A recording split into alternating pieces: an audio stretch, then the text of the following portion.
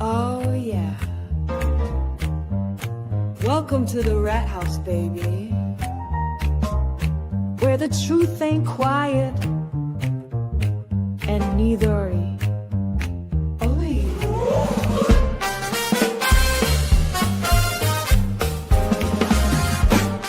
Where the CHATRATS crew slide in, pull up a seat, crime talk, cold facts, and a jazzy backbeat. We got stories to tell, got some justice to serve. So pour up that coffee or something with a swerve.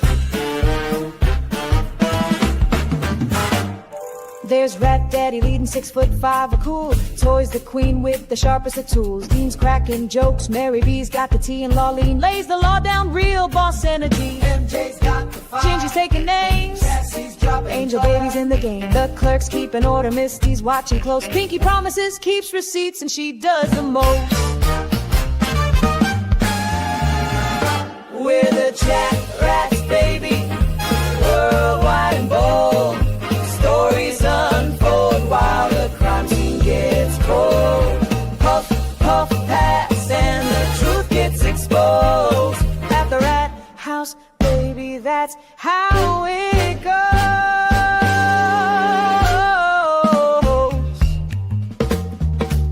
Snap, snap. Cherry lights it up. Cherry lights it up, neon glow behind her head. Tombstones drops the facts that awake the dead. Connor's taking notes, Janine's on the clock. Petty the paralegal keeps the court on lock. Sweet woman, sweet, but she'll sting if you like. Calypso keeps it cool, got that island vibe. Prince Lover's in purple, that Texas pride glowing. Sherry's laughing loud while the facts keep flowing. Bum, bum, bum, bum, bum. Da-da-bum, da-da-bum, ghetto.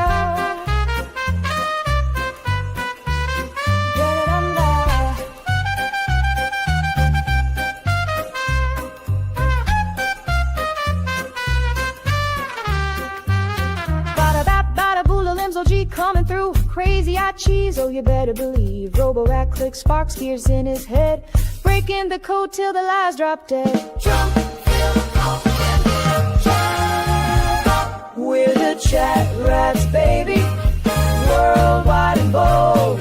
Stories unfold while the crime scene gets cold. Puff, puff, pass, and the truth gets exposed.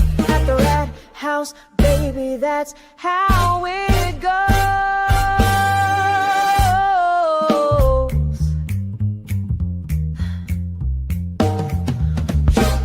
Crime solving, cracks. World's our stage. That's a fact. Together, we're the CHATRATS crew. We ain't looking back.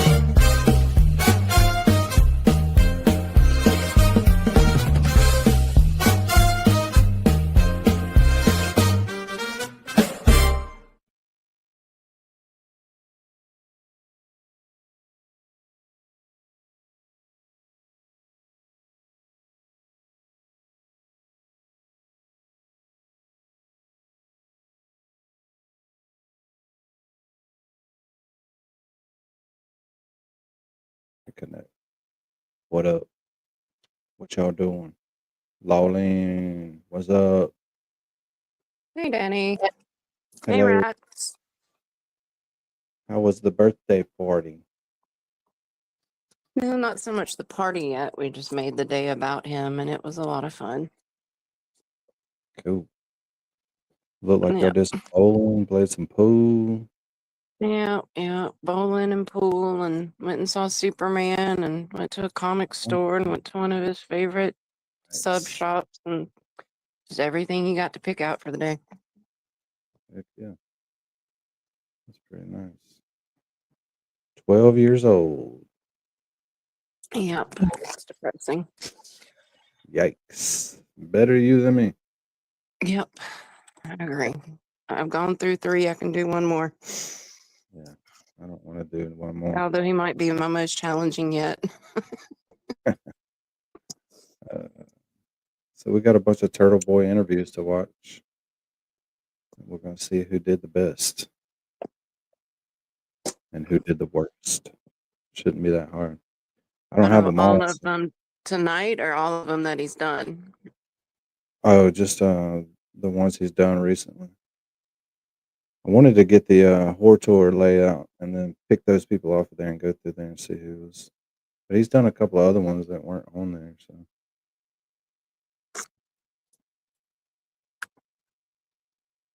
So we'll just grift through it.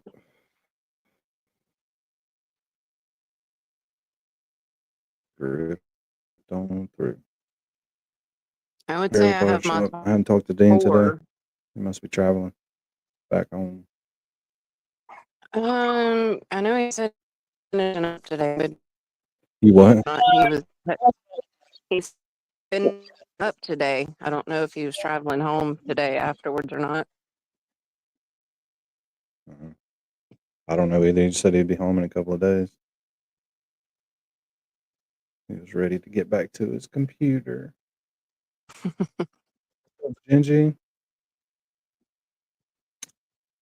Misty and Cheryl last night. Ooh, they got kicked out of JFK's chat.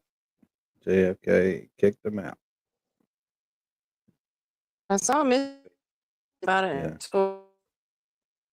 You're breaking up.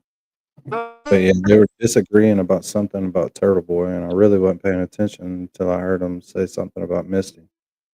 And I started paying attention. I was like, damn, they're talking shit. Talking shit about their loyal You say that Cheryl subscribers. got kicked out? I don't know if Cheryl got kicked out. I think they were probably just talking shit. Yeah, they deleted I that. thought she was their Deleted mod. James. Yeah, she is. They deleted it off everybody's pages and shit.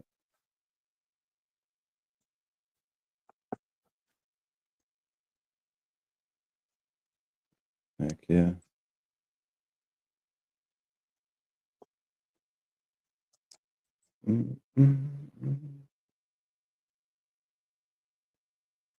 So,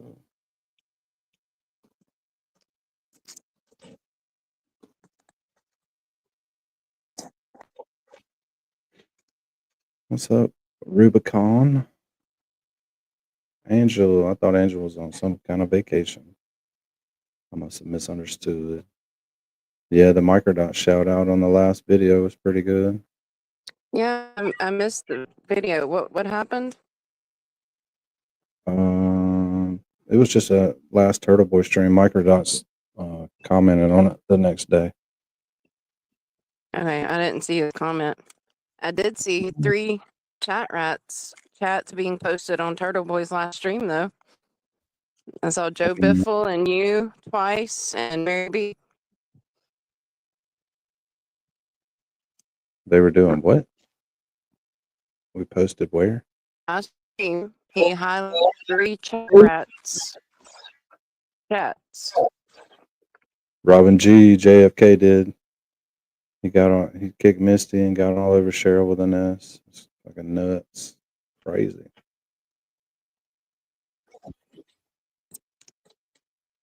So,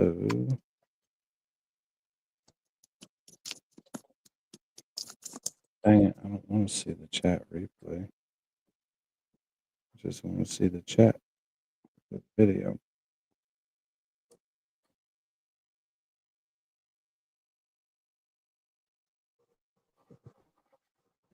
Well, it's not letting me find it. Why, I don't know, but he just commented on there. Good show, guys. Good show, guys. Microdots. Because the night before we were talking about his voice, so I was wondering if that's what he was commenting about. And we found out. No, I don't think he knew about that. I don't think he knew about that.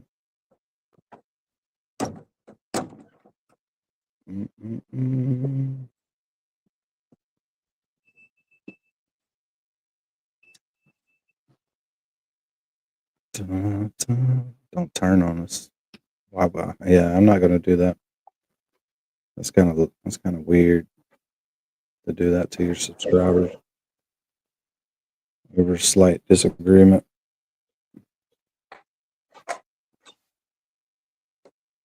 Over a slight disagreement. Yeah, I've heard a couple of people say he seemed to be trashing TB, but then acts like he's not. So I didn't watch Yeah, it. no, that's what started it.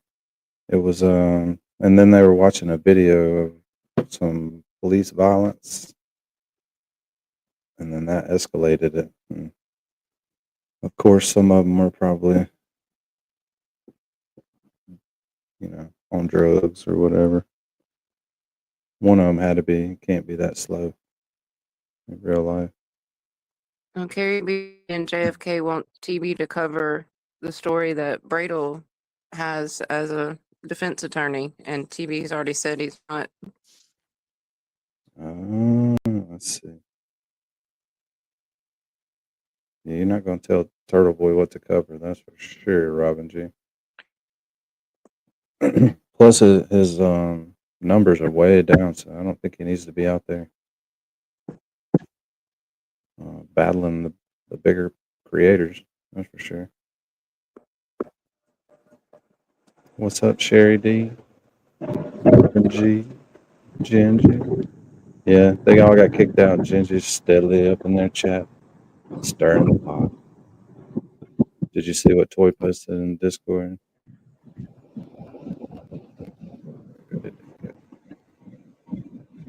What Toy posted in Discord?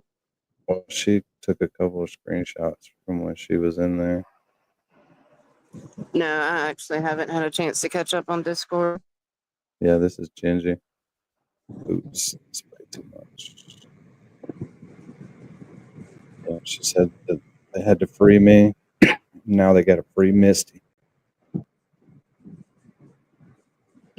Got to free Misty now.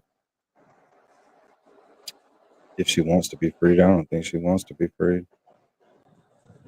Yeah, it kind of sounded like they've been going at it back and forth for a while. Yeah. I remember a bunch of people talking about him giving airtime to some caller. It's and I've got a couple of opinions about that show as well. About the little super chats that roll in. Yeah. Is it the opinion that you think they're doing them themselves? Fuck yeah. It's not an opinion. It's a goddamn fact. It's a fucking fact. There's no fucking way. Because of this. Read the chats. It's like whatever them 2 or 3 people's names are. Yeah. Don't read the name. Just read the comment they make and tell me who it is. You know what I mean? Language will give you away every time. Language will give you away. We got a bunch of random little Turtleboys 2 or 3 minute clips kind of get warmed up, and then we'll like if y'all got an interview that he did recently that you like a lot, send it to me. I may already have it loaded, so just tell me. If I don't, send it to me. We'll watch it. Which one is it? What? Oh, I thought you were asking me to find something for you. I don't have it. What is it? Avanta to the 3rd power, or whatever it is. I don't have AV hers. to the 7th. Yeah, I don't have hers, and I don't have Brit's. We definitely need those. Say it again. She took that stream down. Oh, really? Yeah. Who did? AV to the 7th power. She took that interview down with Turtleboy. Why would she do that? Because it was horrible and getting such horrible comments, but then she told him it was because it would affect her sponsors. Don't you remember he's talked about it several times? Like he kind of like fake apologized to her, and then she messaged back apology accepted, which ticked him off. Why did he have to apologize to her? He didn't mean to really apologize. He was just saying like he's sorry that stuff like that happens sometimes. We're not all on our best game when it comes to interviewing, but apparently she did like no research on him, what was going on with his cases that he had just had court. Yeah, I remember. And it was just awkward, like worse than the Aussie interview. Oh God. Yeah, so we'll get the Aussie interview and we'll get Brit Happens. You need me to get both of those for you? No, we'll get them in a little bit. Okay. I got enough shit loaded up. You just type in Turtle Boy. There's plenty of shit.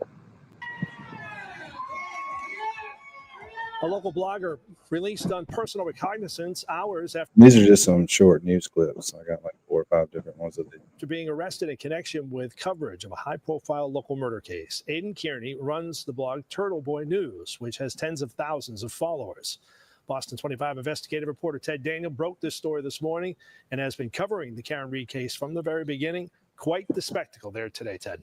Mark, Aidan Kearney was arrested this morning outside his home in Holden. He tells me he was placed into handcuffs after walking his kids to the bus stop. These are the court documents here detailing the charges against him. He faces multiple counts of witness intimidation, obstructing the administration of justice, and a single count of conspiracy to intimidate a witness. As soon as Kearney was released from custody, he went off on the courthouse steps. They will never shut me up. They will never, ever, ever stop me from reporting the truth. Karen Reed's self-proclaimed biggest offender is now defending himself. I hope they find that Ford Edge. That's Aidan Kearney, a.k.a. Turtleboy, in handcuffs. Earlier this month, he predicted this. They might arrest me for this. Now, I'm not going to stay in jail. I'll get bailed out in 5 seconds. During his arraignment, a special prosecutor appointed by the Norfolk County DA's office listed numerous occasions where Kearney allegedly harassed people named as witnesses in the Karen Reed case. Reed is accused of killing her Boston police officer boyfriend, John O'Keefe. Kearney claims she's been framed in a cover-up. So, Jen, I have a question. Did you think that you could outsmart Karen Reed? Kearney confronted a mother and her daughter at a high school sporting event. So we are outside D&E Pizza, owned by Chris Albert, Chicken Parm Charlie. He's protested outside of a Canton pizza shop owned by a relative of 2 people he claims are involved in John O'Keefe's murder. This is the home of Brian Albert. He's led rolling rallies to the Canton homes of witnesses and law enforcement, and the special prosecutor read this message Kearney left for the wife of a detective on the Reed case after broadcasting her cell phone number. And what's your scumbag husband up to now? Are you going to visit him in prison? Do you think they'll have conjugal visits? The special prosecutor claims Kearney has made as much as $5 million from his coverage of this case. Kearney laughed at that claim. He says he will not back down. Everything that you heard in that courtroom today.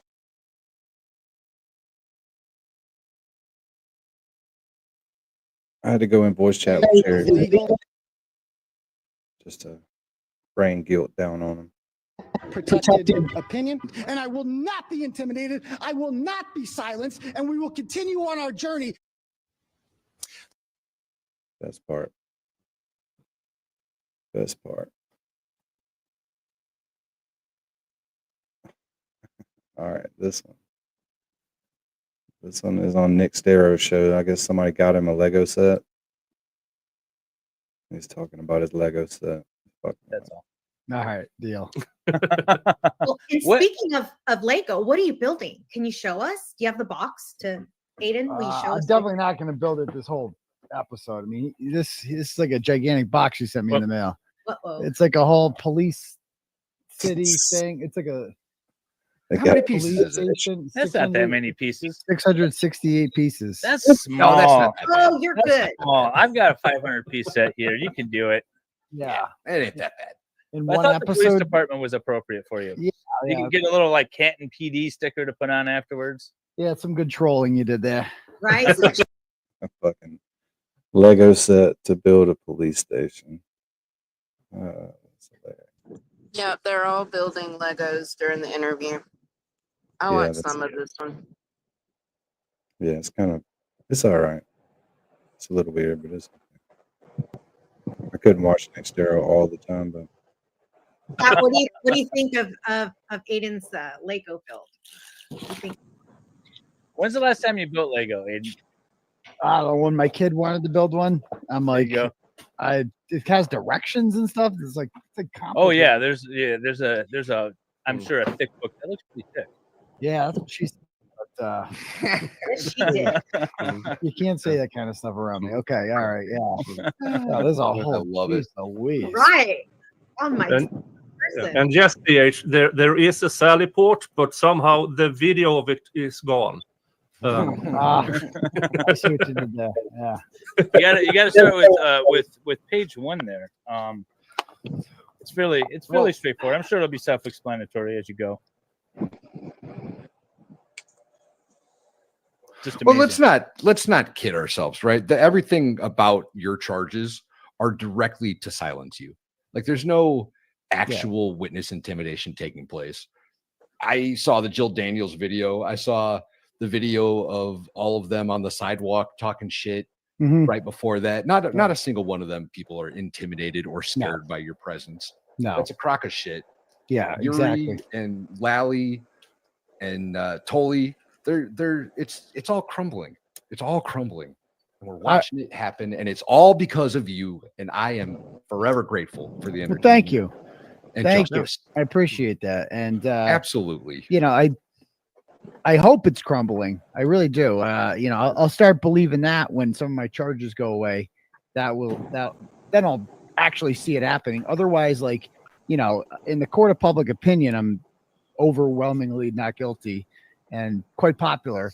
But then when you get into a courtroom, you're no longer in the court of public opinion. You're in like a real court, and there's like and quite popular. But then when you get into a courtroom, you're no longer in the court of public opinion. You're in like a real court. Let me check. What's And on there? there's What's like, you know, a prosecutor there who thinks you should go to jail. And then there's a judge who isn't biased towards either side. Like I would say not biased towards either side, but like the judges naturally are inclined to like blindly believe that police officers who testify in their court and police officers who submit affidavits for search warrants are telling the truth and are like honest brokers. And so that's the big thing that, you know, like it's an unfair advantage. Like Brian Tully's a liar. Like, I just want to stand up and scream sometimes. Like, you know, this dude is a liar and he's a piece of shit and he's corrupt and he covered up for Michael Proctor. And I could go on and on and on about what an unethical asshole this guy is. And that the mere fact that I'm even here right now, the fact that they spent so many hours trying to build this case against me and for witness intimidation. And it insults the memory of John O'Keefe, because when you compare it to what they've done to investigate his death, no shit, it's like so insulting. Like you put so much more effort into, you know, coming after me than you did to find the people who murdered John O'Keefe. It really did. And to congratulations on your victory last month or whatever, but to parade that particular woman that will go unmentioned into the courtroom, you know, that whole shenanigans. Yeah, you saw that. Just so that you could they could potentially get you on a bond violation. Yeah. Nonsense. Oh, you're talking about you're talking about my trial, not the Reed trial. Your trial. Oh, the misdemeanor. Yeah. That was you know, a good first step. You know, it's a misdemeanor. I'm glad to. It's an actual trial. It's kind of like a dry run to see how this goes. And you know, I'm not sure if you saw it, but like, you know, she got destroyed on the stand, and that's going to happen to all of them. Like, if they actually want to bring this to trial, like they're all going to get destroyed on the stand because we got so much on them. And that's kind of like what I'm good at, is like building dossiers on these people and finding out everything that they've lied about. And like, I was real organized with that really relatively minor misdemeanor trial. Like, we came with everything. We were so well prepared for that. We knew every lie that she was going to say and that they were going to say. And we had like videos and pictures to combat it and police reports to combat it. And I could, you know, reference them right away. So, you know, but it's nonsense that you have to go through it, because I don't know if I want to say they clearly set you up, but it looks really, really damn suspicious. They clearly set him up. Well, I don't want to say it. Yeah, I mean, I'll Paul say it. O'Keefe basically testified that they set me up. Like, he testified that like I was asked if she could come to my brother's to the hearing for my brother's murder trial, and I said yes. And it's like, well, actually, the appropriate response to that would be no. You can't come to my brother's. No, Aidan's former side piece that sent him to the can for 60 days. You can't come to my brother's pretrial hearing in a murder case, because this is what's called a serious and somber event. and it would disrespect the legacy of my brother if I were to turn it into a Jerry Springer episode, into a circus sideshow that it ended up being. Yeah. Everyone wants to know your thoughts on today's hearing, so I guess we'll ask you. Yes, thank you. Yeah. Could I ask one favor? Yeah. It's just a little distracting when the things keep popping up on the bottom and we keep changing sizes. That would be cool. That would be cool. Totally stop. Yeah. That's cool. It's just like it's going up and down and up and down. My bad. No worries. But yeah. So today's hearing was pretty. I thought it was a really good sign because Adam Lally was. Did you guys hear? Did you guys see it at all or hear about it? I missed it. I missed. I did my legal snark stream about it just before this one. Oh, I had words, and that stream is now demonetized. And that was quick. Yeah, So- words just happen to come out of my mouth that starts with F and C and T. Yeah, just a lot of interesting words. Yeah. Yeah. So I like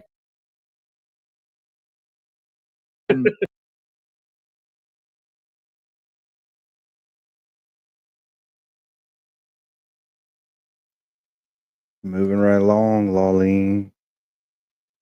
Mary B says she'll be here in a little while. It's all good.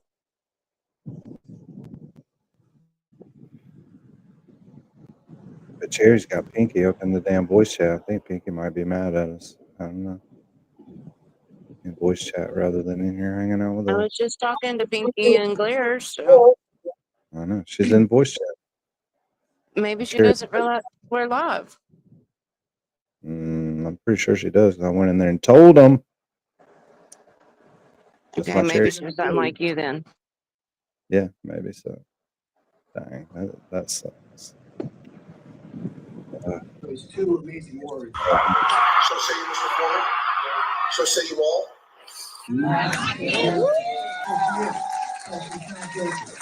And it's going to happen. If you ever get down to yourself, just think about what it's going to feel like when you open those doors to Norfolk Superior Class for the last time. And you walk out of those doors, and this is a fraction of the crowd that's going to be out there waiting for you, and it's coming. It's going to happen. And just, whenever you're having a bad day, just think about that day because it's coming, and you guys deserve it.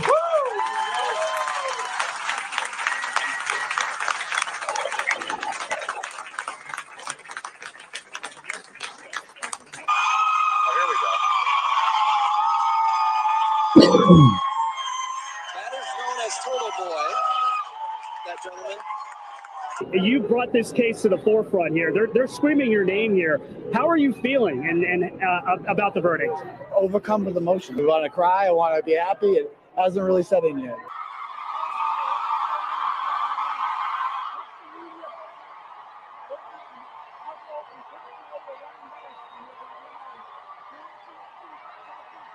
Could not be standing here without these amazing supporters who have supported me and my team financially and, more importantly, emotionally for almost 4 years.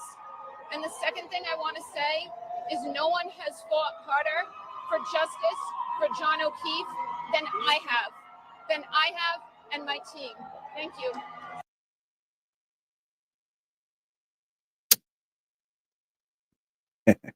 Next one, I love this one. Just a short. Casting host Timothy Kearney. I'm a really deep thinker. I take myself very seriously. This drama went away, but it was so much fun. It was, and you haven't seen much out of him since. I've just seen a couple of things on X where he's responded to people. Yeah, I called him M. Night Shitbag. Filthy text. What? That shit was Seriously, I plan on writing all sorts. coincidentally, the time when he was streaming and it all went south, do you know whose comment? Besides the one that was on the screen, because mine was right before hers. And looked at my comment and it all went downhill. I was like, this dude is a fucking snake. I don't believe anything he says. He put that chick's comment up, can't remember what it was. And then we just started ragging on fucking sorts of books I mean, with my best and friend. it's being quoted a lot during that when he's like, give the guy a chance. I think Microdots, I think there was a couple of them in there saying, you know, give him a chance. Where he was talking to me, and remember he had an after show, and we went in there, and I was still talking shit about Phelps, and that's one of the other times when he tried to get on my ass about give him a chance, and it wasn't 2 fucking weeks later. We were sitting in a stream where Turtleboy was saying the same shit that I was saying. I mean, look at him. You can tell he's a fucking snake right from the get go. Of course. He was just there to promote himself. I still downloaded the stupid fucking podcast. Ugh. And Matt, who's also my lawyer and my manager, and we are going to take true crime to the next level. It's a really serious business, guys. No joking around. Victims matter. That's what I'm here for. We're here to get to the bottom of this, guys. We're here to solve the mystery of who killed John O'Keefe. And the only way to do that is to talk about Turtleboy and how mean he is to Jennifer McCabe. It's the only way. And in order to do that, I need to publish some audio about Turtleboy making jokes about a cat. After we do that, after we listen to some Turtleboy light commentary, only then can we truly solve the mystery of who killed John O'Keefe. Victims matter, folks. And people like Turtleboy are not serious podcasters. They're not serious true crime people. They're self-published bloggers. So they don't count. So Turtleboy, as of this moment, is dead. A. Timothy Kearney, the very serious podcaster, is the new game in town. We will interview great thinkers. Oh my God. Ridiculous.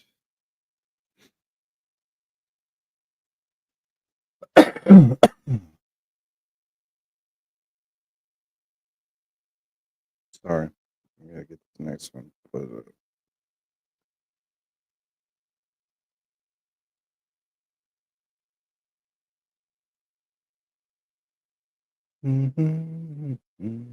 The death of a Boston police officer during a snowstorm. WBZ's Christina Hager's live in Stoughton tonight. Christina, prosecutors say that harassment included sending messages to witnesses. And Lisa, in court here, he wore a sweatshirt that said "Free Karen Reid." In the end, the judge allowed him to leave the courthouse without having to post any bail. And when he did, there was applause. The man behind the online blog known as Turtleboy, Aidan Kearney, outside the Stoughton courthouse, where he had faced a judge moments earlier, arraigned on 9 charges of intimidating witnesses in a different case, the Dedham murder trial of Karen Reid.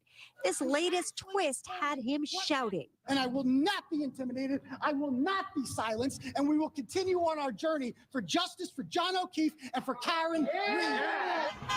His followers waving a flag to honking vehicles passing by. While inside, a prosecutor detailed the accusations laid out in hundreds of pages of court documents, reading excerpts from Kearney's blog directed to witnesses. You guys should just stop going out in public. It's only going to get worse from here. I know where you all were today. Kearney has amassed a large online following by backing up Karen Reid's legal defense claims that she was framed. Oh, Lawlene, guess what? Episode 20, we played Microdot's video. Little did we know that there was a 9 Inch Nails song softly playing in the background. So we got a copyright Totally claim. did not hear that. Didn't hear it. I couldn't even hear it in the playback because they send you the clip to show you what you did wrong, which doesn't make any sense on what happened with the last thing. But they sent it to me. I looked at it, and the Microdots video had 9 Inch Nails playing in the background. That got us You a couldn't hear claim. it There though? wasn't a strike and wasn't any restrictions or anything. And it says this creator allows their content to be used on YouTube. And then we played Tick Tick Boom on that Turtle Boy stream 2 streams ago, and that got us a copyright claim because part of that is a rap song. Yeah, because I made the comment that they played it at our baseball game, and I thought it was just a Karen Reed, or maybe I talked about that in voice chat. I didn't know that that was a real song. Yeah, it's a real song. It got us a small copyright claim. Neither one of them with any kind of restrictions or anything, but puts a little copyright symbol right next to the fucking stream where I can see it. But unless you're monetized, it doesn't do anything to you, right? Like if you're Those, monetized, it those doesn't hurt you. wouldn't. Those wouldn't, anyways. They're just No. small claims, without any restrictions. So when you start getting restrictions, that's when you start fucking up. You know what I'm saying? And I was mortified I don't when I understand saw though, that like little copyright symbol. I was like, "Oh my god!" I don't understand though, because lately Turtle Boy, like on that impromptu live that he did with the state trooper in Connecticut, and he said, "I'm not used to being monetized," because he kept, saying GUN over and over, and they kept telling him to stop. It's what all is monetized of his, because he still plays his songs at the beginning, like. Nothing. Either you are or you ain't. He said he's monetized now. I've heard him say it several times. That's why I was confused about how that works. He would have super chats because I don't know if you can. I don't know if you can turn that off individually, but you'd have memberships and super chats. Plus, That's why I'm wondering if he has 2 different platforms or something, because it was the impromptu live, but I don't know how I would have got notification for it if I'd never subscribed. I don't know. Yeah. I know he's made a comment about being monetized now in the past 2 weeks, maybe 3 or 4 times that I've heard. I think you can just Because he keep all even of said I the made $1,000 off that last stream, like in one night or something. super chats, I think. But No, I mean, his videos are getting a shitload of fucking views. So yeah, man. Roughly, when you got that many subscribers, every million views gets you about between $8,000 and $12,000, depending on your subscribers. So his videos are getting 100,000 views a piece. So that's about $1,000. yeah, there's people in the chat saying they've heard him say it too. I just didn't understand how it all worked while he still does his turtle chats and still plays that Well, Tick because Tick Boom song and stuff. that's smart. The Tick Tick Boom only gets you a claim.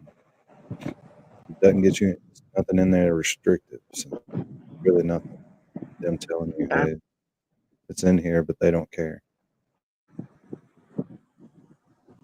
I just thought about that because those haunting little The copyrights. murder of her boyfriend, Boston police officer John O'Keefe. She's accused of backing her vehicle into him in January of 2022 outside the Canton home of another police officer. Kearney has staged rallies at her hearings, calling it a cover-up. But prosecutors say he went further, publicizing witnesses' private information, showing up at their homes, calling a state police trooper's wife, and saying this. And what's your scumbag husband up to now? Are you going to visit him in prison? I will not be silenced, and I will be steadfast in keeping on with this mission to expose the real killers of John O'Keefe.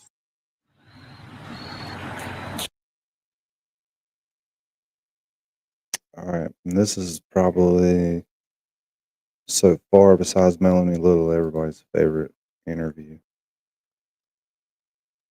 So we'll watch some of that. I don't really watch. Diane G, what's up? Thank you for coming to hang out. Hanging out. But supposedly this one's pretty good. Did you watch it already?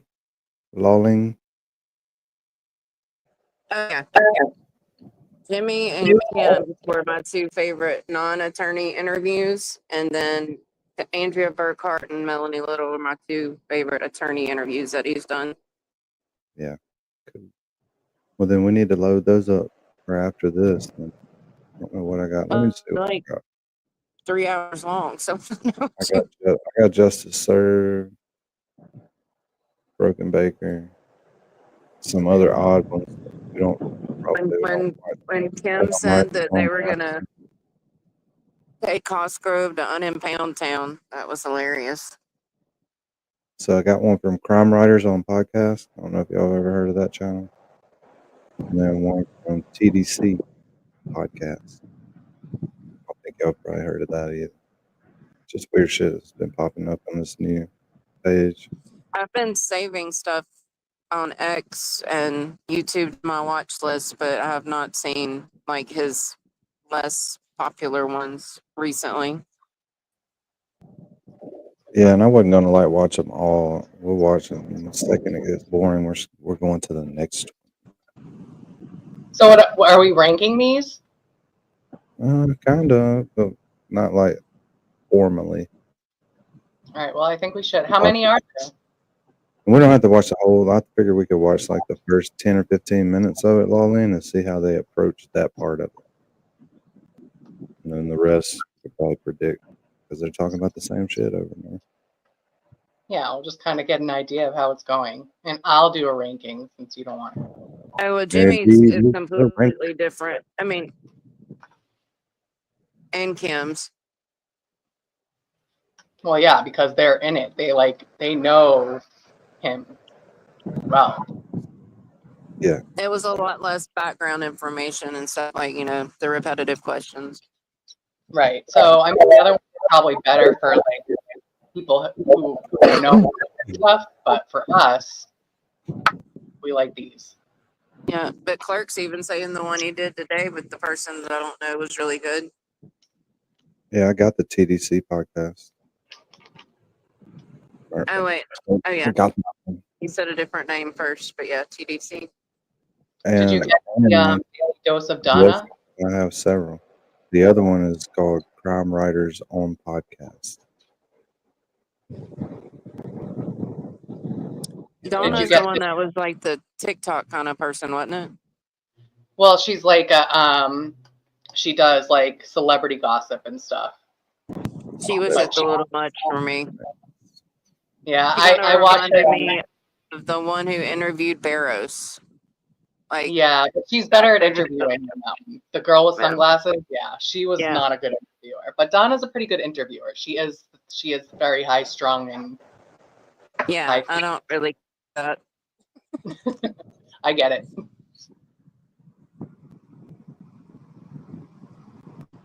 Oh, that ain't good. Yes, it is. Good.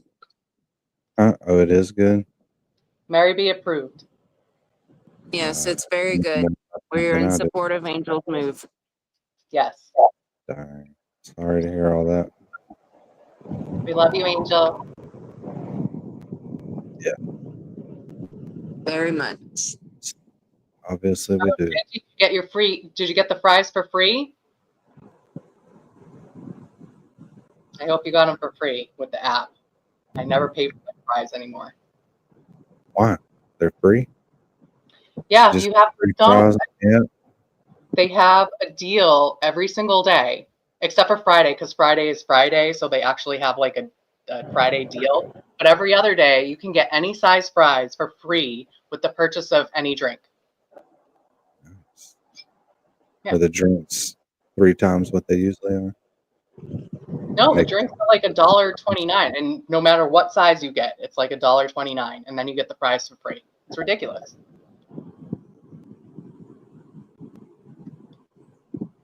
That probably doesn't make sense to you, what Pinky said. I'm fully here now. Does it? I Think guess about he's it. out of voice chat. Damn it, Lawlene. I was trying to make Mary B guess. She never would have got that. Oh. Well, she was And we took- listening to the stream. She just wouldn't. That would have gotten us 15 minutes of content. No, Mary B. I'm sorry. She didn't hear me. She didn't hear me. Ask her again. Yeah, she can't remember that far back. She's high on weed. Right? That short-term memory. Well, short. It's no good. Damn. We keep getting 5 people, losing 5 people. Oh. Then Joe Biffle shows up. Got into Gas prices and meat prices. Yeah. What's got people? That time of the show again. Post your meat Tombstone. prices. Post your meat prices at your local grocery store. Or Joe Biffle. $3.49. I feel like that's what they are here. What? $3.49 for gas. For regular? Yes. That's $1 more than it is here. Yeah, that's. I mean, maybe it might be $3.09. I can't recall. She Ubers her gasoline. She got gasoline delivery service. From to the house and Smart. fill it. DoorDash. Gas. It's extra. Mary B pays extra for everything. But you don't have to go anywhere. Except for McDonald's fries. You got to go get those in person, huh? Yeah, A win it's right. is a win. It's really, really close. A win is a win. Which one y'all want to watch? Let's watch Jimmy. Here we go. Yeah. You're gonna come in and Cindy, check is for that my a learning tombstone objectives joke? for my Huh? I was asking Cindy if that's a tombstone joke. Oh, yeah. Oh, there's what's up?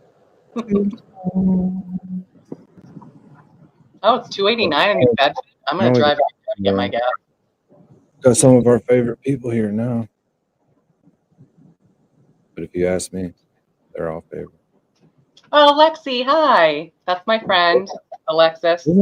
That's your friend? Welcome, Alexis. You definitely got friends, Mary B. I do, believe it or not. Popular. I am One of beloved. the few people she likes, apparently. She must be Yeah. special. Yes. Very few people that I like. Yeah, I bet. content objectives for my seating chart. I don't need this shit today from you, judgmental.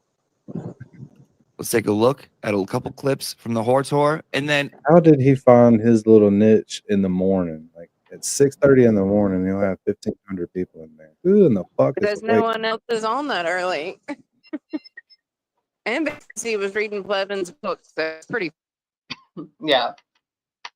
That he just started that recently though. I'm just his numbers went up though when he was reading that. So he'd probably do just as well, but it's just kind of weird that somebody can be live at 7 in the morning and have a big crowd of people. The face of Irish pretty. Wow. It's hilarious.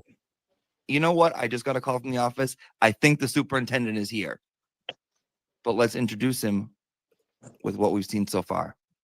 Listen, Turtle. Brian Tully, when he got rehomed, last I checked, he's still making over $200,000. I think life is going just fine for those guys. Imagine being Michael Proctor and Yuri Buchanan. They have guns and badges. They're scared of me. If a man ever told me I had the face of Irish poverty, I mean, and It's like a pilot falling asleep while driving an airplane. Those are the same cops who showed up at my house and put me in handcuffs. Listen, Turtle. I don't get nervous. I make Yeah. people nervous. Like, what? He just spit that out. right off the top, it was. Yeah, and you don't want to be like DePetro, where he does like an interview with a juror who isn't. So I'm sorry. There was two of them. He was two jurors. Listen, Turtle. In my mind, these people are going to get scooped up by the feds. So yeah, of course I'm going to protest them. But they exploded after all the charges. That's simply not true, Cheryl. Listen, Turtle. She's not the lead detective. Like, what are you doing? You look like you're in on it too. Those conversations are not memorialized in writing. Is that nefarious? I can't. I fucking- I was watching your video at the lacrosse game, by the way. I've yeah. really gone down the path. You have. Good job. That's simply not true, Cheryl. I could get is 105 years. Each felony. He's like dying from the potato famine. Juror 4 and juror 17. And Juror 4 told him, and you, sir, were at the top of the list. That's simply not true, Cheryl. It's to build up his ego. I could picture her on a boat from Ellis Island 120 years ago. I could picture Nicole Albert arriving at Ellis Island full of lice, like small children in potato bags. And, Absolutely. you know, a All couple of of them them. get rejected and sent back to the mainland. Like, he's ran with it. He's taken no ownership of it. He just hasn't addressed it. It's beautiful. Listen, Turtle.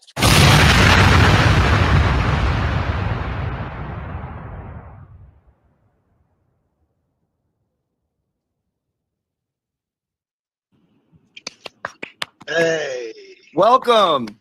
what's happening? How are you? Good, good, good. I'll keep the door. I'm gonna came up in a minute. Just give me a couple minutes, but I was just running late. So So he thanks for starts having off me, in man. the car and he can't hear him. So he pulls in at his house and goes on camera. Whatever, they woke up a little late and they're like sleeping later now. They're getting older. They're 7 and 10. They like sleep in. It's like they used to wake up at the ass crack of dawn, and now it's like then I'm like, okay, 8:30, 9:30 is actually right when they freaking start getting up. So I'm like, I made it though. I wanted to get on now, you know. Plus, it's the summer, and I usually start the morning streams anywhere from 5 minutes to an hour and a half late. They're used to it. I wouldn't worry. It doesn't bother me. Time doesn't really bother me like that. How's your horror tour going so far? It's going well. Good. I'm making the rounds, you know, getting in and out, and just whoring myself out to the YouTube community. Having a lot of fun. So we think that we've been talking on here, and we want to rate the horror tour when it's over. Oh, nice. Yeah. I mean, What do you think? Oh yeah, like I think we should definitely have that. Like rank them 1 through whatever. 1 through no longer exists. 1 through AV to the 7th power. No offense. But that one's not even more memorialized. That one has just disappeared from the internet forever. It's like it never happened. Well, I think it's like a myth, right? It's like a legend. I'm like, I don't believe it ever happened. Those who saw it will never forget it. Oh, I've gotten messages about it because I've been like, if anyone was there to see it, call in. I want to know what happened. Blah blah blah. Like, tell me. And like, some people have been like, it was fine. It was just like lackluster. And then some people were like, it was unbelievable. They were like, Jimmy, you would have been on the fucking floor. It was just a whole lot of cringe, like packed into 1 hour. And it was. I think you would have been laughing just because you would have appreciated my reactions. I kept the smile. Oh, Mary B, are you listening? Pauline, you listening? Yes. Yeah. That last Turtleboy show we did, it made it up to 720 views, which made it one more view than the most viewed live stream on the last channel. Wow. So that would have been the most viewed live stream we've done so far on either channel. But for some reason, they said 20 views from us. I looked at it a little while ago. How It's did been 20 for 2 days. 2 days. Stuck on 718, I think. And then I looked and it was like 703. I was like, you mother. You know, in training, I need someone to explain how they're allowed to take them away. I'm gonna get cases on all y'all. You keep taking my fucking likes and views and shit. I mean, the likes you can take back. I mean, that's a lot of work. I don't know why anyone would do that, but like taking away views, how does someone unview it? It doesn't make any sense. I don't know. I must have added up wrong because I can look at it right here in YouTube Studio, and right now look at it live, and we're at 64 views. When we finish, we'll be at 130 or 140, and then I'll go to YouTube later and look at it. It'll be at 84. So Yeah, I think it must be time travelers. I agree with Tombstones. yeah, fucking birds. I'm telling you what, I'm like, I'm telling you, Tried to keep a straight I'm gonna face. get 'em. I was hiding the fact that this is clearly not going well, and you don't seem to know anything about me, but just didn't want to offend anyone, and that was hard to do. So I gave it my best shot, And some people still blame me for that. They're like, you could have done this. You could have thrown her a lifeline. You could have acted, you could have, started more conversations. Like, it's not my job to. I'm the guest. Why would I? Why is that up What? to you? Why is that up Yeah. to you to do? No, honestly, why is that up to you? I feel like, and you say this, I feel like you gotta be open to criticism when you enter the arena. Right. And like, what do you want everyone to protect your feelings? Right. Exactly. Where does your right to say something start and someone else's feelings end, which is coincidentally kind of like what you're all about, I feel like. Like, let's be honest. Like, the whole thing was disrespectful. Like, you can't have someone on who's like busy and I'm trying to get on a lot of things here, do a lot of things, and like, yeah, I want like a lot of people, not to brag or anything, but it's like that's what's called being in high demand. It's like a lot of people want to have me on the show.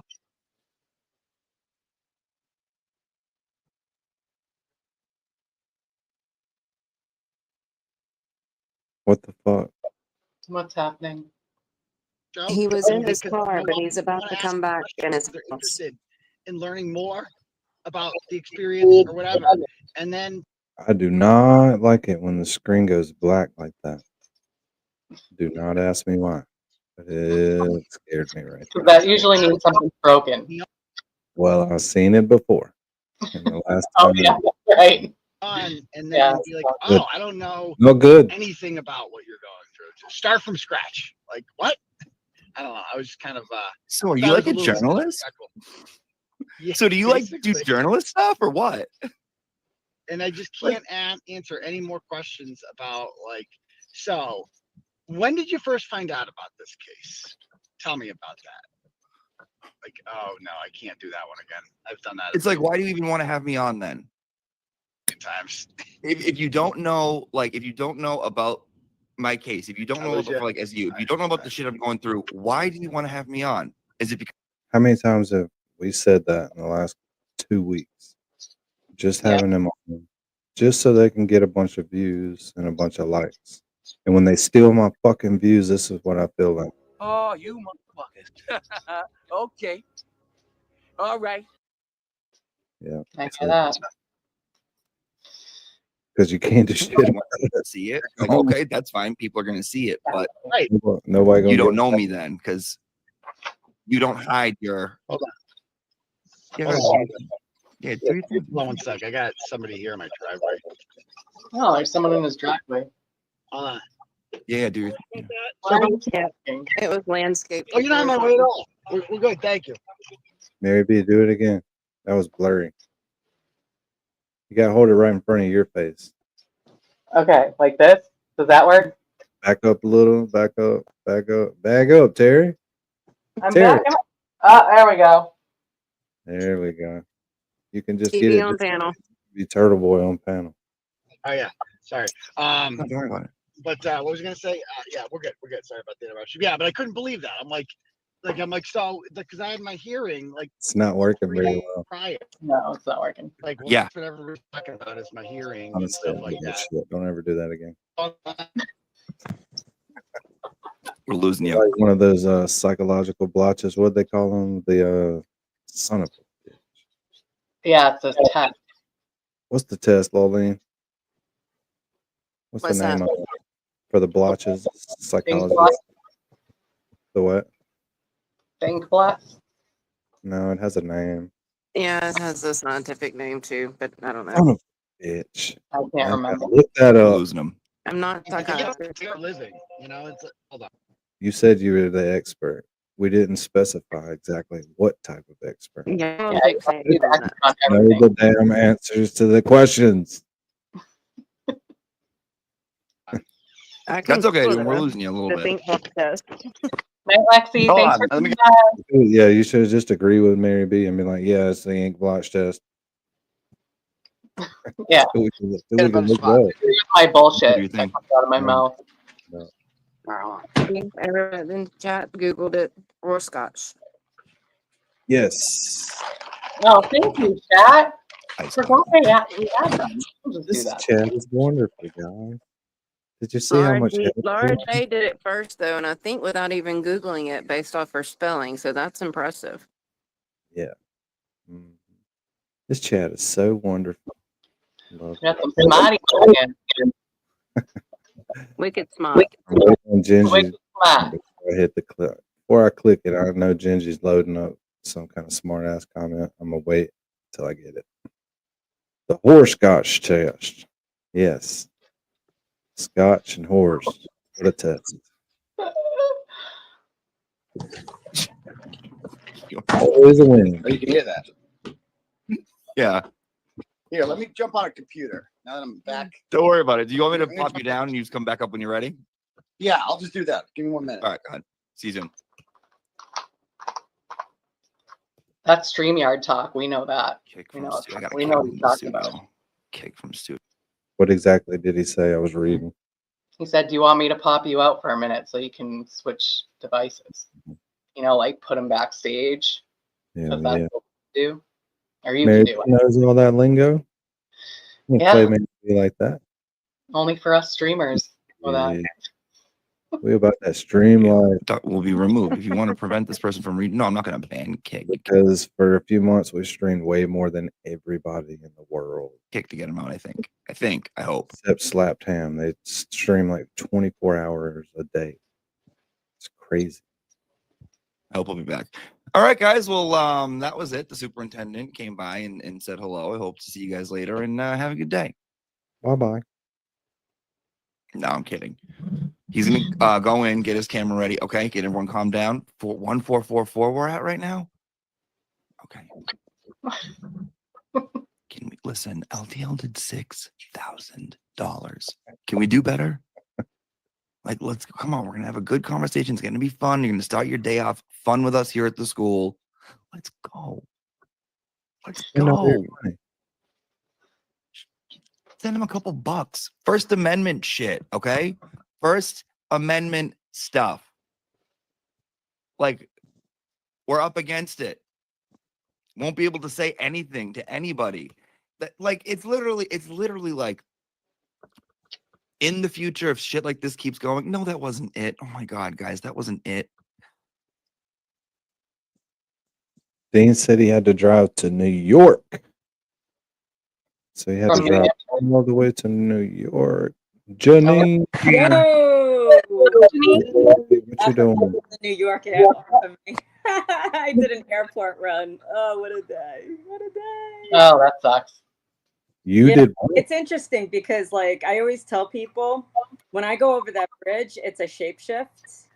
It's like riding a bike, you turn right back into it. And I'm like, oh my God, I know I'm in New York when I start like yelling at people. And I'm just like, we don't drive like that in Connecticut. You don't even barely use the horn. And then it's just like, ugh, yikes. But nice to see y'all. What are we watching? Hey, brother. Hey, Lauleen. Hey, Mary B. Hey, chat. Hey, lady.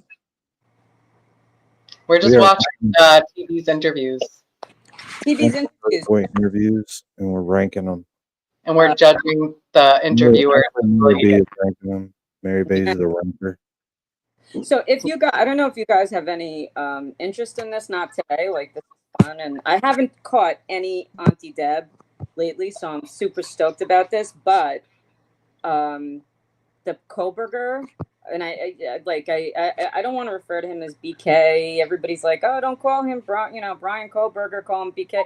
I hate to, refer to him, like give him like a cool nickname. He's such a fucking demon animal. But did you guys watch the impact statements? Oh yeah. They were fucking fire. And Dr. G, I dropped it in the Discord. I love him, the body language guy.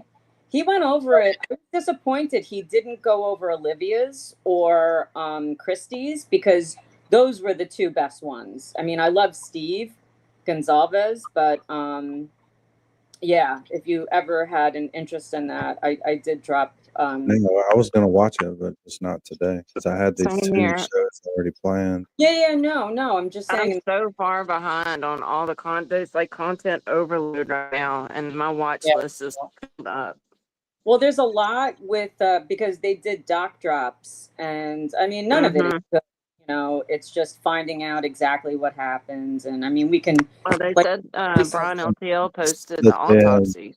there was a bunch of stuff coming out document wise too. So I Yeah, figured that's if I what I'm watch talking about. we everything, can do like a show on that. stream- Sure. Yeah. I mean, we can it's stream the hearing, and we can stream some of the documents that have been released. yeah. There's a That's bunch the of whole stuff thing. that You would know. be really, yeah, it would be good to go over. I mean, it's heavy. Sounds like obviously. something that we might should do tomorrow night. All right. Cool. That way, because Toy was watching some stuff earlier that was documents that have been released. So if we can Was get it some Xana's it'd be good. stepdad? That, like, I Mhm. know Maddie's real dad didn't have a script, but wasn't it Xana's stepdad who was like, "Man, I don't know what my limits are here, but I'd love to have you in the woods for just a couple of minutes." Yeah. That was one of the most authentic ones. I don't think that he would survive any of the Gonzalez's at all. Any one of them. They're my heroes, really. I have to say, so much respect for that family. And just after hearing what all of them went through, obviously was just unspeakable. But what Kaylee went through, I don't know how. And Steve is such a fucking beast. He turned the lectern, right, so that he could I look was expecting his speech to be more like Olivia's. Yeah. I think he restrained himself. afterwards Yeah. that he knew Olivia's was coming. He Yeah. didn't make his like hers, but Right. that was what I was expecting from him. That's a man. What a man does, that's what a father does. And he let the daughter have it. And listen, Christy, the wife, and the daughter through Christy, I mean, that was fucking fun. That was the best line of all. I'm sorry. Christy's line from the other daughter. But we'll wait on that to go through it. But yeah, really, really heavy. But Gray Hughes, I don't know if you guys follow him, but I watched his he did a whole stream last night. He went over a bunch of documents and he went through, and what he does is he constructed the model of the house. So it's interactive, really, you know. So I found that really helpful as he was going through the documents. He had constructed, you know, kind of like a timeline and a narrative, and, you know, he did a placement of everything. And then he was like, okay, well, now I have to change all this. So it was just from that perspective, it was really interesting. So I'll drop that too in the Discord in case you guys are interested. Anyway. Did anybody watch any of the Madeline Soto stuff? Because I haven't even gotten around to any of that yet either. Oh, no, I haven't. I mean, I will, but Well, you know what they say. What? This is our fucking show. We can do whatever the fuck we want to. That's right. God damn it. Fuck yeah. Sherry D, I feel like the two different weapons on Katie, I feel like one of them was a blunt object that he took with him because she was beaten so badly. Beyond, yeah, unrecognizable. Right. So Trial Channel actually broke it down Who? so we can watch the whole The thing. Trial Channel? Yep. Okay. And they got it condensed down to 2 hours. So that's about perfect timing. Right. Put it on 125, and I think we'll be able to get all the way through it. Yeah. And we'll finish the Turtle Boy stuff. Yeah. Yeah. Like Diane says, it's America. We can do whatever the fuck we want. America. That's right. God Look, damn let's it. take a chat vote. The One's flag. if you want to watch Coburger. Two's if you want to stick to the Turtle Boy. You're prepared for this tonight. Yeah. Mm-hmm. I got you. Yeah, you're in it, right? You're in this thing. I always tell people every day, if you don't get at least 5% better every day, then you're a fucking loser. You're not human, because most humans get 5% better at things they do every day. So 5%? That's a lot. No, I like the 1% rule. no, it's not. 1% is manageable. That's easy. Shooting yourself short. Yeah. No pun That's intended. me. No I'm pun. short. I feel like it's more realistic, right? Like it's 1%? It would take you a million years to get good at anything. But you're always on the upward trajectory. I mean, not to hire you to drive forklifts or anything. Like, I'll be good at it next year. Yeah. Until then, I'm going to run into everything. Well, you can be 5% and I'll be the 1% and you'll be my inspiration, brother. Okay? That'll work. All right. Yeah. Giddy I up. can handle that pressure. Okay. No pressure. All right, I got to close these 65 tabs I had open with Turtleboy. Mhm.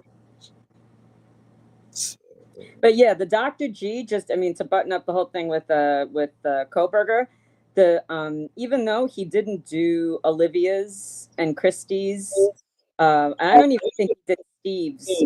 It was interesting, the difference, the contrast between the female and the males, like watching him, you know, really zeroing in on like these micro expressions and micro movements. It really is like, I am such a, like, I'm so fascinated by 227A Clark.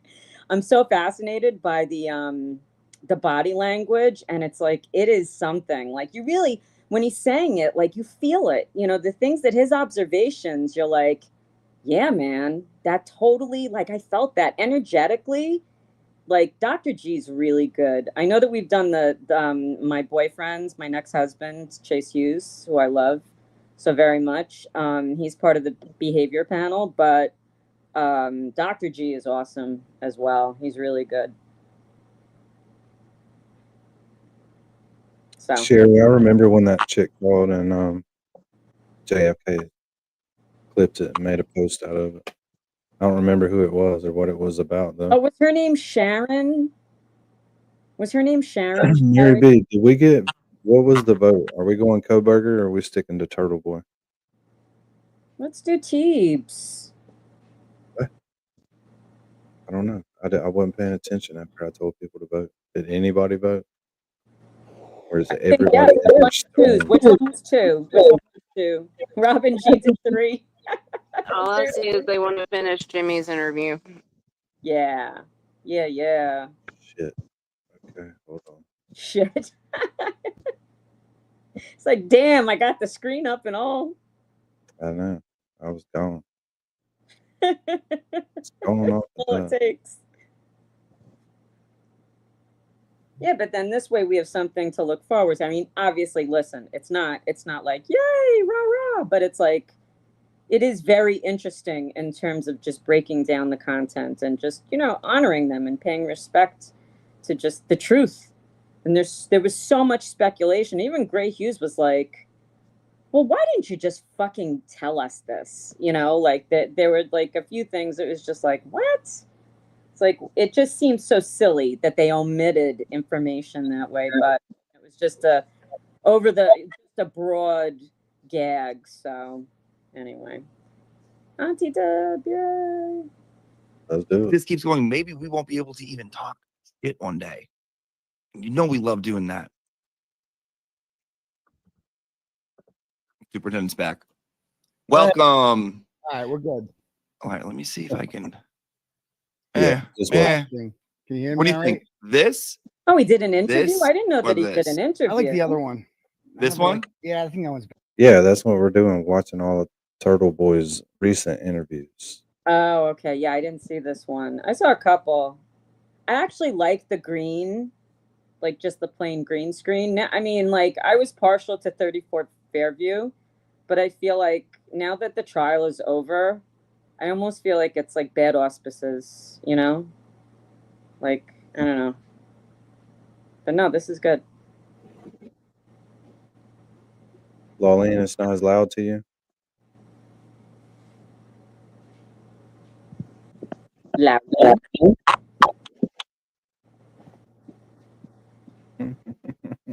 You there? We'll get it. Yeah. It's probably me not being close enough to the mic. I do too. Okay. Yeah. All right. So yeah, that one, it was the interview that wasn't. It doesn't exist. I don't think it's. I don't know if we're ever gonna see it. Yeah, I don't. She said she took it down because she had like brands that would see the negative comments and then like not want to do business with her or something like that. But it's like, isn't that like fraud like if the businesses or whatever, the brands, whoever that is, are looking to advertise on your show based on your popularity, what people think of you, all that, and then like you get a bunch of negative reviews and you're like deleting them, aren't you like defrauding the brands for doing that? I don't know. Yeah, and Kathy from Gossip Rumor and Innuendo, like she's the one that taught me about like being monetized, because my videos weren't monetized either. And she was like, no, and she was like, and it doesn't matter what type of comment the person leaves, because she gets people like yelling at her for her opinions all the time. She goes, it doesn't matter the type of comment as long as there's engagement. So I don't know how true that is. Yeah, exactly. I also don't know how true that is, and doesn't explain why the Twitter was taken down. And it was like I felt bad for her at first, because it's like, oh, that was rough. And if it's like the kid that got up and, if you get up and at the school like concert or something like that, and you're singing a solo and then your voice changes and then you just fucking bomb, it was like that. Like, so I didn't want her to be like, I felt bad for her. I felt sympathy for her. But then when I saw her response and hers, like, it was like, oh no, I just took it down because, like brands, like whatever that means. And, and then to be told that when I offered the apology and I'm like, sorry for not being my A game, like the correct response to that was, oh no, it's actually, I'm sorry. I wasn't prepared at all. My bad for wasting your time. I didn't mean to disrespect you like that. And I'd like to have you on again, a second time to be more prepared if you have the time. And I would be like, okay, sure. Yeah, definitely. I'm down for that. Thank you. Instead, it was just like, oh, apology accepted. It's like, oh dear, you don't understand. That wasn't like a real apology. That was like I'm sorry, not sorry, as they say, right? And I gotta say this, like, there's a lot of eyes on that right now, or the video that isn't.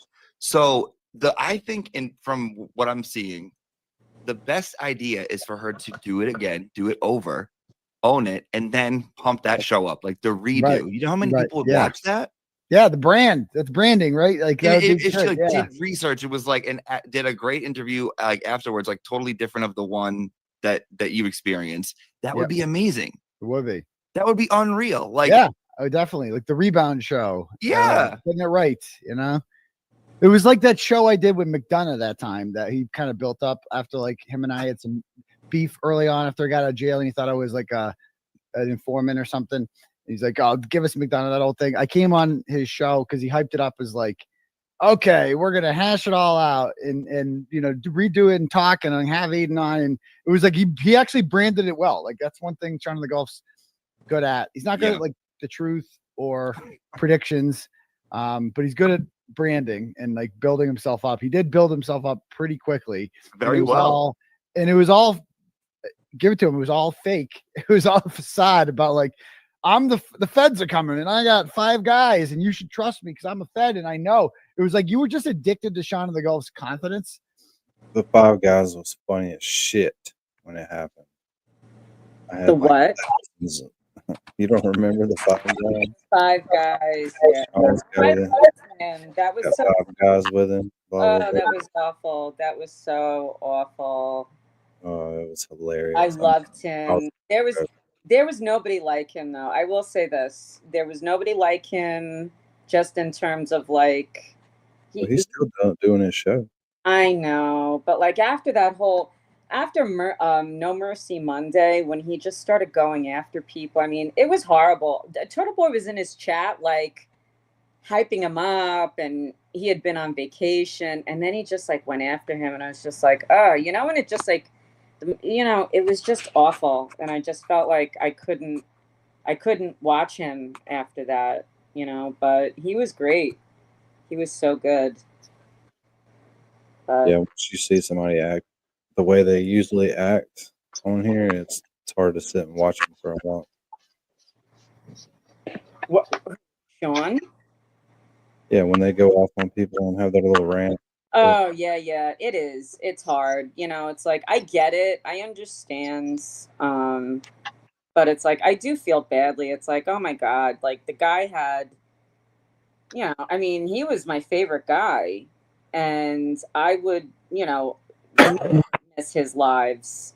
And then he had, I don't know, he had like 30,000 subs, and everybody loved him, and everybody was in that live, like, you know, all the creators and boots on the ground and just like our chat friends. And then it was just like the fucking train wreck. Well, the only reason I was watching at that point was because Turtleboy posted about it. I was like, oh, let's see what this is. And I clicked on it. And like, as soon as I got there, I'm like, what the fuck is going on here? Yeah, you know, I'm not gonna lie. I subscribed. He was the first person I subscribed, like, remembered, because he had like the 99-cent membership. Yeah. The first person I ever became a member of, and I watched him for several months until the night he blew up. Me too. Manic Monday. I'm gonna go with Charity. Yep. SOT. And you see Auntie Deb's, so that is actually worth watching. If you want to do that. Auntie Deb got in the car, and he was like stressing about, like, he just did this whole live about it was hilarious. It was so fucking funny about like what had happened, and he was like, oh my God, I can't believe that happened. And it was like group therapy. It was crazy. Did you see that, Danny? Yeah, I think I remember because everybody was watching Sean then. Yeah. That was right. And when then everybody was starting to pile in everywhere. Yeah. And then he's like, I feel like, you know, it's like a big dysfunctional family. I feel very comfortable. It's very dysfunctional. He was like, Turtleboy's like, it's all like the aunts and uncles. Turtleboy's like the head cousin. Blair is like the cousin, you know, the cool cousin who takes you out hunting. He went through this. It was so funny. Yeah. If you ever Jimmy, shit. I remember that. That was hilarious. Hilarious. Yeah. So good. Yep. And like, so that's why people loved him. It's like, oh, this motherfucker's so confident and he used to work for the feds.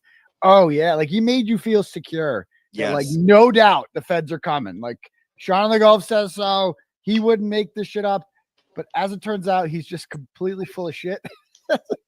I'm with you on, like, he did make you feel that way. Like you'd watch and he'd like go through things and he'd yell and you're like, well, how could, like, and he looks like everyone's dad. He looks like everyone's, you know what I mean? Everyone's Irish dad, everyone's Irish uncle at the dinner table who's like, you know, saying inappropriate shit. Like we all know a guy like that. Exactly. So it's like, why wouldn't we trust it? You know?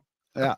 Speaking of marketing and marketing yourself, how fucking genius. Now, I don't know if people know this, but you used to do on your shows, there was a contracting company that you would do. I think they did advertising with you, and they would, if you went and liked their Facebook page, they would install, you could win a chance to install like free roof and surveillance. Oh yeah, that's right. They added that. I forgot. And you were like, you got ratchets in your neighborhood? You got people coming up on your front door. You want me to expose them? Yeah. Go like the Facebook. That's fucking genius.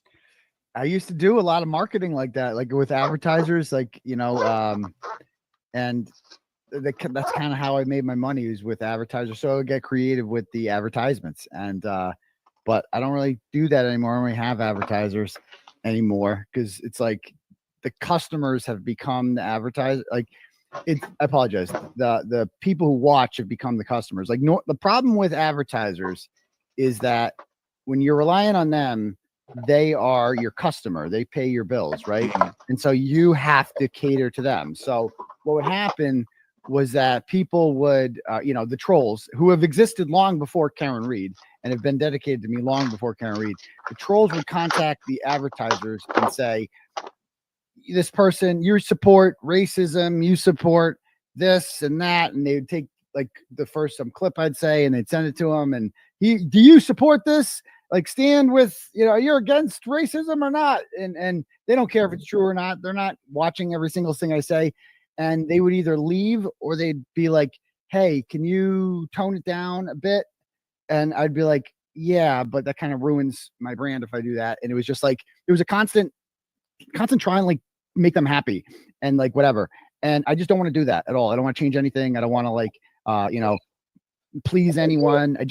like the people want me to say whatever the fuck I want to say. That makes the brand original. And so like now that my new business model is completely different. I used to make all of my money off of advertising. Now I make almost nothing off advertising. Like most of my revenue now comes from Turtle Club and from live shows and whatnot, you know? And so now people are like, oh, you're asking for donos. You're begging for donos. No, it's not. It's That's Mary V. It's gotta be. No, it's Dean. Dean's the only one, not Mike. Hey, Dean. Dean is here. Hey, Dean. Yo, what's up, guys? What's up? He's here and he's opening up presents, Dean, like Robin G said. is Dean still jet setting around the country? He's in New York. I'm in New York. Get the fuck out of here! I was in New York today too. Yeah, I drove through Connecticut for a little bit, I think. Oh, let me know next time, man. Yeah, no, I was just in a rush. I know. Yeah, I wasn't around today anyway. He's way too busy to stop and see you, but he'll see MJ though. Yeah. Yeah. What's up, dude? Dean, fine. I gotcha. Aw. But yeah, no, I fucking beat. I drove like. Where did pretty you go? much my whole day was driving. Are you still in New York? So you don't want to disclose your area, but are you? Yeah, out? no, I'm in Poughkeepsie. Poughkeepsie. Oh, all right. That's like kind of upstate-ish. That's upstate-ish. Yeah, it's like halfway up there. That's where. What's the college? Marist. Marist is in Poughkeepsie, I think. Harry B says she'll be in New York next week. Cool. Nice. Nice. I'm gonna go to New York one day. Yep. Yeah, my boss just called me, told me next week, or like in a week, he's gonna send me to Tennessee. So that's pretty cool. Oh, cool. All right. Yeah. Nice. From where you're at, or you're going home, then you're going to Tennessee. Oh, I'm gonna go home. I'm going home tomorrow. Are you supposed to go home? I was supposed to go home today. And I was really looking forward to it. I was like, I'm so ready to be in my bed. And then my boss was like, oh, we got this one store in New York that somebody forgot to do on their route. So we need you to go up there, and then we need you to drive back down to Massachusetts. Oh And I was my like, God. That is brutal. Were you on 95? Yeah. Ugh. It's the worst. It is the 895. worst. Just one more day, and I get to go to my bed. Oh. So, Dean, are you collecting anything from like all the places you're visiting? Yeah. Like what? Like snow globes? I find strands of hair in my hotel rooms. Nice. And DNA. He is a DNA collector. Yeah. They're all on a strands slide. of hair, and I'm collecting them. I'm gonna So this make true a crime- fine meal out of hotel hair. You're gonna make a ponytail and then have it attached like a weave, so you can have a rat tail. Don't bring home the bed bugs, Dean. You know. Get those. Those are the best. Those are the best. Yeah, they'll be with you forever. What's up, Connor? Connor's here. Connor's close to where you are. Dude. Talk to Elon Stop and Jeff by and have a in the cock rocket. pants off dance off. Yeah. Sound like that was. I said, yeah. Yeah, I'm tired too. No, but I love that Mary B was like, "Hey Dean, are you collecting snow globes?" Of course, that's a very normal question to ask. Right. It is. Yeah, Dean, are you collecting snow globes like any other girl would? Right, like snow globes or hoodies. Yeah. Okay. That's a good one. Yeah. There you go. Is this like a I mean, he inside puts joke? together hat displays, so that would make sense. No, it's just like a girly thing to do. Snow globes. Would never imagine. It's like an airport thing, a rest stop thing. Like Right. Yeah, because you can't take it through security because they always find it. Yeah, look, I'm not gonna be weird and collect snow globes. I'm perfectly content with my hotel here. Okay, it's a perfectly normal thing to collect. Oh, Snow no globes. doubt. Your hotel. No doubt.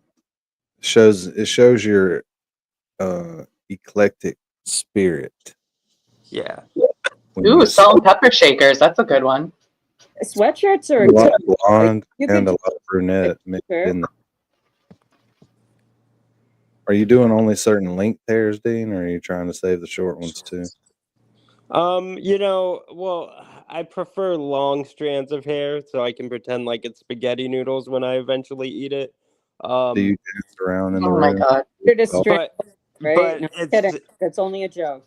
That's only it's like Christmas morning when I find toenail clippings. That is Oh, Oh my God. that is what I'm really you about. are living the life, kid. The service. Like when you're paying for me to read your message out loud, then I'm advertising you. You're the advertiser. Dean, we're just watching recent interviews of different creators and Turtleboy. All right, let's do it. We were ranking them, but I think we might just watch the good ones because it would be a kind of a shitty thing to do to watch the bad ones and then rag on them. You know what I mean? I mean, I guess it'd also be fun. You could It still would. rank the good That's ones. what I was thinking earlier, but I had them all lined up, but look, they talked me into pulling up Coburger, so I X'd them all out. You could Now could still like finding them again. just you could mentioned it. you could still rank the good ones though. You know what I mean? He Like almost went full Coburger. You Right. were right there. You were right there. You were right at We the end. almost did it. We almost. I mean, it was there. You're like, all right, fuck it. I'm in. Advertiser, right? Like you are asking me to Close. promote this message to a large audience. That's fucking advertising, right? It's like personal. The donos are just personal advertisements for people. They're not really donos. Like you're getting something in return for what you're paying for. And if people are willing to pay that, if they think that that's worth it, that's America. That's capitalism, right? I'd like to believe so. Yeah. So they call it grifting, but it's like people want to do it, you know? Maybe if you just got headphones like I did, then you're in for a lot of extra sounds. You hear so much more with the headphones. Grifting is scamming, Mhm. which is if you're telling them exactly what you're going to do and you do it, that's not scamming. Right. And grifting would be grifting off of the Karen Reed case. I would say is I don't want you to keep picking on her, but like the AV7 interview was an example of what actual grifting looks like. Like if you don't know, if you just see, oh wait, Karen Reed's what everyone's talking about. Karen Reed's what sells. Right. I'm gonna do a show on Karen Reed. Know nothing about it whatsoever, and be like, dono time. That's not, and that's like using me, like the audience is much larger on there because I was a guest, right? Right. I would say I don't know if that's grifting. That's as close to grifting as we get. It's grifting adjacent. It's reaching grifting. I feel like because people have been like, oh, are you going to cover this? Are you going to cover that? I don't get down with murders. Like that's not my thing. Yeah, you're not a true crime guy. Not really. It's depressing. It like is depressing, this shit yeah. is cool. Like what you're going through is fascinating with the trial. Like As long as they don't end up in jail, yeah. Right. Yeah. You didn't like murder children. You know what I mean? That's rough. I can't handle that. I can't talk about that and listen to that shit. It's That's sad. so sad. It's so sad. Yeah, like even covering this Raul Valle case, it's like that was yeah. too much. I mean, somebody died. The 17-year-old was killed in that. See, we picked up on that Raul Valley case, and then we're like way ahead of everybody with that case. Yeah. So, Mary B. Mary B. And all of my my mass holes, all of my mass people. When and I wish that they weren't doing another trial, but when Raul's trial comes around, you guys should come down. You're in it. Yeah. You're on the way in that. Yeah. I like it because everybody was even arguing about it. You're into some shit when everybody starts arguing with each other. Like, oh yeah, it done fucking got in now. It's done got in. Yep. Well, Turtleboy said that he wanted to do a deep dive on Raul and the channel, and I asked him, I should have turtle chatted, but I didn't. But like, would you ever consider interviewing Raul or the lawyer Kevin Smith, Small Seagal? I think that would be a great interview. Clearly, he's interested, and I think he would do the case justice. Yeah, we're gonna pick up. I saw an update and a new interview from Small Cigar, so we'll pick that up. Watch that shit tomorrow because Oh, cool. Yeah. hit the life hair. is on the line. Like no matter what happens here, it's very tragic and it is depressing. So you're right. I'm like with the true crime shit, and it's just weird how some people just get off on another person going to jail. Like it was weird how these people would just had this bloodlust for Karen Reed going to jail. Like it's like, why does that make Julie Carpenter so happy? Like What would this that have woman- done for her life, for Peggy and for Julie, yeah, and like for these people? How does that make your life any better? Like you live 1,000 miles away, you have no connection to anyone in this case. You didn't know John O'Keefe, you didn't know Karen Reed, you didn't know any of them, and yet your day would be so much better if Karen Reed was sitting in jail. That somehow that makes you happier. How? Like how empty is your life? That's the thing about these true crime people that are like diehards with it. It's like they get off on other people's lives. It's bizarre. It's like getting off on grief and getting off on like trauma. I don't like it. I'm not into it. It doesn't feel real. Does that feel real to you? Julie Carpenter wanted her to go to jail. Like, do you think that's no? It doesn't feel real. It's like that's the thing. It's like, do you really care that much, Julie? Like, oh my God, I'm so outraged about this. Are you actually outraged about it, or is this just what you do every day? You wake up and be dramatic. Maybe that's actually what you are. You've never had any beef with her, right? She's like a true crime woman, I believe. Oh yeah, she's she's like she's like one of the. There's a couple different kind of people that say Karen Reed's guilty. There's McAlbert's, obviously the McAlbert Mafia. There's the people who I've written about, like Gaffney and Kim Fair, who just don't like me and will take the antagonist position, crusty panties, etc. And then there's the newer comers, right? The people that came during the trial, during the first trial or the second trial, who like are inclined, who just do true crime all the time. Whatever the hot new true crime story is, they're in on it, and they automatically believe the defendant is guilty almost every time to a T. Like it's some people just they love it. They love the idea of the defendant being guilty. They love the idea of someone going to jail. And they wanted Karen Reed to be guilty. And I think a big reason they wanted Karen Reed to be guilty is that John O'Keefe's family wanted Karen Reed to be guilty, and they're just inclined to side with the victim's family, you know?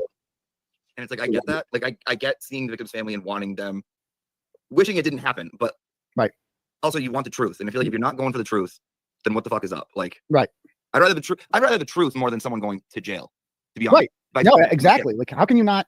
There's no way any of these people, like, if you ask them, would you bet, like, I don't want to be like demonic here, but would you bet your children's lives? But like, would you bet something that means fuck all to you, right? A lot to you on Karen Reed's guilt? Like, if you were to just, bet $1 million right now, and you open a box and it says guilty or not guilty, and like fucking, that's the actual truth. What is in that box? Not what a juror says, whatever, the actual truth. And you can find that out, and you can bet $1 million on her guilt or innocence. Would you bet $1 million on Karen being guilty? I don't think a single fucking one of them would. I would bet it all on Karen Reed being not guilty. Like, I wouldn't even fucking think twice about it. And I think that's the difference between us and them. We are like, no fucking way. Right. In a million years could this possibly have happened. Where they're just like, I don't think most of them really actually believe anything that they're saying. I think all of them have doubts. I try to like put myself in their position, like, and be like, do they actually believe this? And how do they actually believe this? And that doesn't make any sense either. I can't really get myself there. No. I mean, when we know Krusty. I mean, Krusty is just a liar, a manipulator, who will take whatever position, has to take the opposite position that I take, just automatically, etc. So I get why she's doing, what she's doing. What I don't get is like John's stupid friends. Like, I even get Peggy O'Keefe and Paul O'Keefe to a degree. I do too. Stubborn Irish people. I do too. Like, talk about Irish poverty. Peggy O'Keefe is like the poster child for that face, like the face of Irish poverty. Nicole Albert's got nothing on her. Nothing. Nothing. The lice in the Ellis Island coming in, like some of them get turned away. If you put her in black and white and threw her on a boat with some 1910 decor clothing and like two little children by her side, sickly little children, you would be, oh yeah, I can totally see that. She looks like she just got off the boat at Ellis Island. Did you see the people posting like pictures of Irish poverty and then adding on to it? It's perfect. Dude. What was he thinking when he wrote that? What was he thinking?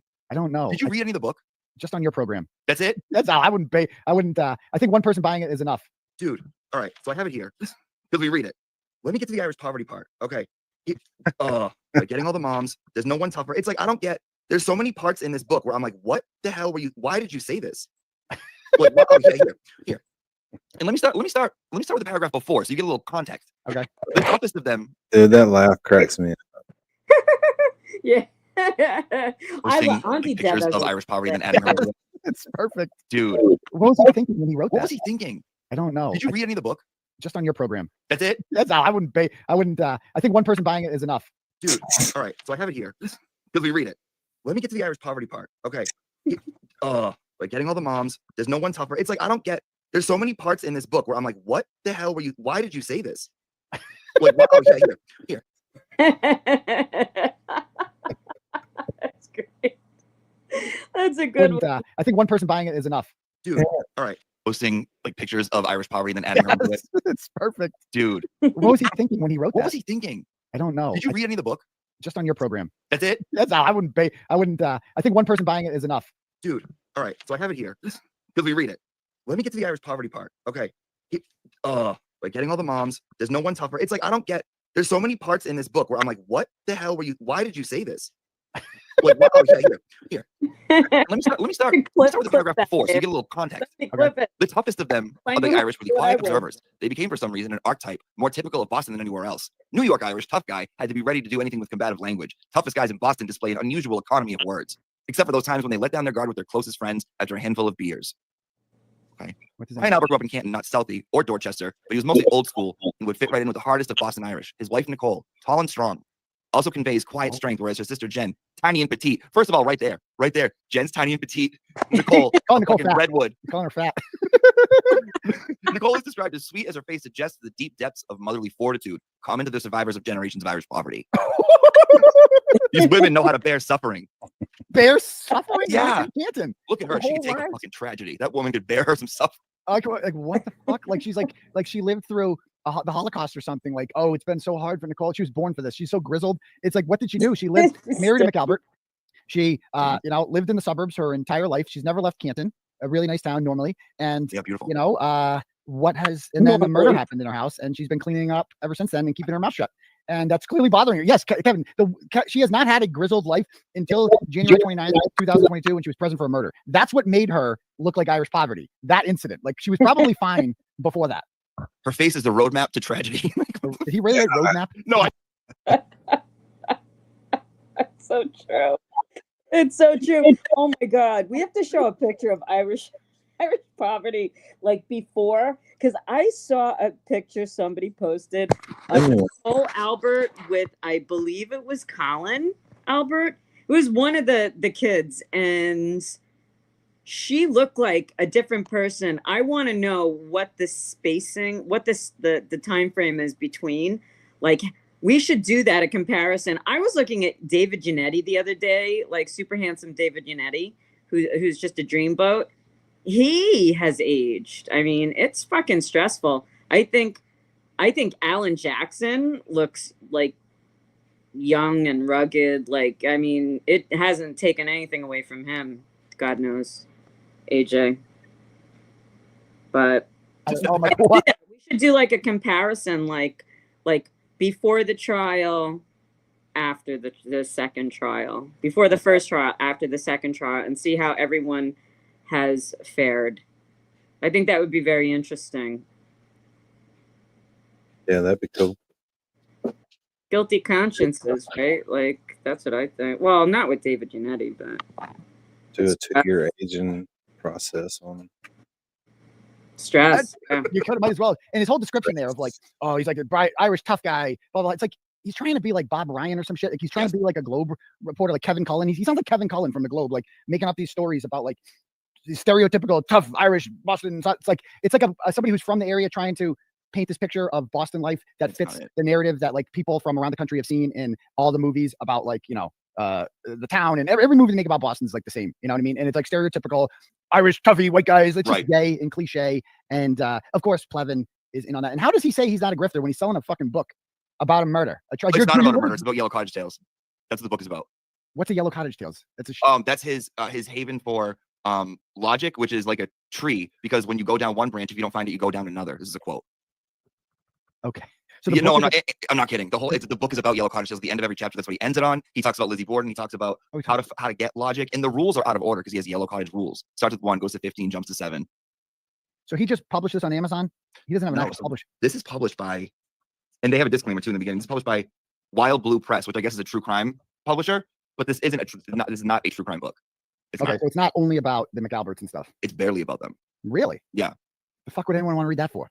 Even his own followers, like, they must have bought it and been like, the fuck am I supposed to do with this shit?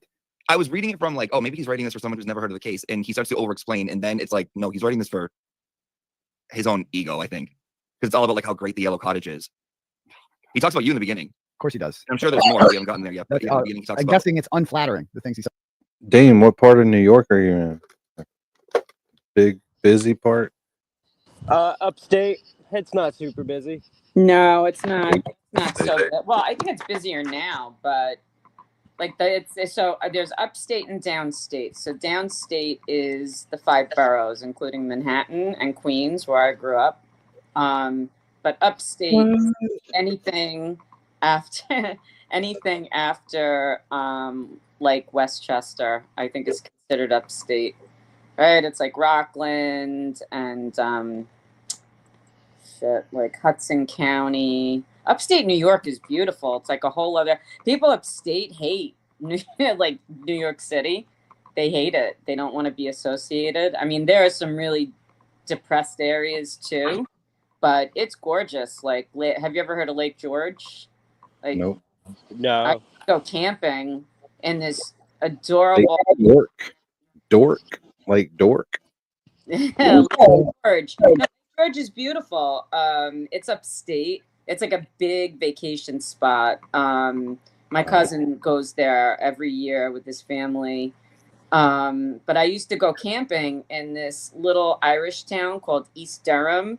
It's just like this old school Irish town with shamrocks on the road. It's like, upstate New York is really cool. What you're in is kind of like, it's like the Connecticut of New England. It's like upstate light, like George. It was your phone was or like iPad was breaking up every time you said George.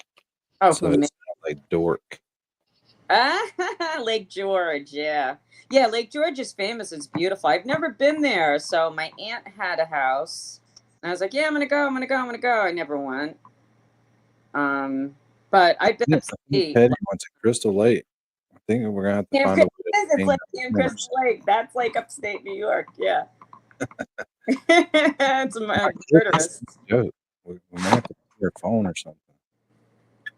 Don't you have a phone number? Can you hear me, Danny? I hear her just fine. Oh, all right. All right. Well, I guess it's Lake Dork now. Welcome to Lake Dork. What I heard today? The Wi-Fi is powerful. You know what I heard? My son was telling me, he's, the courthouse where Raul had his trial. It's in Milford. It's not too far from me.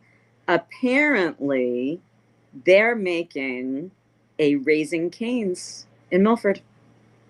Oh, is that close to you? Yeah, it's like don't go there. I'm telling you, do like not 15, 20 minutes. Yeah. Resist the Canes. The Canes, yeah. We have Popeyes. We don't have Canes. So I was telling my brother, oh my God. I was telling my son, and then I said, all my friends are always talking about Raising Canes and blah, blah, blah. And I wondered if, they were going to go in Texas. And he said, well, Ma, they're making one in Milford. I said, what? So, giddy up. You can ask Lawlene when she gets back. Do not go down that rabbit hole. Mm-hmm. Sauce has got fentanyl in it or something. I don't know. It's good. You'll be craving it. Which is just a spicy comeback sauce. Mm-hmm. Seasoning it. So it's the sauce? It's sauce. It's the sauce. All they have is chicken strips. How does it compare to Popeyes? It's not even the same kind of place, other than the fried chicken. Okay. Do they have They don't sell fried chicken. They sell fried chicken strips. Like Chick-fil-A? No. How does it compare to Chick-fil-A sandwiches? Oh, the chicken is very good. Is it better? Sauce? Oh, the sauce. And they never give you enough sauce. It's like $32 for an extra sauce. Chick-fil-A did that. Do you know the Chick-fil-A, like during COVID, Chick-fil-A had a sauce shortage? They did. It was crazy. I'm sure they did. Yep. Now they sell it. Now they sell it in the supermarkets. So That cane sauce, I'm telling you, it's different. You'll see one day. I will. Well, I'll have to do my my review for real. Ginger, sorry. Mm-hmm. this about me. Oh no, it's great. He was like, Turtleboy is a great hero for free speech. No, he discussed something about like a live stream, one where he broke down. Where he broke down? Yeah. So the history of Pleven is he was, you know, if you look at like some of his May 2024 3 videos, he like compliments me. He's like, Aidan Kearney is really breaking up the story and doing the job that the Boston Globe won't do. And this conspiracy appears to have legs and appears to be legitimate if what he's saying is true and like all this stuff. But he would never go. And then like no one else was making content back then about Karen Reed except for me and him. He would do a couple ones too, but his content was always like, he would never just say Karen's innocent, even though he made it pretty obvious that he felt that way and he agreed. And then one day I got sick of it. And I was like in like July or August. And I was in his chat and I'm like, Kevin, enough with the fence sitting. Just say, you know, she's innocent. And then he lost it. Like I was just commenting in the chat. He's like, you're sending a mindless mob after me. The mob is wrong. The mindless mob that you've created and blah, blah, blah. And then he just transformed in front of our eyes into what we call Pleven now. Like he went from Kevin to Pleven. That was just me in his chat accusing him of sitting on the fence right in front of our eyes. We saw him transform into Pleven. And from that point on, he has been the gung-ho. Oh, Karen is guilty because of, but not because of emotion, because of facts and logic. You are unable to reach any other conclusion. And when will the reckoning come? When will the apologizing come? When will you finally admit that you are being dishonest? When will you admit?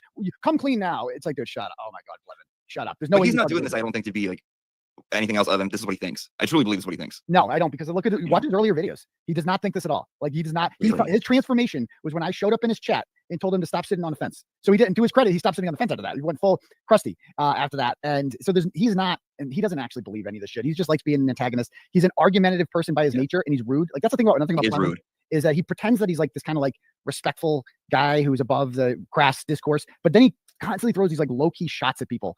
And they're just like, you know, he's just rude. He's a rude person, and he pretends like he's not, but he is. The way he was describing Higgins' sister in this book, when he goes, she was found dead in a hotel, one that charges by the hour. No, he didn't. Yes, he did. Yes, he did. One that charges by the hour. I can't believe he talks to Higgins, by the way. That was I mean, I assume that's true that he's actually had conversations with You think Higgins. it's true? I was going to say, you think it's true? He doesn't strike me as the kind of person that would make that up. He makes a lot of things up, but I believe after the Kevin from South Boston thing, when he called into JFK, if he's calling into the JFK show, he's certainly not above having a conversation with Pleven. And that's not a shot at JFK. That my point is that like he is clearly knee deep in the YouTube discussions of the Karen Reed case. Like he follows it intently, and he is sensitive to the narrative being put out there. So if Pleven is the only game in town talking about the McAlberts are actually the good guys, of course he's going to contact Pleven. So I have no doubt that's true. That doesn't surprise me at all. Last Pleven comment, because I don't want to make it all about Pleven, but you're a sports ball guy, as you say, right? I am a sport ball guy. Okay, so I'm not really. I know people think I am. I'm really not, guys. But can you tell me what you think this means when he's talking about Proctor? Okay. Okay. What do you think this means? What the hell is it? See, that's what we were talking about the other day. Write your damn questions down so you don't stutter them out. Who's this? What? No. See, you wrote What? Auntie Deb wrote his. Oh, also, you can feel free to yell at people you want in the chat room, because we say this. Just in general when you're doing an interview, right? Right. Smoothly. Instead of But who didn't? Britt didn't. I guess she thought. Oh, what happened? She was just kind of riffing.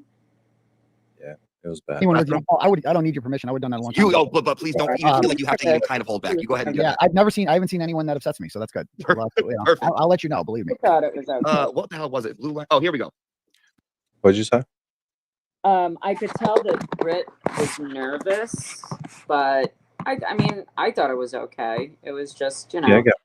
It's just Falling all beings wasn't scripted either. Interviewers writing their shit down. You should be writing it down. I think, yeah, everybody should, because, you know, he's right. He's taking the time out, and, you know, he's going to these smaller channels, and it is a big deal. But yeah, there is something to be said for being prepared. I'm not picking on anyone in particular. I'm just saying if I were ever to do an interview with Turtleboy or anybody like Turtleboy, I would definitely have a list of questions. But I would still be very nervous. And I think that's the difference between Britt happens and then he went to Melanie, and it's like, well, apple orange. Melanie is a lawyer. Melanie has a YouTube channel. She's much covered older, every one of his affidavits, right? and his cases, and Karen's case. Right. And she knows these things inside and outside. She's older. She has a level of sophistication. Not that Brit Happens doesn't, but she's been around the block. So I feel like she's very confident, and she always has a lot of wells to draw from, right? So, but I thought that Brit Happens Brit Right, did a y'all pretty good can't get me job. in trouble again. What's that? So we gotta make our commentary shorter and sweeter. Why? Who's complaining? Gingy, she's gonna get on to Being me. assigned to homicide. Proctor's dream job.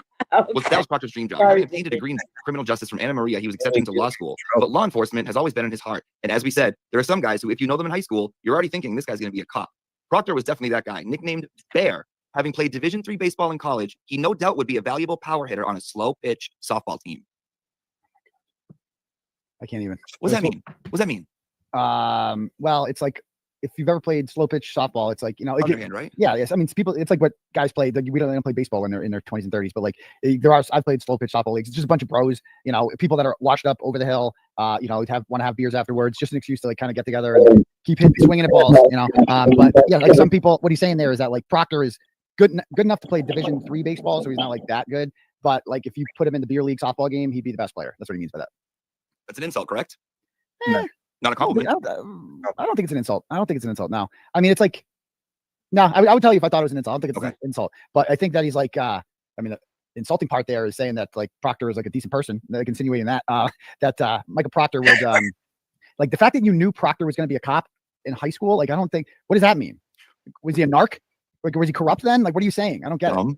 Right. Yeah. Like he was born to be a cop because he's such an honest person. Is that what you're saying? Like, he's like the lead. Like, if people like Michael Proctor were born to be cops and we knew they were going to be cops in high school, that's not a good thing, actually. That's like, so you're saying he was a shithead in high school too, and like all of them grow up to be shitheads, like that he just never grew up, and he still, I don't know, man. Like I was saying this about the group chats when they came out. It's like they say, oh, it's just bros talking and stuff like that, and like I'm Proctor's age and I'm a bro, right? Like I don't have group chats like that. Like I don't have anything comparable to that where we're like, hey, she smoke, oh, leaky balloon. Like I don't talk like that. Like I might say that like in a group chat, like oh yeah, she's hot, something like that. But it's like all the other shit about like leaks poo. If you're into what, I don't know, dude. I don't fuck that bitch. Fuck her. Like the Chico is like the worst one. Who says I don't know. poo?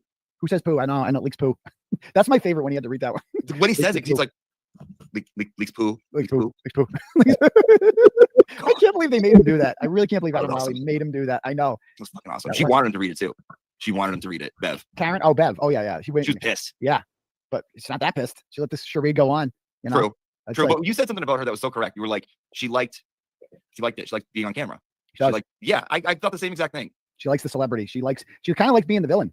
She likes being like the controversial, spicy judge who brings a little attitude and sass with her to court and like love her or hate her. Auntie Bev tells you how it is and like does things her own way. And she's like, it's benefited her professionally because it's built her brand. And like, would you be honestly surprised, like if after she retires, she like has a show? No, like, I'd watch it. I'd watch it. I could totally see her doing that. Like wine time with Bev. I'm thinking like divorce court. Oh yeah. Like a Judy type of situation. I could see that. Yeah. I can totally see that. All right. I got a couple games lined up. That's okay. Let's do it. So first we're going to play. And guys, we're starting off your morning fun here. Okay. In the chat room, the defense fund, LTL raised 6K. Don't make me look like a fucking idiot. Okay. Go donate some money while we entertain you this morning. Thank you. We're going to play a game I like to call What You Know About Chili's? What you know about Chili's? All right. So 3 questions. Let's see if you can get them right. All right. First one, founder Larry Levine originally wanted to open a restaurant where you could grab a great burger and a margarita. How much would a burger and a margarita cost you when you were at Chili's when they first opened in 1975? A, $3. B, $4.25. C, $4.75. That's so fucking hard. I thought there'd be like a bigger gap between them. Probably not A because it's too exact. I'll go B. B is your answer. Okay. B is my answer, yeah. Second question. What boy band covered the groundbreaking Chili's Baby Back Ribs jingle? A, O-Town. B, 98 Degrees. C, NSYNC. D, LFO. Give me them again. O-Town. Yeah. 98 Degrees. NSYNC. LFO. I don't know what LFO is. But O-Town. Okay. Last one. Thriving rapper and former Chili's line cook Justin Speaks lit up the internet when he posted a photo of himself shirtless during a shift, wearing nothing but an apron behind the line. Eventually, execs had to fire him for breaking health code. What was the name of the Facebook group where he posted the photo? Was it A, Chicken Crispers Make Me Bottomless? B, Sexy Cooks of Chili's? Or C, Rapper Line Cooks and Their Nipples? A. You want to know your score? Yep. 0. I got them all wrong. Oh man, that's hard. What was it? $4.75 was the correct answer. $3. $3. I want to throw you off. Okay. In Sync sang the song. In Sync sang it. That's In Sync. Yeah. I had no idea. And Sexy Cooks of Chili's was the Facebook group. That would have been my last choice. I didn't think you'd be so brazen. Okay. All right. Next game I like to play is a game called You're Making Us Look Bad, where I read you one of your own articles about a problematic gay, and you have to guess who it's about. Oh, nice. You ready? Yeah, let's do it. Let's play. You're making us look bad. Ready? Let's do it. Basically, everything he does revolves around the narrative that he grew up in a conservative town and was a constant victim of homophobia, despite coming of age in an era where folks like him are celebrated like no other special interest group in American history. He was featured in an interview in Worcester magazine about the struggles of being gay during COVID. The biggest theme I'm dealing with right now is the dichotomy of intimacy and loneliness exacerbated by COVID-19. If you're dating someone or you're in a committed relationship, COVID restrictions may not have impacted you as much because you live with your partner. But if you're not dating anyone and all support systems like gay bars are shut down, where do you find the sense of community? Millions of people lost their businesses. People didn't get to have funerals for their dead relatives, and our kids missed 2 years of school, but they had it easy in comparison to because he couldn't go to gay bars. I wrote about this. Yeah. Worcester magazine, huh? It's got to be local. He's from Sutton. Sutton. Fuck. I don't remember. I don't Let me see if remember. someone in the chat room can get it. Can anyone answer that question? I'll give it to them. Give them the point. I wrote the story, and I don't even Yeah. know. Sutton TV doing gay COVID. I'm gay bar COVID. I'm cheating. Go ahead. Wait, is it from August of 2023? Oh, is it Nathan Manna? Is that his name? Okay. I wrote about this during the karaoke. I don't even remember this. I don't remember this fucking guy. Okay, I just Googled it and I found it. I'm like, I don't even remember the vast majority of people I've written about, I don't remember. Like if they I know. I wrote about me, I'm like, who the fuck are you? You and McAlbert, because those are the only ones I remember right now. I know, but I didn't want to like give you like the regular question. No, exactly.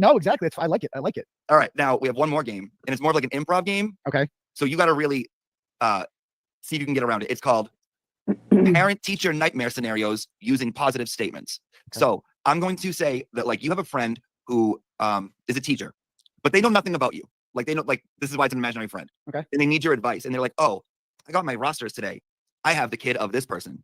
And you got to give them advice on what to do, but you have to make it positive.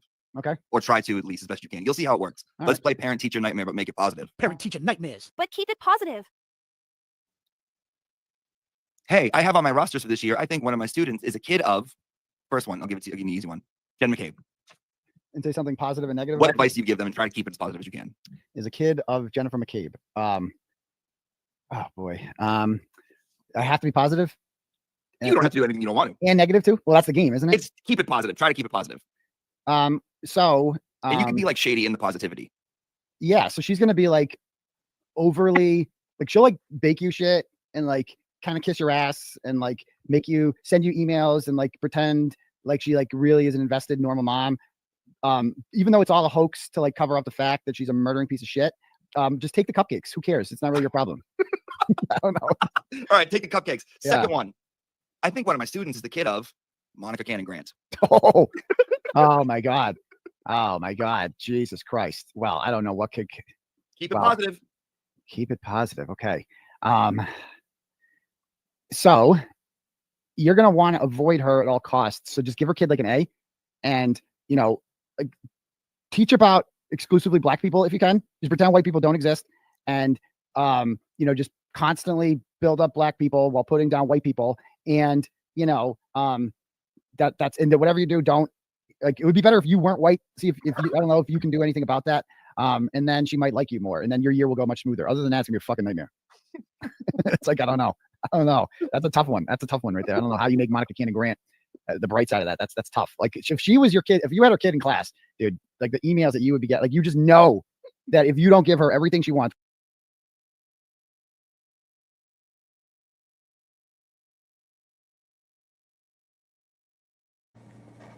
You want to skip over and watch some of the nurse cam interview? Yeah, if you want. Sure. Whatever you want to do. I mean, I can keep watching. Well, let's ask the chat. Well, the chat is talking about the JFK show from last night. Oh, okay. Want to watch that? You can't, apparently. Apparently it was taken down. Oh. He's like talking about it. So, but we said that we're rating the interviews. The thing is, is that what you said? Wait, watch and rate Turtleboy's recent interviews. So how many are there? I mean, which ones have you chosen to go over to rate? I don't remember the ones He I had closed earlier. out all of his streams when Coburger came up. Yeah. I got Nurse Kim. I mean, they're easy to find. I had Nurse Kim's is funny, but I want to say it's like a third of the way in when it really picks up. on this Nurse Kim. Yeah. Yeah, we can skip. I didn't want to watch all of every one of them, just some of it. Oh, yeah. They're Okay. long. Sure. All right. So let's do I it. think it might be more interesting to send Misty and Cheryl StreamYard links and let them get up here and talk so we can all get the tea. Oh, well, I could give you the tea because I was there. Ah. Yeah, and then as soon as they started doing that, I sent a message that, or put in the chat that Misty is like a huge fucking supporter because all of these supporters leave here, so I know and I see them in the chat. Like, Yeah. you're Yeah. here, Oh, I got subscribers that support you the most.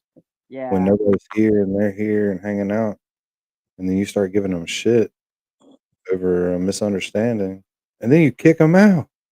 Really. Yeah, I They pulled saw my, a couple of things, but I didn't understand what had happened. but they pulled my comment out, highlighted it, and sat there and talked about it for a minute. Oh, Yeah, they did. gee, I'm sorry. Everybody did that to me. I got on Turtleboys screen the other night. Did you see that, Janine? What? No, I don't. Wait, no, I don't. Danny got on twice.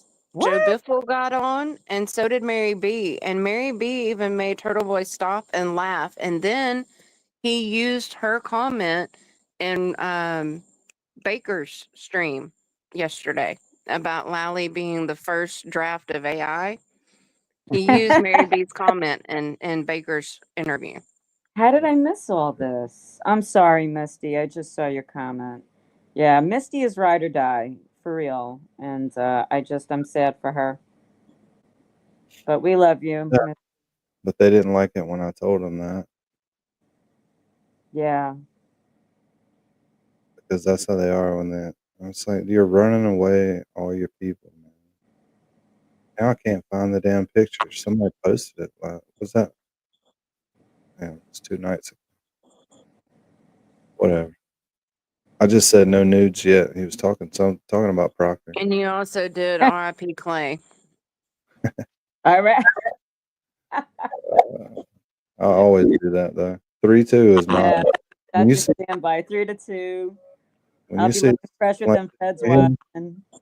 that's mine. Me and Petty and like 3 other people made that up while we were watching that 3-2. damn Yeah. board meeting. Mm-hmm.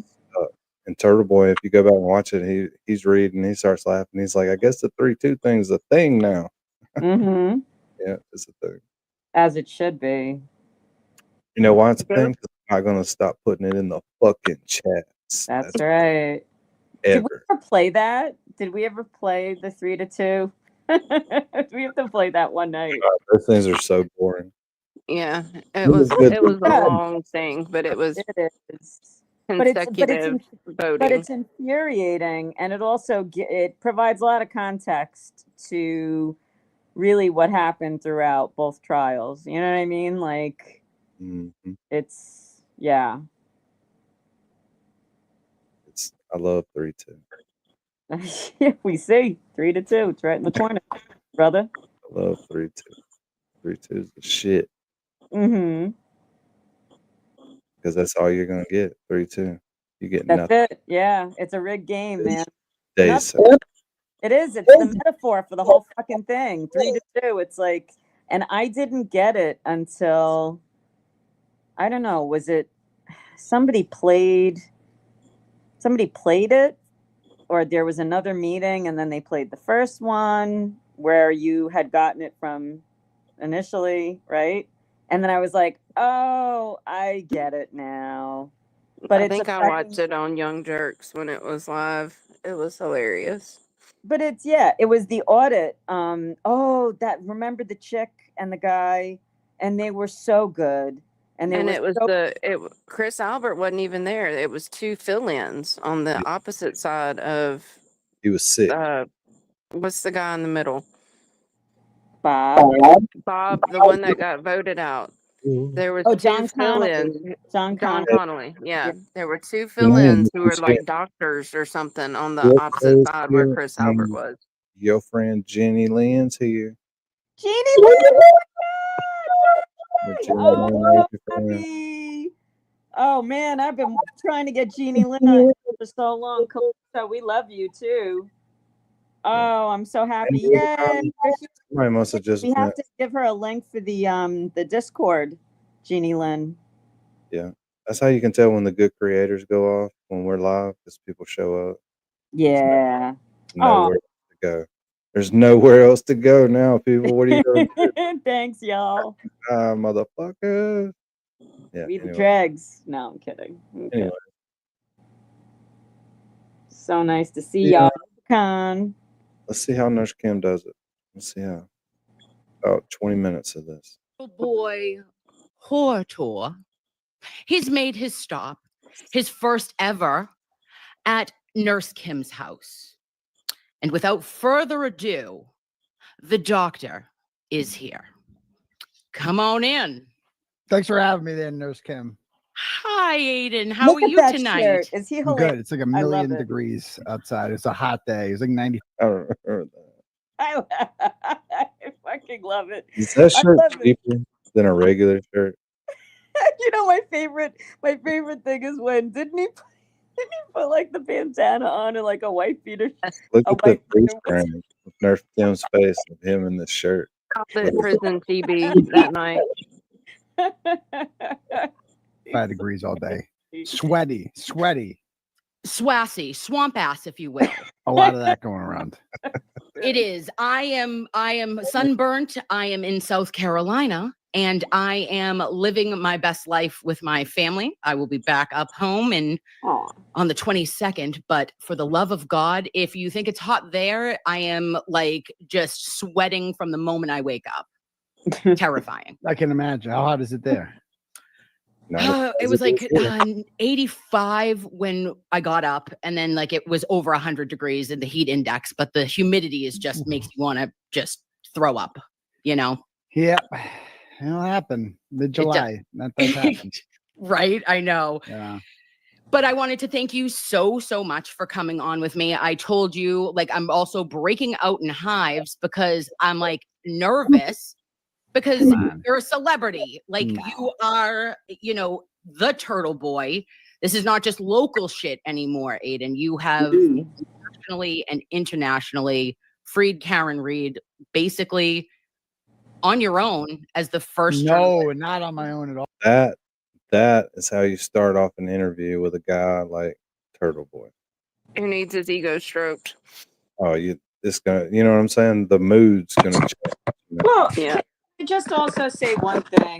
These, you know, so Nurse Kim, Melanie, they have a pre-existing relationship with Turtle Boy. They're friendly. They may not be friends. I mean, it's not as much as we think it is, though. Like they've had one dinner together, so they've only met in person like once, but they follow each other's streams, so they know each. Right. I mean, you know, I don't know. I don't know if it's only one time, but yeah. Yeah, I mean, it's only been once for both of them. At least one time, and wasn't there another time though? Or was that Glare? I don't know, but you know, they're in the same community. Kim's gonna talk about it here in just a second. They all know the same people. Yeah, they're way more comfortable, but they're still intimidated comfortable. to an extent. That was a good start. That's how you do it. Oh, That's how I you appreciate the make kudos there, but I'm nothing without the crowd of people you see pictured behind me here. Yeah. Oh, that is a great. Oh my gosh, look at you. That's the best background. Yes. That was on Jury Deliberate or on No, Verdict this is actually a screen grab from I think it was Attorney Seligson's phone when he comes out and they're filming them on the way down. And I made sure to get a little clip of it. It's like the perfect background. I love it. It is. I like that you have a little Nurse Kim up in the corner though too when you're at my house. So there you go. It's just sitting up there at the top. I didn't even Right up notice there, that. it's like, hey, Yeah. NK. Yeah. So all right, me and you, how we met. If it's okay, I wanted to like go back. Let's turn Sure. back the hands of time, because during trial one, I covered the Karen Reid trial on TikTok, right? That was my platform. Mhm. And in August, I made the YouTubes. And then in September, you probably don't even remember it, but we went out to supper with. I remember the last supper there, the 12 of us. It was great. It was. Yes. So I had Mr. Betterow had invited all of us out. It was your court date. I remember that. All right, so we got a new person in the chat. What's up, Judy? Judy Basteri. Judy, welcome. Vividly. Mm-hmm. And I was sitting in the car. I go down and I'm like, what the frig am I even doing? I'm not a YouTuber. I'm not a Mr. Betterow. Like, it was going to be Kelly Reid was there. Nathan's there.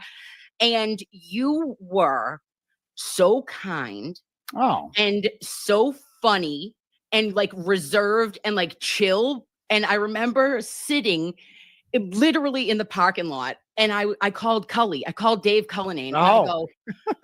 I call Cully. I go, I can't go in. And he's like, shut the fuck up and get inside. Get out of here. You had to be coached into it. I did. I didn't feel like I was like I had a place at all. And I still have imposter syndrome. Like I'm having it right now. So the heat, the hives will go away. But it was incredible to meet you. And I just wanted to say, like, that night, it was so cool because I had only seen you as Turtleboy, as your persona that everybody has the privilege to see online, right? But like to see you hanging out at the Capitol Grill, chilling with everybody, like it was just funny, kind, charming, quiet, not, calling everybody a see you next Tuesday. Yeah, I didn't call anyone a cunt all night. It was different. All night. Yeah. And yeah, I had fun. It was a really good time. Will was there. Mike was there. Mazza was there. I forget the 12. It was like Brian. Yeah, it was me and Betterow at the heads. And it was just like a cool setup there. It's like all the, we were right in the middle of the whole restaurant too.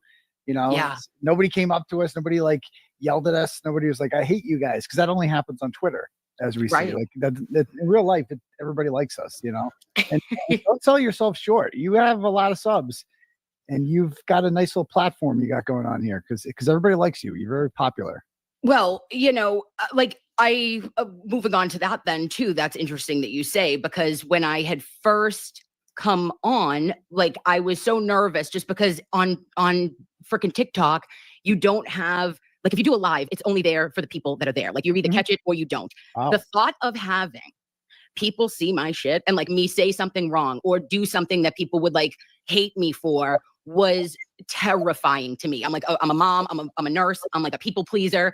And over the last year, a lot has changed. And that is like just allowed myself to be like, fuck them. You know what I'm saying? Fuck them, Aidan. Yeah, you declare war on people like on Twitter, on the trolls. It's great when you get fired up. I really enjoy watching it.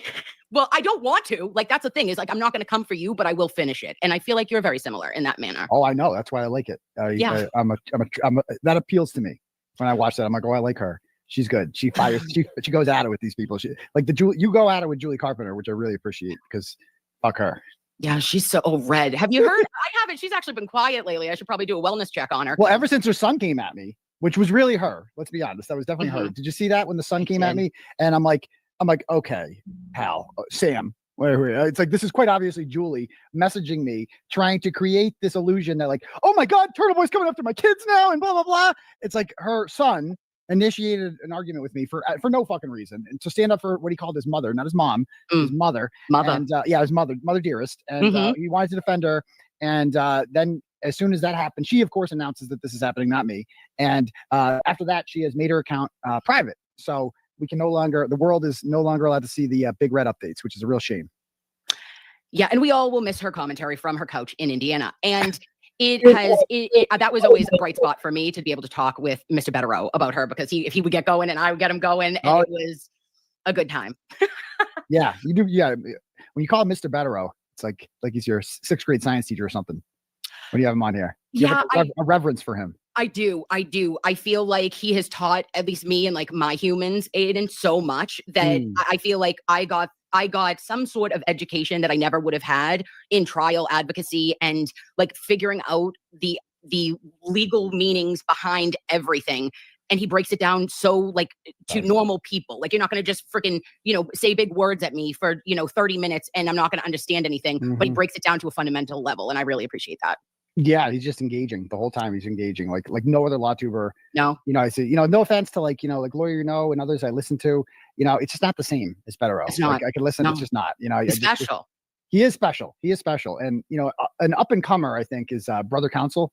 Yes. He's really good too. Like I did a breakdown of my, not necessarily my charges, but like, he did case law research on like a bunch of other people in Massachusetts who were charged with witness intimidation and found guilty. And he like read what they did. And like every single person was like some victim of domestic violence. They go up to them after smacking them around and they're like, yo, you better not testify against me. I'm gonna smack you again, ho. And it's like, then there's me. And it's the same fucking charge. It's just like, what? This is wild. That like, okay, that's what witness intimidation is. So when you go up to a hoe and you smack her and you say, if you testify against me, I'm gonna smack you again. And like get it again. Yeah, like that's what women. It's like the threat of physical violence if you don't testify the way I want you to do. Not me. Not like the guy who is making jokes on YouTube and going up to Jennifer McCabe at a lacrosse game asking her why she made a Google search. That's not witness intimidation.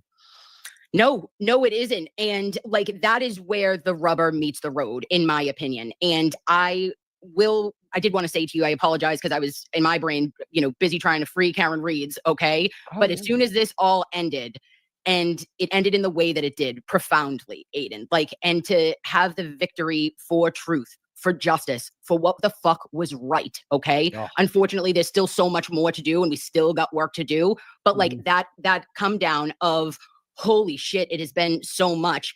I like really took a minute and I said, well, fuck, if I full-throated and full-heartedly believe that Karen Reed is innocent, which I do, and which she is, legally in the eyes of the law and, in God's eyes, in my opinion, like, then you're innocent too. And what is right is for me to support you and to back you up now and to have your back and to not let you face it alone. And that's that's my position. Well, thank you. And I really appreciate that because obviously the Karen Reed case is what we're all here for, right? That's what I'm here for. Like, I did not ask to have these charges brought to me. I did not. Some people are like, why did you make yourself a part of the story? I didn't. The Norfolk County DA's office did.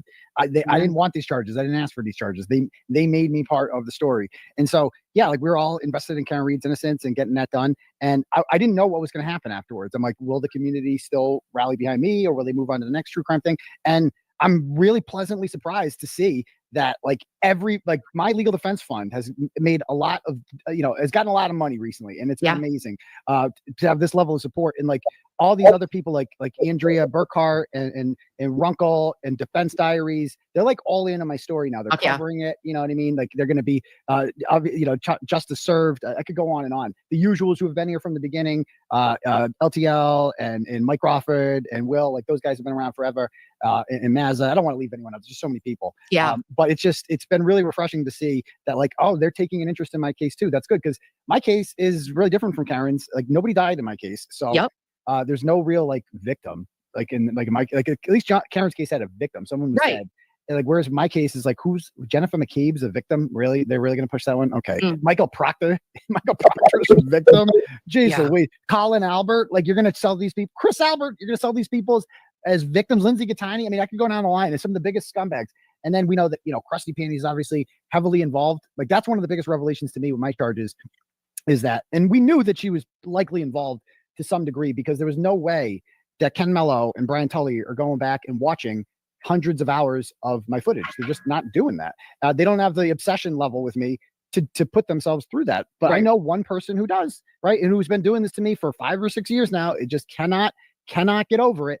And her name is Krusty Panties. And we have confirmed now, it's kind of undeniable through some of these messages that were alluded to in the latest federal letter that she is, they'll say that, well, you said these things, said some of the stuff, but if you take clips and you edit out entire sentences, and then you combine two sentences that are 30 seconds apart, and you put them together. That's no longer what I said. Like, no editing. That's fucking with evidence. And all of the evidence in this case is videos that she provided the Commonwealth. Like, that is like, and that's what literally there's no grand jury without her. Like, she is the force behind all of this. So when I found that out, I obviously felt a lot more confident in this case, because I'm like, oh, good. You guys want to make this case about Kate Peter? I would be happy to do that. I would be happy to have Kate Peter be your star witness for this. And that will take, imagine that, a cross-examination. Oh my God.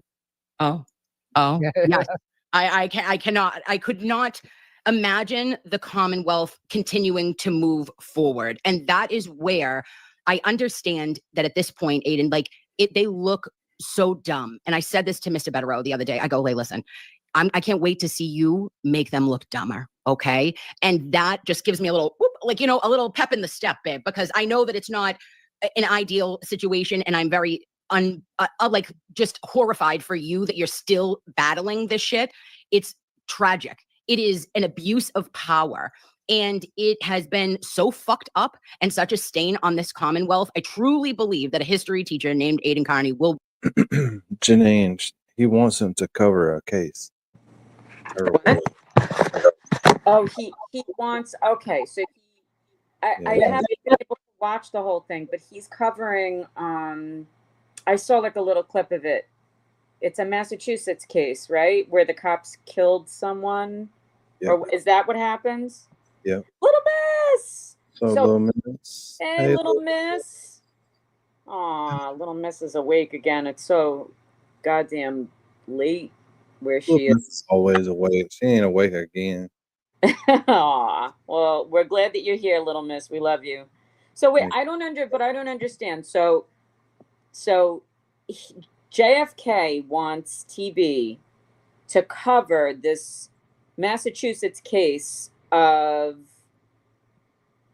the man that I saw there's surveillance video, right, where he's in the trunk of the car, he's closing the trunk, and then he's running, and then I guess the cops catch up to him, and he says, "Get off!" They don't get off with him, and he dies. It's similar to like Eric Garner in New York, and they did that as a big guy. He was selling Lucy's, but he was resisting arrest. So you see what Missy said? That he's been talking shit about him for weeks now. He's been talking. Oh, that's a good way to boost your popularity back up. Get in an argument with somebody. I mean, with TV. But I thought that just sucks because they were good for so long, and TB went on his show, and I don't get it. It was like it was very fake to me when TB went on JFK's show. It wasn't real. Like, they were both just doing it for we're both here for Karen. But if we were to like meet each other outside of this, we would never be talking, and I would be writing articles about you, and I'd be rapping about you. That was like the vibe I got. Oh, okay.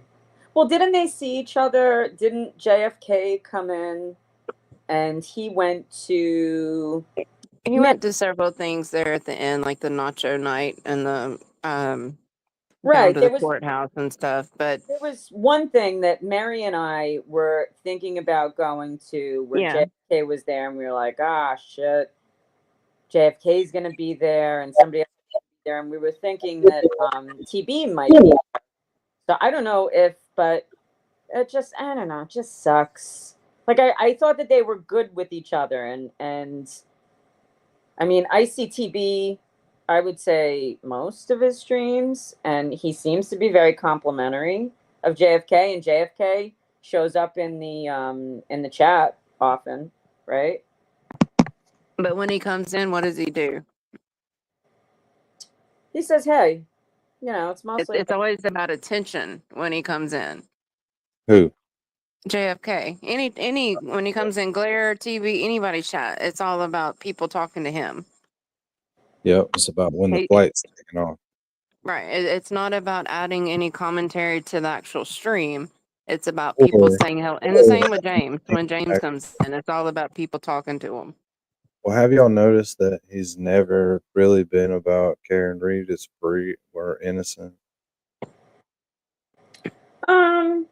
I don't know. I don't know. He's in a big place, and he only focuses on 2 or 3 people.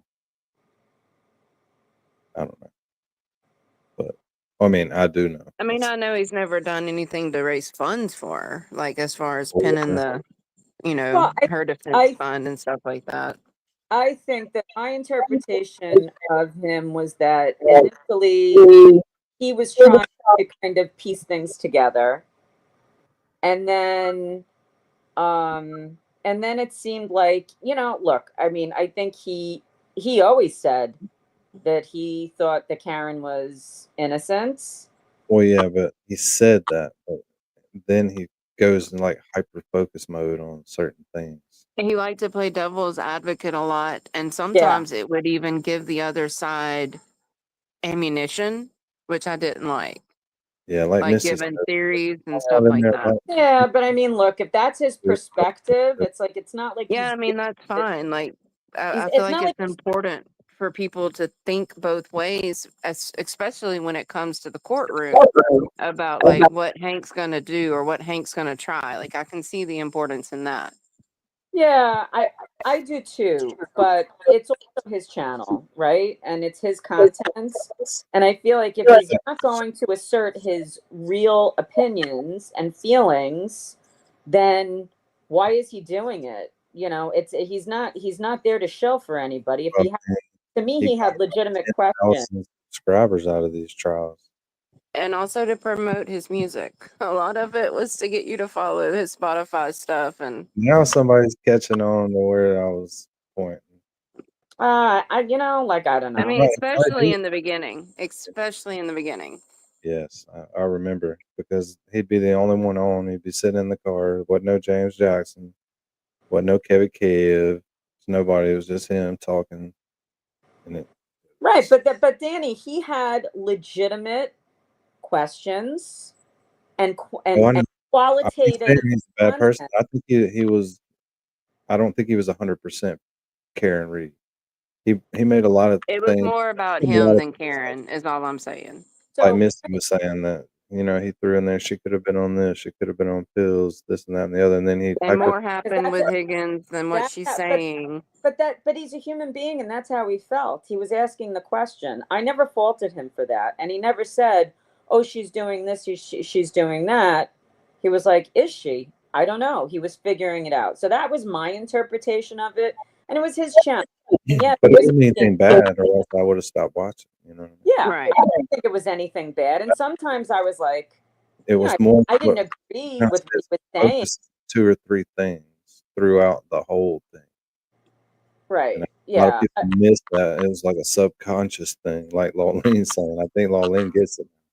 Like there was something right below the surface happening as well. It was just kind of try to soak up some people, which is smart. I mean, Yeah, that's what I'm not saying he's not smart for what he did. people I've soaked up.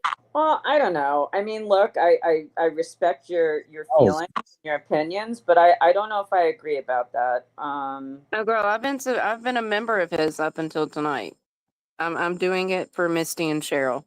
I No, canceled my I get membership, it. but I've paid him for a membership for months. Yeah. So I've listened to him. I've given him money, but I don't know.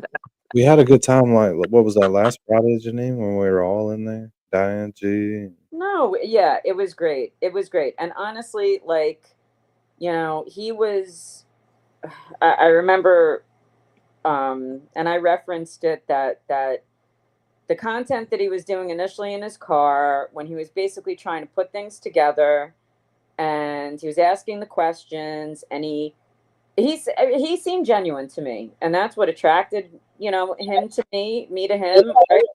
Not to me, but he was asking legitimate questions. Got to do the disclaimer. Yeah, and I mean, like, I don't know, I enjoy his content. I don't like that he's picking on my friends. I mean, I love Misty, and I love Cheryl, and but in all honesty, he's doing the I love he's TV. doing the same thing TB does. He reads stuff in the chat and thinks it's directed at stuff he's saying when it's chatters chatting amongst themselves about other stuff, and they get Yeah. mad. Like they've both overreacted in that same way. You know Right. why? Because it gets old talking to the person who runs the channel because they can't pay attention enough to read everybody's chat. Yeah. Not with 10,000 people in the room, you know. But And then when you focus on it, you can only see so many chats at a time. And if it's Right. fun, I mean, it's a shot in the dark who's you're going to read. Unless you got a brown by your name that says number one because you chat every 38 seconds. Do you know how many good comments and shit I lost in slow chat and Turtle I Boys right know. now? I hate having to I type stuff know. back out again. I know. Really clever joke. Be in the history books when this is all done. Well, you're too kind. I hope so. I just, I'd be happy if the charges would just go away. I don't know how long they're going to drag this out for. Like I was talking I had a talk with Brother Counsel. We talked for like 45 minutes on the phone today, him and I. And Oh. yeah, it was a nice conversation we had because he's like real, when he gets into something, he's like real serious about it. Like he doesn't know much about my charges, but he wants to learn. And he wants like all the documents because he's like, I don't want the videos that you've made. I don't want any of that stuff. I just want the court filings. That's what I want. I want to come into this unbiased and read all this stuff. And so I'm kind of like filling him in, on all this stuff. I forget where I'm going with this. What were we just talking? Diane G, every time I fucking think about slow mode, this is what I think of. Oh, you motherfuckers. Okay. And what was it on AJ's interview? Like 6 minutes or something? Like Oh my something God. crazy, ridiculous. It's like, gone are the days where you could say hi to your friends in Yeah. TV's chat. It's like it's done. It's gone. All right, let's roll some of this. I got Aussies up. We got to watch some of it. Too. Listen, it's just like me. We'll get there. All right. We're going to take a couple paths, but we'll get back. We were talking about the charges and how long they're going to keep going. Oh yeah. So what I said to him, because he asked me, he's like, when's the trial? And I'm like, bro, I don't know. Yeah, I'm like, there's not like this. We're nowhere close to that. I'm like, there's so many charges in my case, and they keep adding on to them with the window intimidation and the Lindsay Gattani situation, and it's all lumped into one case. And so until all the discovery in all of the cases is met, then we don't even say the word trial anytime soon. Like I'm talking years out. That's what we could be looking at, literally years out. At the way the pace this is going, every time we ask for something, it's 5,000 pages, but 4,000 of them are blank. Okay, so now we're back to square one. And then every time we find something out, it requires new motions, and then we got to file new filings for Rule 17 motions and other stuff to try to get we learn more new all the time. They're holding back shit. It's just a lot of work, and so that's why I appreciate the legal defense fund because got to pay the bills and these guys are great, but they ain't cheap. And so we're trying to, and they're hooking it. I mean, they're working at a discount too. They're like, if they wanted to bill me hourly, I couldn't afford them. It's like, so it's like kind of read thing, so it's, but they're happy to do it because I think they really believe in this case. They understand it's major First Amendment implications. This affects all of us. Like if I'm not allowed to do this stuff, then no one is allowed to ever offend anyone ever moving forward. Like we're all susceptible to that. So, I don't know when the trial is going to be. I think that honestly, like the longer, the better. I don't like being on bail. That's the only thing. I don't like being on bail, but eventually, don't you think they just have to drop this? Like they're going to be like, oh, we're still doing this. That's part of the Karen Reed thing, isn't it? Oh, we're still doing that. Okay. The McAlberts. Okay. Like, don't they want to move on from the McAlberts? One would think. It like Morrissey's ghosting Kerry Roberts. Like clearly she's going on Fox News and crying about it, saying they're not. Krusty's making threats to like do a video on Morrissey and expose him. Clearly they're not happy with the level of service that they're getting from him because they're no longer useful to him and they're no longer witnesses. And so like, it sounds like if I'm Morrissey, I'm like, wait, why the fuck am I still doing this? Like all this case can do to me, the Turtleboy case, is just make me look bad. Like they're going to get all our communications. They're going to publish them all. They're going to make us look like assholes. I'm going to lose re-election. Like we're going to fuck Morrissey's career up. And why would he want to continue having me in the spotlight? Like on Vinny the other day, Vinny Politan, he's got on these two other guys, and one of them is no Karen Reed supporter for sure. And he was just like, he doesn't like me. And he's like, I'm sick of seeing this guy. Like, I don't want to see him anymore. I don't want to talk about this guy's case. He shouldn't have a case. This case should go away. He should go away. And I'm fine with that sentiment. You're like, no worries. Yeah, no worries. Yeah, that's cool. I'd be happy to go away. I don't want to be on TV. I don't want to come in with my fresh suit on. Fresh haircut. I don't want to keep doing that for the cameras. Fresh to death. Yeah, every 2 months, consult with my stylist. I don't want to do that, but they make me do that. So here we are. Yeah. And also, Lovies, I didn't say this because I'm a walking asshole, but I put the defense fund, Turtleboys defense fund is pinned in the YouTube, okay, in the chat. So don't send me any super chats tonight, Lovies. Like, let's get it all over to Turtleboy. He needs our help. We got Turtleboys to free, and I'll be back, okay? I'm sunburnt. He needs us. we're gonna give it to him. Okay, so thank you so much. You're the best. I appreciate you. Now, do you have kids? I do. I have two girls. How old are they? They are 14 and 15. No, you don't. Yeah, I do. How old are you? Okay, sir, you're at my fucking house and you're gonna ask me. No, but I'm how old I saying am. like, well, it's Dude, she's hilarious. Yeah, this is when it gets really good, and then she turns into comedy mode after this for the whole rest of the stream. So funny. Like, I'm not even trying to be funny or lie or anything. She cracks me up. When they get into the faith of Irish poverty and the unimpound town, like it gets funny after this. Oh, I'm just saying that's like if you have teenagers. Yeah, I thought you were younger. To be honest, right? No. I'm 30. I'm 38. Oh, 39. you're a baby. Oh, you're so young. Oh, that's like, oh, you're like class of 05 then, probably. Yes. Okay. Oh, we weren't even in high school together. So I consider that really young. And so that's just like so you had like, okay, so you had kids a little younger. That's what I'm saying. Like my kids are much younger than that. Yeah. And I'm How old are your kids? How old is your son and daughter? They're 10 and 7. So I love that. Yeah, it's good age. It's good. Well, wait, how old are you now that we've done it? Okay, I'm 43. I'm 43. Okay, so for the love of Christ, you're 4 years older than me. That's it, Yeah, Oh. but I'm just saying. I when you said you had teenage kids, I'm like like most people. I'm just saying like I was expecting you to be older than me if you have teenage kids. You know what I'm saying? Oh, but you look God. younger. That's what I'm saying. It's a compliment. Thank you. Actually. Thank you There so go. much. I Yeah. will have to. Oh, well, I'm going to do it just because. Oh no, I don't even know how to anymore. I can. Did your StreamYard update or you don't do StreamYard? I use StreamYard. Yeah, You I don't do? like. There's no things on the bottom. They're not There's labeled. no anymore, right? things. Yeah, there's no words on them. I don't know what the icons are for. Sometimes I've blacked out. Okay, Yeah, I don't I like said I'm it. going to. See, I know what they're talking about. Y'all So don't. do I. Ours don't have words. I've never been in through the link like that, so I don't know what you can see. Yeah, it's completely different on our end too. But that update threw me for a loop, especially when we had 9 people up on the panel and I couldn't figure out how to get the We were all like That willing to leave so Janine could come on, and you were like, well, I don't know if it'll bring Where her or did somebody else next. Where did Aw, PvP go? What did love she do? y'all. Mary B, where the hell are you? Fuck up, and Aiden's going to be here, and I'm going to screw it all up Yes. because usually if I get embarrassed, I just turn my camera off. I can't do it right now. Couldn't tell you where the fuck it lives. Oh, there it is. Oh, there she is. Oh, That was me at the carousel school. Okay, she had my mother curled my hair like I was from Revere, but I was only 5 there. Okay, don't judge it. So are you like a comedian on the side too? No, I'm Like, just no? I have weird. No, I'm a nurse, so this is what I know we you're do. a nurse. That's the nurse Kim, but like, yeah, you're kind of like a natural. Like when it comes to this, like you never done anything like this before. No. No? Well, no, just the TikTok. I just did the Okay. TikTok and then I came here and now, it's going to be, can you believe it's been a freaking year already? It will be in August that I've had the YouTube. But there you go, and you already got 28,000 subs. It's not too shabby. Hey, Not too you shabby. know, It took me hey. years to get to that. But then again, it's like the Karen Reed industrial complex. Like There we go. Like if you can't grift off of this case, baby, you can't grift. Like this, like, it's like, bro, Pleven, like you don't. You're a weak grifter, my dude. You got to up your game a little bit here, pal. Is he talking to me again? No, he doesn't need me. Jimmy reading his book has brought me too many fucking tears of joy. I can't. The The face of Irish poverty. I Poverty. can't stop talking about that. The Oh face. my- What did Nicole Albert think when she read that? The face of Irish poverty.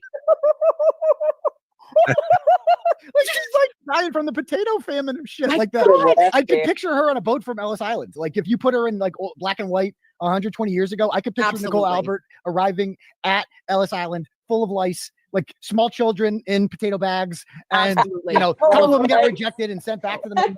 Yeah, Just have too much lice. Yeah. And I could totally. I'm like, dude, the picture Pleven painted of her with that. I'm like, oh my god, that's perfect. The face of Irish poverty. That is worse than like your mother's a whore. You know what I mean? Like, that hurts me.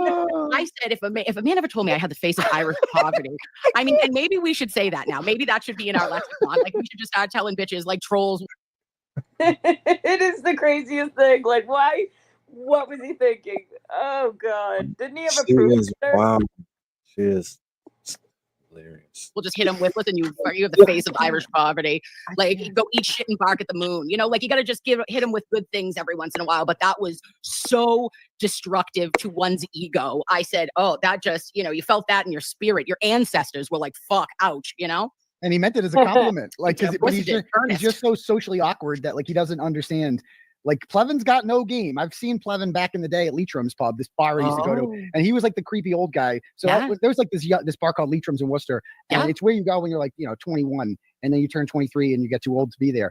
And so like, but not Pleven. Pleven, I think he owned it or a part of it, and he lived in the apartment upstairs, which legend has it was just fucking disgusting. Like that's what, and he was he was like 40, and so everyone, it was like an Assumption College bar. So like all the girls there were young, and it was just Pleven. The old guy. And believe it or not, Pleven has gotten better looking with age. Like he looks better with cancer than he did when he was healthy. Like he was fucking like creepy looking, dude. Like he looks much better with no hair. Like really much better. bad lately. And he's just, I don't know. I was listening to him to their stream today. I had to listen to it because they're having a meltdown over this juror thing. This juror thing. I wanted your take on it. Oh my god, the meltdowns, these people, the conspiracies with these people with this, and like they're going to be severely disappointed. Because they seem to think that like this grand juror is like in bed with me and Karen Reed. Yeah. And I was saying, so I listened to you last night. I totally was like, okay, I'm on board. I'm getting I was picking up what you were putting down.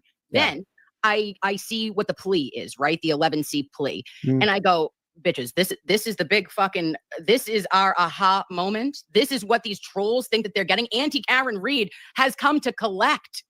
And you got 1 day of jail time served, $100 fine for this juror or grand juror, and 24 months of probation because she was talking shit to her girlfriends, gossiping.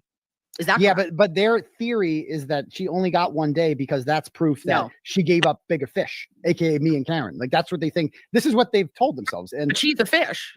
We wouldn't be the foot. How would you people be the fish if you? They're saying that that the responsibility. What they're saying is that me and the dastardly Karen Reed, or some combination of us, have somehow gotten to this grand juror and kind of told her, give us all the information about what's happening inside that grand jury room and feed it to us. And so that she's working for us. She's like an agent of us, and that she has sold us out, right? And that's why she got only 1 day. And so this is like. It's fucking insane, but they all believe this. Like that is the unanimous opinion of the anti-Karen Reed people. That is how much they're hungry for some sort of victory. Like they took the massive L last month, but they're still holding out hope that Karen Reed's going down or that I'm going down in some way, shape, or form. So they see this thing and they get all excited about it. And to be fair, our side gets a little overexcited about this too, because we just get in our confirmation bias like circles, and our side is like a lot of people are like, oh, the McAlberts are going down. Like the McAlberts are, they're flipping on the McAlberts. They're somehow going to go down for this. And I'm telling you right now, everyone's going to be severely. I had a long talk with the girl today, the source, not Jessica Leslie. I talked to her friend today, and Jessica Leslie does not. Her lawyer won't let her talk to me until this plea agreement is reached, and then she might talk to me. So we might find out more then. Ooh. But yeah, that'd be a good interview, huh? That would be sick. But I don't know if there's a stipulation or thing that says you can't talk about, but I don't know. It's a pretty basic thing. It's just girls gabbing. That's all this was. Like if your friend was on the federal grand jury, like you'd want the T too. And that's all that came down to this. And like she was just talking to friends and wasn't posting about it, wasn't sending it to me. I had this source. I've talked to her a million times about other stuff. Like my inbox is full of stuff with her. She never mentioned that she had a friend on the federal grand jury. And so I'm like, oh, okay. So like it was just, they got caught because she posted something on Twitter that she wasn't supposed to know and about the CDL thing. And that led the feds down a rabbit hole where they got both their phones. They found out that she's been, when they say releasing information that she's not to her friends, not to us. I didn't know any of this shit. Like, you don't think if I had a source in the federal grand jury, I would have been reporting that shit left and right? Like, I don't know anything. Right.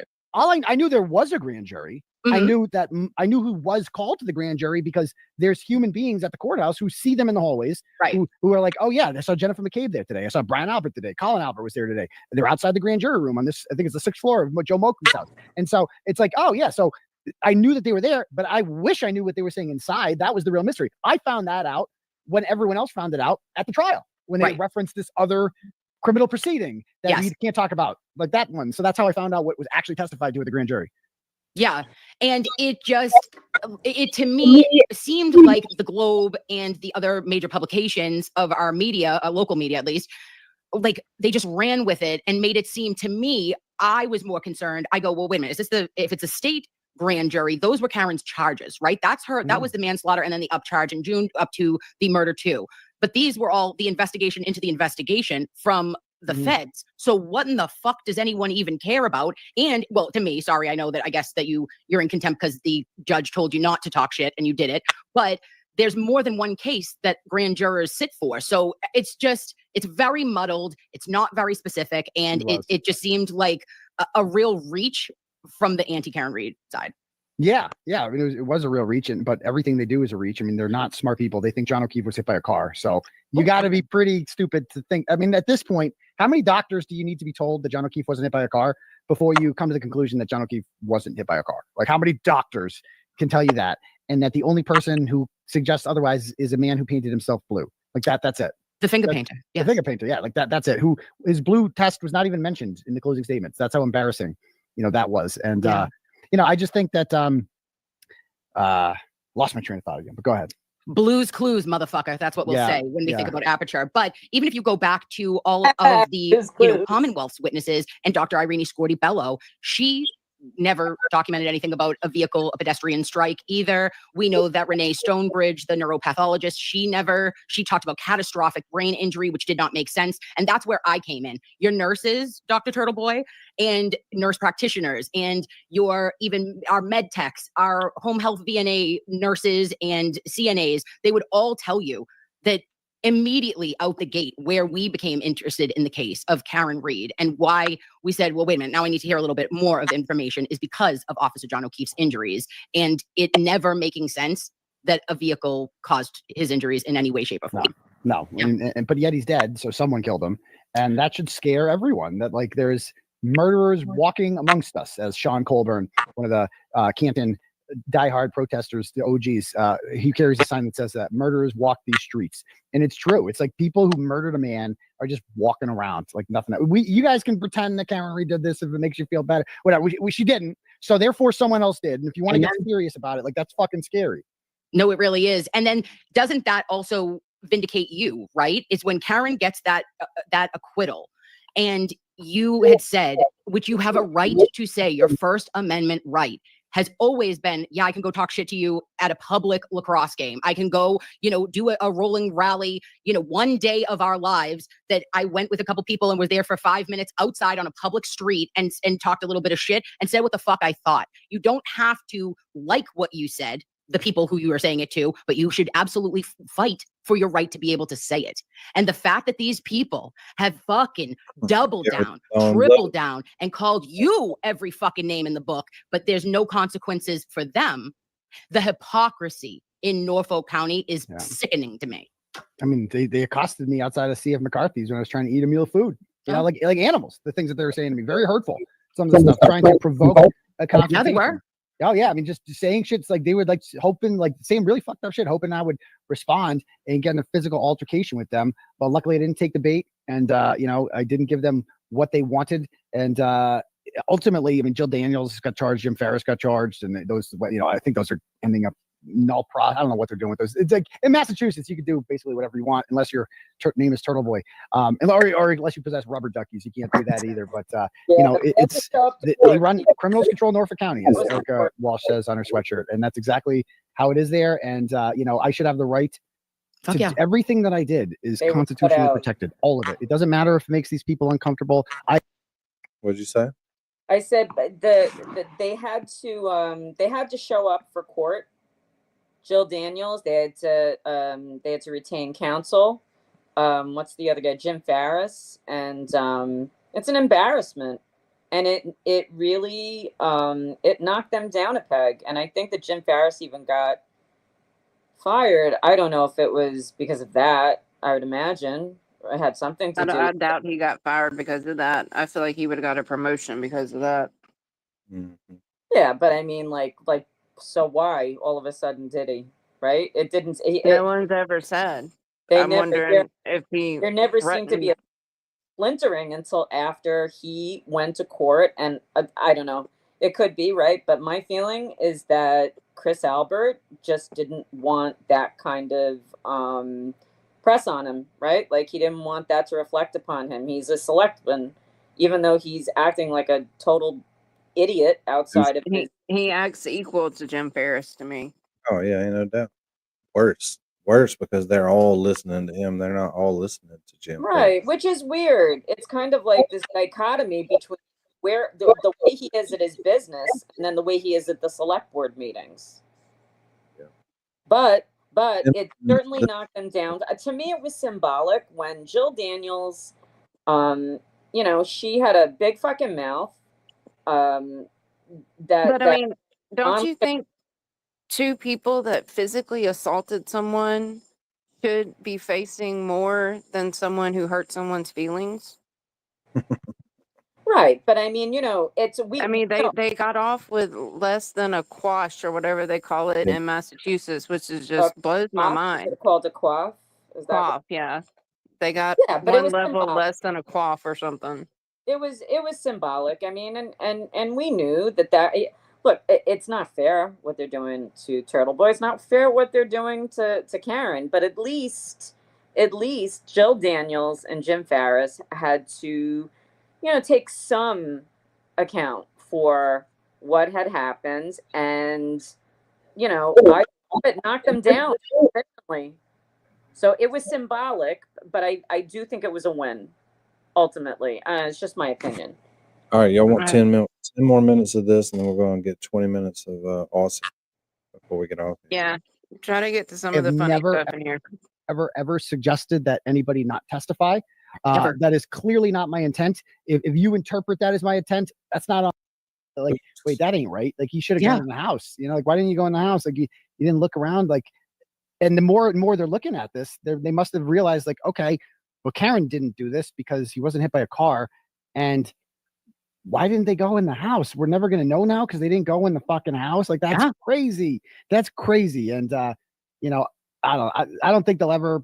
I'm not one of these people who thinks the McAlberts are ever going to jail for this. I think they're going to get away with it because I just think there's too much evidence that has been lost, and I really don't have faith in the feds. I don't know. I don't have that much faith in them. I never did. But you know, it's a shame. But you know what makes me happy is the fact that Kerry Roberts is crying to Fox News about, like, that is satisfaction in and of itself, that they're all sitting there crying and running to Krusty Panties to make us a video shitting on Morrissey. Like, that's all they got, and that's satisfying in and of itself. Yeah, and I think that there is a huge opportunity too, Aidan, for, you know, our brothers and sisters down in Norfolk County to say, hey, fuck you, Michael Morrissey. Meatball, the time is up. You burnt, babe. Okay, you're done, and we got to get someone new in because 2026 is that election. And there's DeJuna Perkins. She's been on with our pal Mike Crawford over at the Young Jerks, and she's a lovey, right? Even if she's not. Get Michael Morrissey out. That should be period, point, fucking blank to everybody. Like, he hasn't had anyone challenge his seat since what, 89? So like, there is a huge opportunity. Now, I think if there's a rollover and we see DeJuna or whoever's get in, you think that your case is going to go forward? Absolutely not. I hope not. And it's so funny because I retweeted these idiots yesterday. I forget the exact tweet, but it was the dumbest thing I've ever seen from these people. And they say a lot of dumb shit. It was basically, let me see if I can find it. It was from some account, one troll account called, it was like Earl Grey. Oh, a tea drinker. Is that his name? I don't fucking know. The guy can't keep track of these people, but I retweeted it, like, because it was the funniest shit. Give me 1 second to find the shit. It was wild. It was basically suggesting. So I was like sharing. Oh, here it is. I go, DeJuna Perkins is a serious candidate. She needed to be more visible. She needed to capitalize and issue a press release every time Morrissey did something stupid. She's starting to understand that. Strike while the iron's hot. Morrissey has a plot in the Turtleboy graveyard. And then I shared a Young Jerks link that is about her recent press release. I'm like, this is good. This is what we need. Like, capitalize on this. Get it out there. People should be donating to her campaign because you need money, you know, to win a campaign like this. So like, I'm tweeting about it, and the trolls, they got so mad about it. And they're like, look at him. This is what corruption looks like. He's trying to pay her off to get something in return. It's like, motherfucker, do you know what politics is? Like, do you understand how this shit works? People donate to political campaigns, right, based on who they think is gonna, like, be better for them. Like, that's how fucking politics works, bitch. Like, I know this is new to you because you motherfuckers have never voted before, Never. or like participated in anything. You don't know dick all. You never took a civics class, but this is actually how it works. Like, campaigns cost money. People donate to them, and like labor unions donate to them. And what do they want something in return. They want legislation that's pro-union. That's how it fucking works. So no, I'm not asking Juna Perkins for any promise to, like, drop the charges against me if she get in. I'm confident that if she is elected, she will do the right thing, as Michael Cox likes to say, and that this is all just a Morrissey fueled. I mean, it's embarrassing. Like, my charges are a relic of the old regime if she gets elected, and they should be the first ones to go. And so, man, how awesome! You think the Karen Reed celebrations was awesome, which it was. Like, think of that celebration when my charges go away. Like, that is going to be the ultimate fuck you. Like, oh my God. Well, look at sometimes TB, I do this. I go, oh, I got something in my pocket for you. And then I do it, okay. I do that. That's my thing.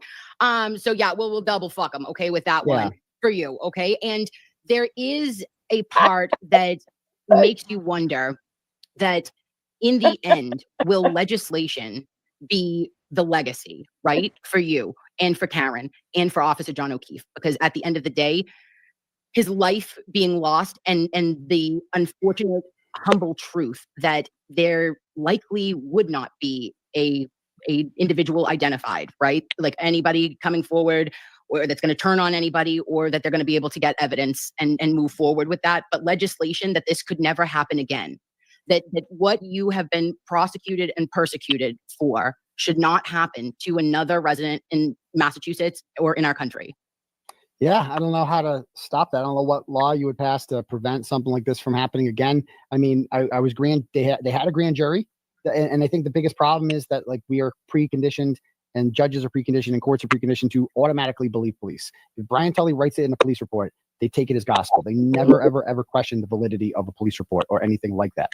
Which is why Brian Tully and Bukaki and Proctor are the ultimate betrayers in this whole story. They're worse than anyone else because our institutions have put their trust in them. And, like, we're supposed to trust these people, and they are the ones lying on police reports. They are the ones lying about what time cars are towed. They are the ones sending fake grand jury summons to Lindsay Gattani to get Aidan over the apartment. Like, they're just fucking evil that our police can do something like this. And they are the ultimate betrayers. And it's disgusting that these guys are still on the job, but at least they're getting rehomed. At least they're not happy about that. So that's a start. That is. And just because you mentioned what happened with Lindsay back in that was December of 23. Christmas 23, right? Yep. Yeah. So if it's possible, if you wouldn't mind.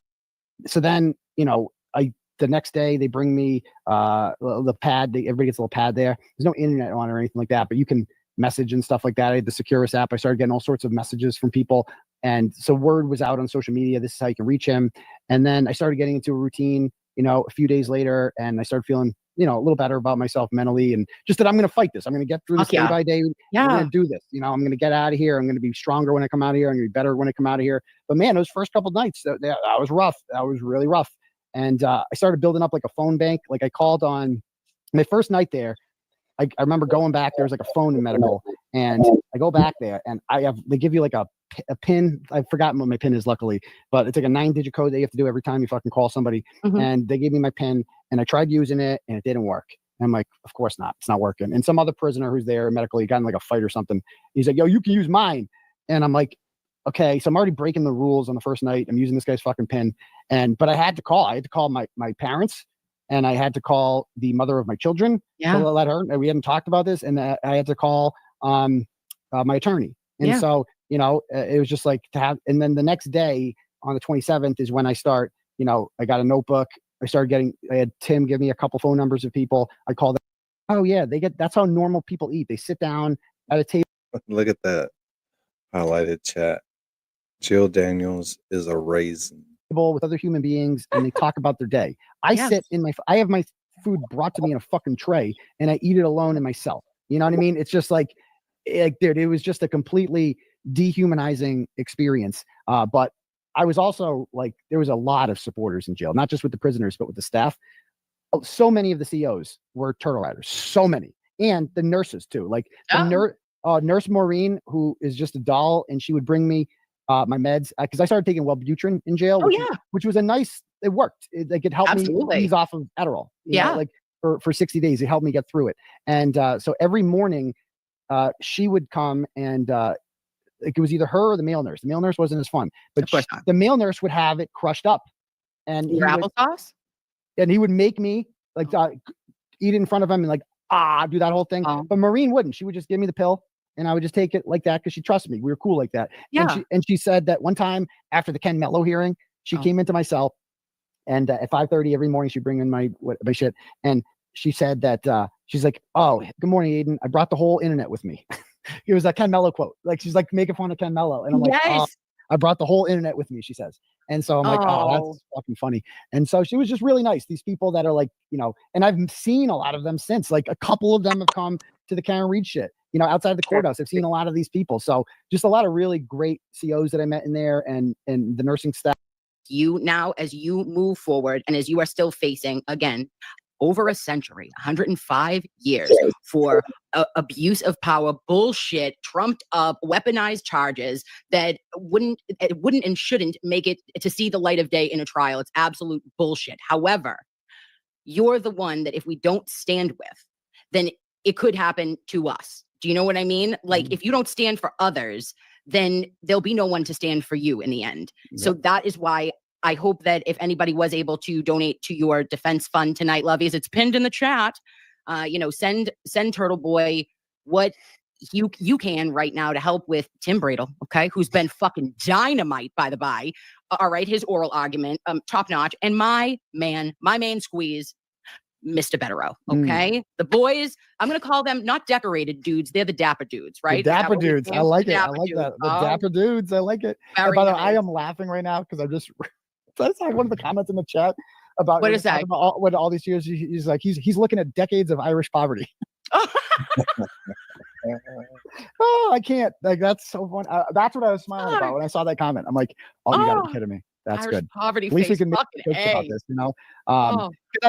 When I was in jail, it's weird because when you're outside, you have so many supporters, and you go out in public, and people take pictures with you and all that. And then I'm inside doing rec, and I'm just alone, by myself. Like there's no one around. It's just me, and it's just. But that there's so many people out there who would gladly be in there with you right now, hanging out, supporting you, just talking to you or whatever. And so I never felt truly alone in jail, and I knew that. And I know it's a great feeling to know that, like, no matter what happens to me, there is an army of people behind me who are not going to let this happen. They're going to rally behind me like we didn't let it happen to Karen Reed. That's the thing. No, we didn't let it happen. Like every time they tried to make life more difficult for Karen Reed by making flying in the experts for voir dire, doing it on a Friday, and then making them come back Monday, and we're like, no problem, we got you money. That's all you need is money. Well, we got your money. And like it was like a rallying cry every time Hank put up a hurdle that was so unfair for Karen Reed. The community rallied behind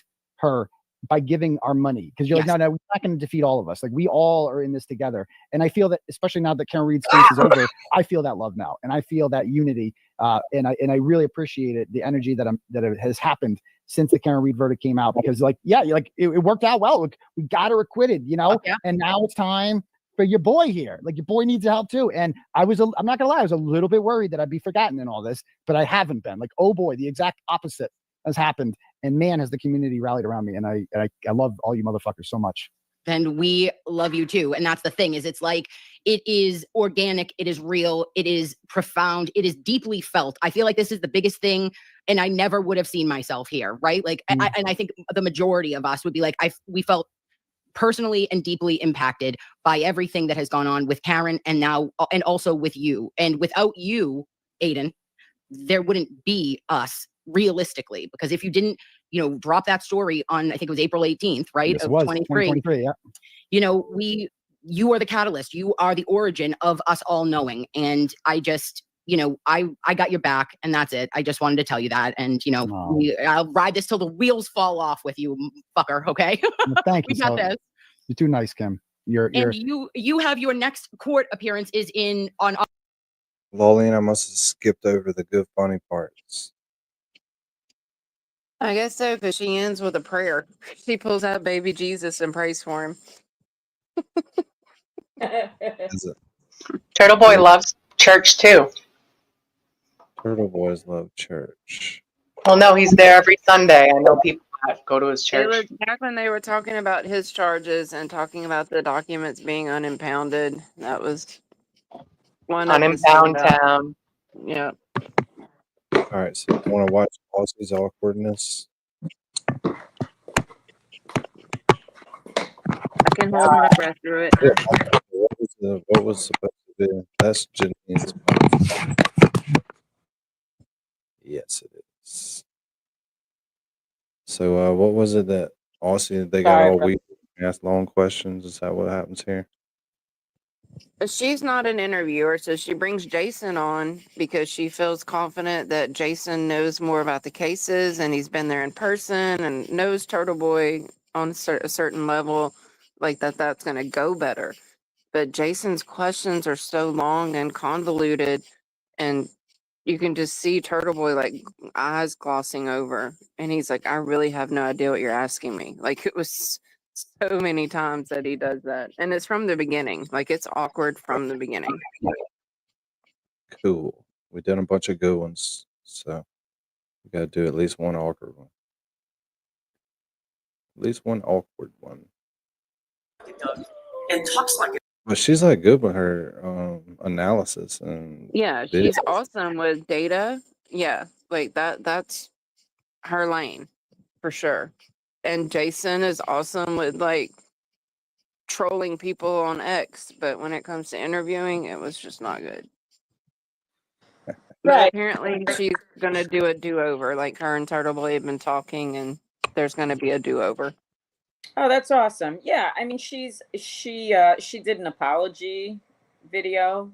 I didn't watch the whole interview. I watched parts of it, but then I watched the apology interview, and she was basically like, I was a little intimidated, and this is not my She never comes on camera. I've seen her once on camera before this, and it was for like just a couple of seconds. It was back when the whole I know, Miss right? Shorty stuff happened. Right, yeah, the same. And I really gave her a lot of credit for having done that,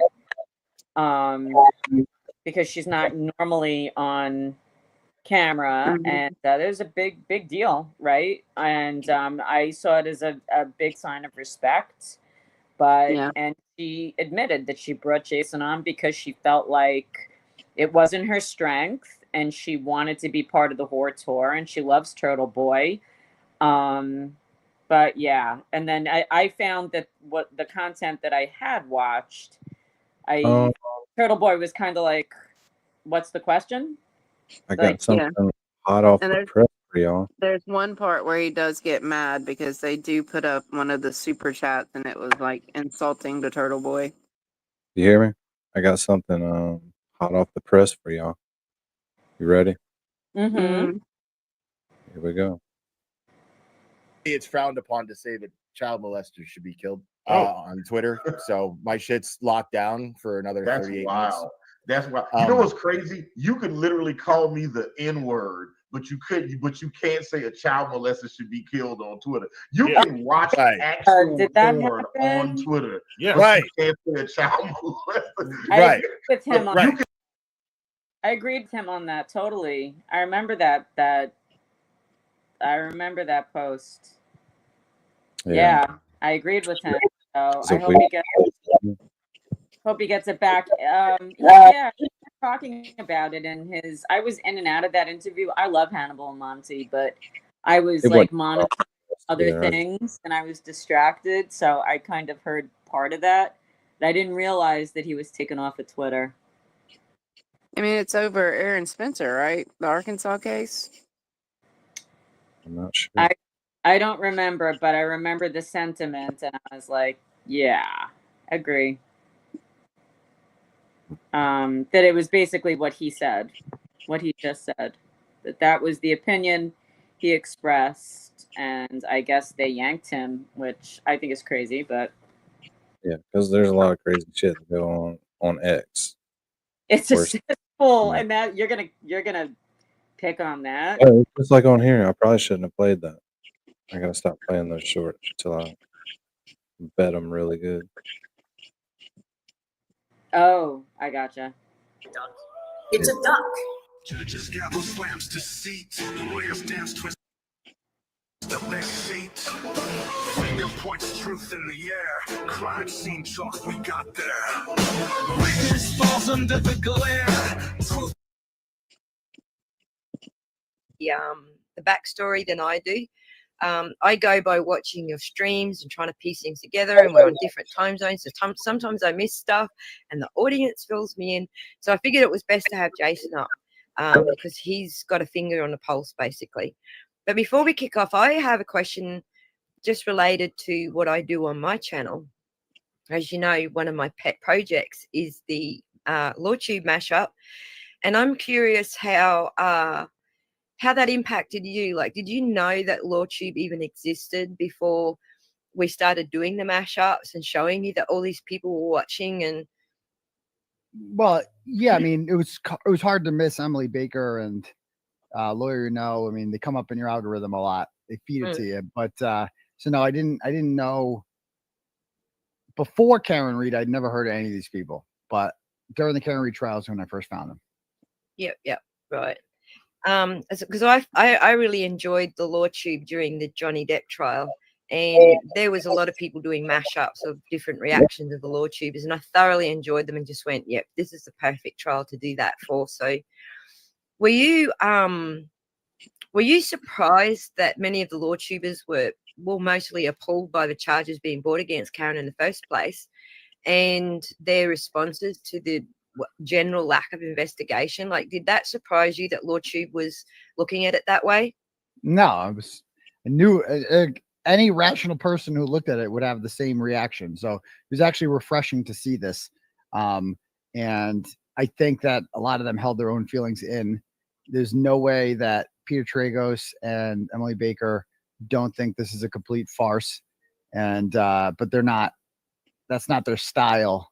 They're not saying it overtly. To say that now, but like, no, I mean, I'm like, okay, that's why I thought they would never bring it to trial, because the whole thing is just too embarrassing. I don't think anyone could possibly listen to all this and believe that Karen Reid is guilty, or like, not only that, like that she was framed and that the McAlberts killed John O'Keefe. Like, how could anybody watch this trial and reach any other conclusion? Like, it's absurd.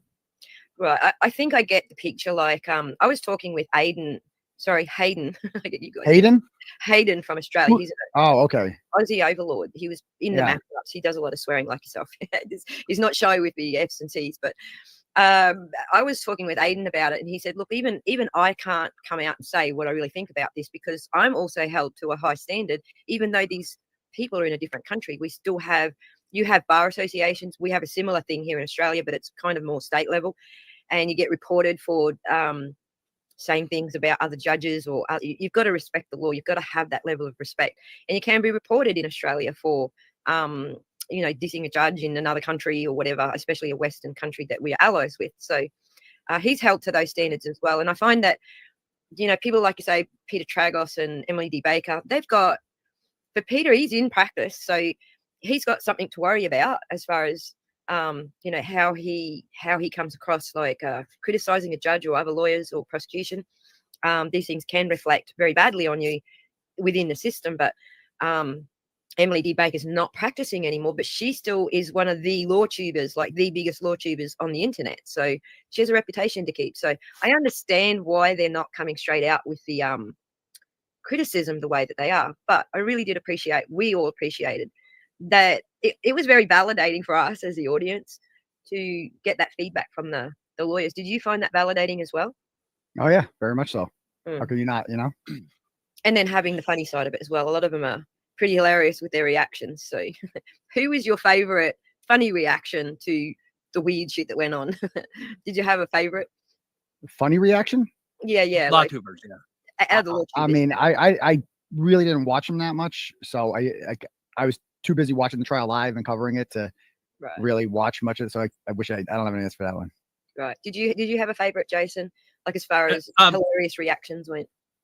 No, I actually think it's kind of funny, because similar to Aidan's answer, like, I actually don't have time to go on a lot of streams, and I try to hop in for Turtle Club. I try to do that. What I end up by doing is I end up by visiting a stream for 10 minutes, and I think, Aidan, you watch on 1.5 speed when you're watching videos or streams. I watch on 2, because it's hard to dedicate the time to do that and the time to covering all that. In general, I really do like Emily D. Baker. I think she has great reactions. So I do like watching her stuff. All of those people, LawTube was a full circle moment for me. I watched the Johnny Depp trial. I watched the Kyle Rittenhouse trial. And so that's how I came to know all these people.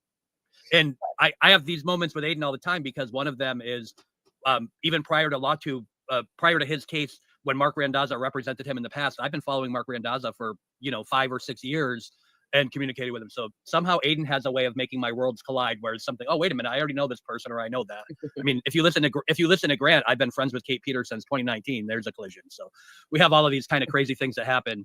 Well, you know, you guys, you just totally missed the point of the mashups. So you didn't have to tune into 200 streams and still catch the funny parts. But I think my favorite was Emily Lee Baker too. She just has epic reactions to things that my favorite saying is the fuckery.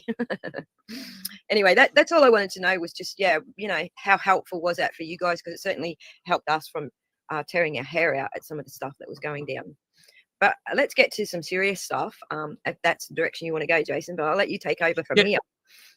It sure is. I've actually been kind of parroting this on social media because I think that we had this moment of celebration at the end of the Karen Reed trial, right? Everyone did. But we still have Aidan facing charges and we have all this. So there was this kind of this immediate celebration and people started to back off. And how did it feel? Because Aidan, I was worried when I came down on that Monday for your last hearing. I was worried that the crowds were going to be gone. I would never have said that publicly, but I'll admit it that privately I was worried that I was going to get there and that no one was going to be there. And I was pleasantly surprised that I couldn't get into the courtroom. How did that feel for you when you showed up? And were you worried about that in advance? It was a great feeling, you know. Fuck, and hey, that was the first question. And that was like 8 sentences. That's pretty. It gets worse. I mean, look at his face right now. It's nothing compared to what it's about to get to. He already doesn't like the chat. Yeah, he's been disengaged for a few minutes, you know, visibly. And you can tell it. You can tell it on every one of his interviews in the first 10 minutes if it's going to be good or not. Yep. Yeah, right. Yeah, if he's We were watching them, like just the get-go of them. Yeah. Because you can kind of tell the flow right quick, whether he feels awkward or he's ready to go or he kicks back and laughs and it's time to hang out. Yeah. This ain't no It's an awesome feeling having a big crowd there. And no, I wasn't worried about that. I knew that there would be people there for me. I knew it wouldn't be the same size as Karen's, but I know that especially with Karen's over in the victory, that you know, people understand the impact that my reporting had, and that you know, being like without my activism and journalism, a lot of people wouldn't know about this. So no, I'm not really surprised. I was happy to see people there. I think that's great. And I think that a lot of people, I don't know if they ever picked up on it because they got kind of so wrapped up in Karen's trial, but the parallels of these stories, your case actually has impacts that are just as large as hers because you have a government kind of run amok that has done that. Do you think that you felt closer to Karen after you got arrested and they were coming after you? Did you feel like a kind of like a kinship with her based on the fact that you were both being falsely accused and charged? Yeah. I mean, when I was charged, there was something more that her and I had in common that we could bond over for sure. Yeah. A lot of people don't know, you know, they're hearing about your case and I think everyone loves seeing Better Alive in court and the interaction between him and Judge Doolin and all of that. But a lot of this audience, I get questions all the time because there'll be a mention like, who is Leah Genduso? And so I think that there are a good number of people who are tuned into Karen who weren't getting into and as we start to, I don't know how much you can say and I don't want you to say what you can't, but as we start to get into your case more, there's this whole nother group of characters that are emerging that nobody knows about unless they've been a long-term turtle rider. Like some of us have followed you for a long time, but so who is Leah Genduso? But what is she? I don't know. So Leah Genduso, she's I mean, I've talked about. I've talked about her ad nauseum on my show. She's a disgraced state trooper who I exposed in 2018 for being a former drug dealer and money launderer who was investigated by the state police, and then they hired her to be a state trooper anyway, despite that. So we're getting reports from people, as you know, I do my own digging that this Leah Genduso was in the family Discord of people that Kate Peter has talking with the Karen Reed family members and everything. Do you find that I know we see this over and over again, but you seem to have all these characters from your past that keep popping up and getting themselves involved in ways. And I know Leah Genduso wasn't publicly involved or commenting much on this case, but do you think that they have any support beyond this core group of people who hate you because you talked about them or you talked about their friends, or you talked about their family members? I don't understand the question. Sorry. So what no, it's okay. So what I'm saying is that as we get more information that's coming out, like Leah Genduso, who apparently lives in another state now and doesn't have anything to do with this, is in the family Discord with members of the. I don't know what the family. I don't know what the family Discord is. I don't know what any of that means. Okay, we'll skip it. Yeah. We'll talk more. we'll skip it. We'll talk more about that later. Yeah. Does she So- have? Does she have any other support besides the people that hate you? Is I think the bottom of the question. Who? Karen, Who? sure. Jen, do you say What? Or in general, Kate Peter, the people that hate you. Kate that Peter. crew? Yeah. I'm not even close to understanding what the question is right now. Like, not even close. Hold on, let me. I don't understand. So we know that we have Kate Peter, who's come out as the spokesperson for the McAlberts and all of these things, and this whole group of people. How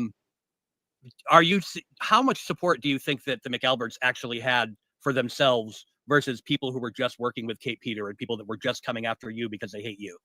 Like, what do you think if you had to guess like a percentage of the people supporting them, how many of them are really not connected to them at all? I mean, you've seen the opinion polls, right? Like, it was like what 80 to 90% of people thought Karen Reed was not guilty. I mean, you've seen the same polls I am, so it's like, yeah, that's what I would guess. So of that 10%, I observed probably maybe only 5% didn't know anyone, weren't connected to anyone, had just tuned into the Law and Crime Network and stuff like that. Of that small 10%, you know, there probably less than half, I reckon, were just new to the case and just went, you know, we're done, we don't get science, essentially. Or they listen to Court TV and they listen to Julie Grant and they've been watching it for 10 years and they're just going to believe everything she says, right? I think there's some of that. Yeah. Aidan, when we look at that and we look at those people that are out there that are coming after you in your case, we now see Kate Peters, obviously the leader of that crew, and we now see her name making an appearance in your case quite a bit in terms of some of these motions and letter motions that Betterow is sending.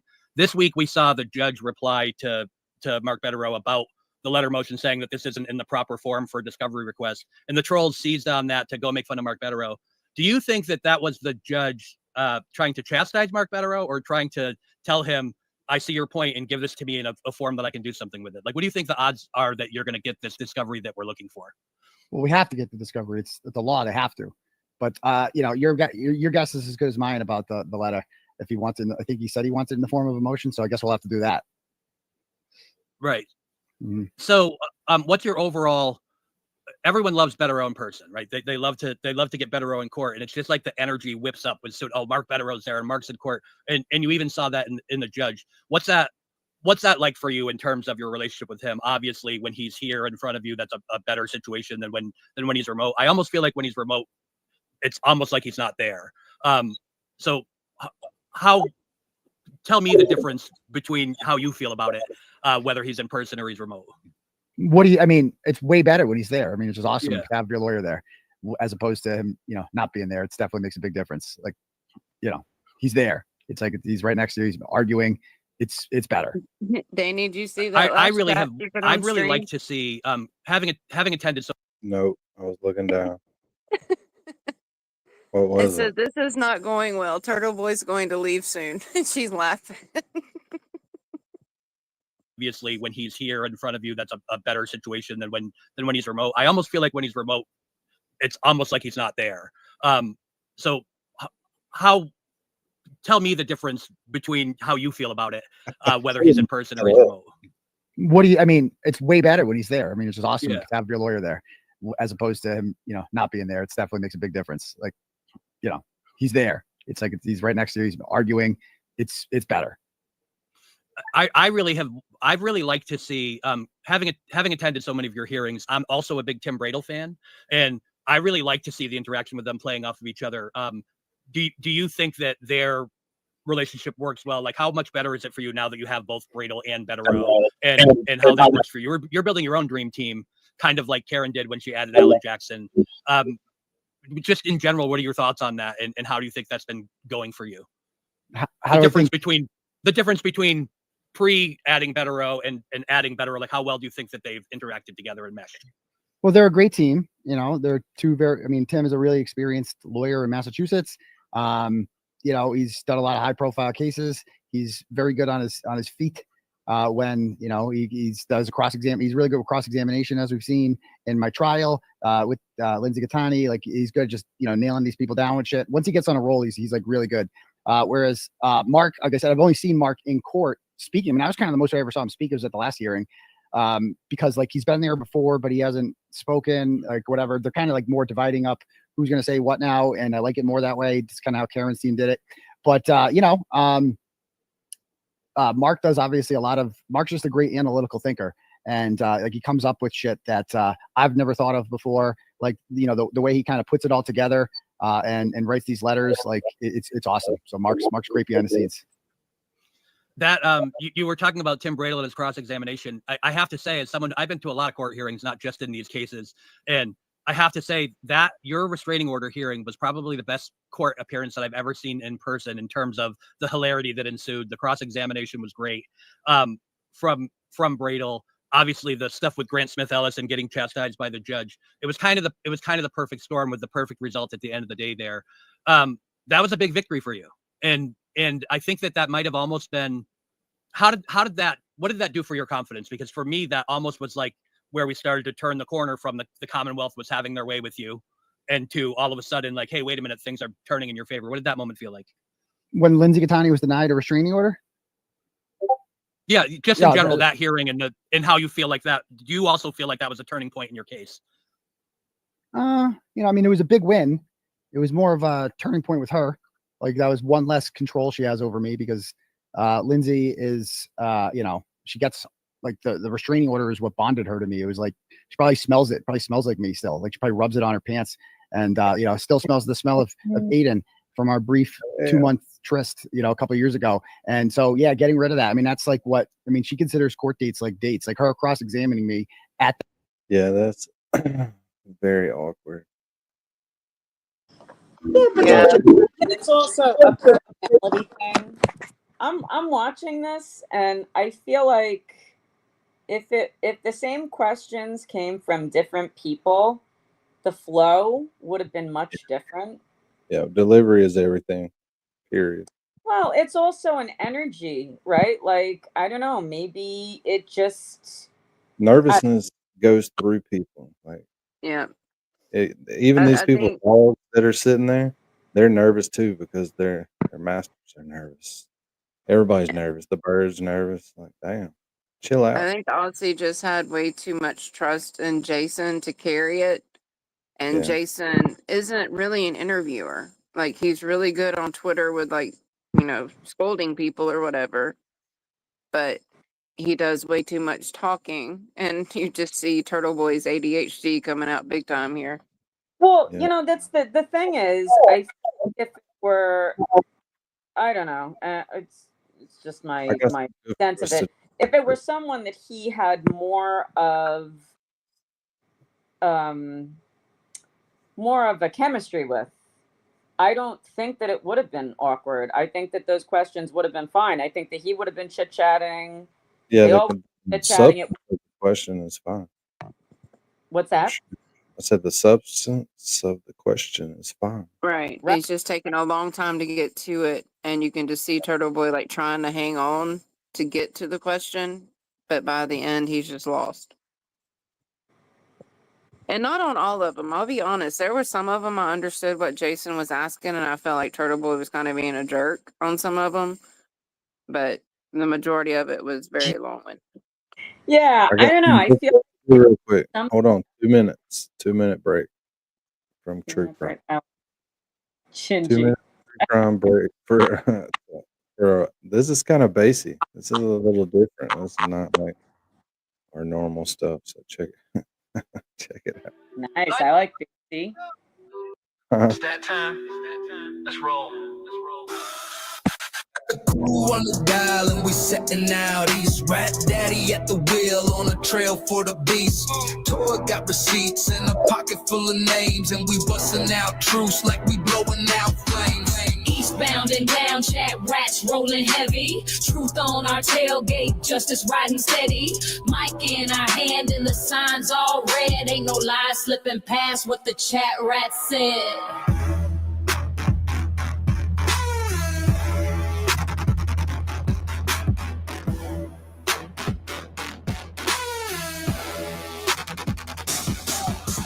Clerks got the playlist, angels taking charge, law leans on the mic and her notes hit hard. Mary B's lifted but she's sharper than attack. Dean's dropping questions while he's rolling in his Cadillac. Breaker, rap mama here, got eyeballs on that shady scene. Y'all ready? Light it up, rats. 10, 4, 20. Northbound and bold, truth in the backseat. Chat rats got that heat, can't be beat. From the chat rats lounge to the courthouse gate. We ride for the truth and we show to see that fate.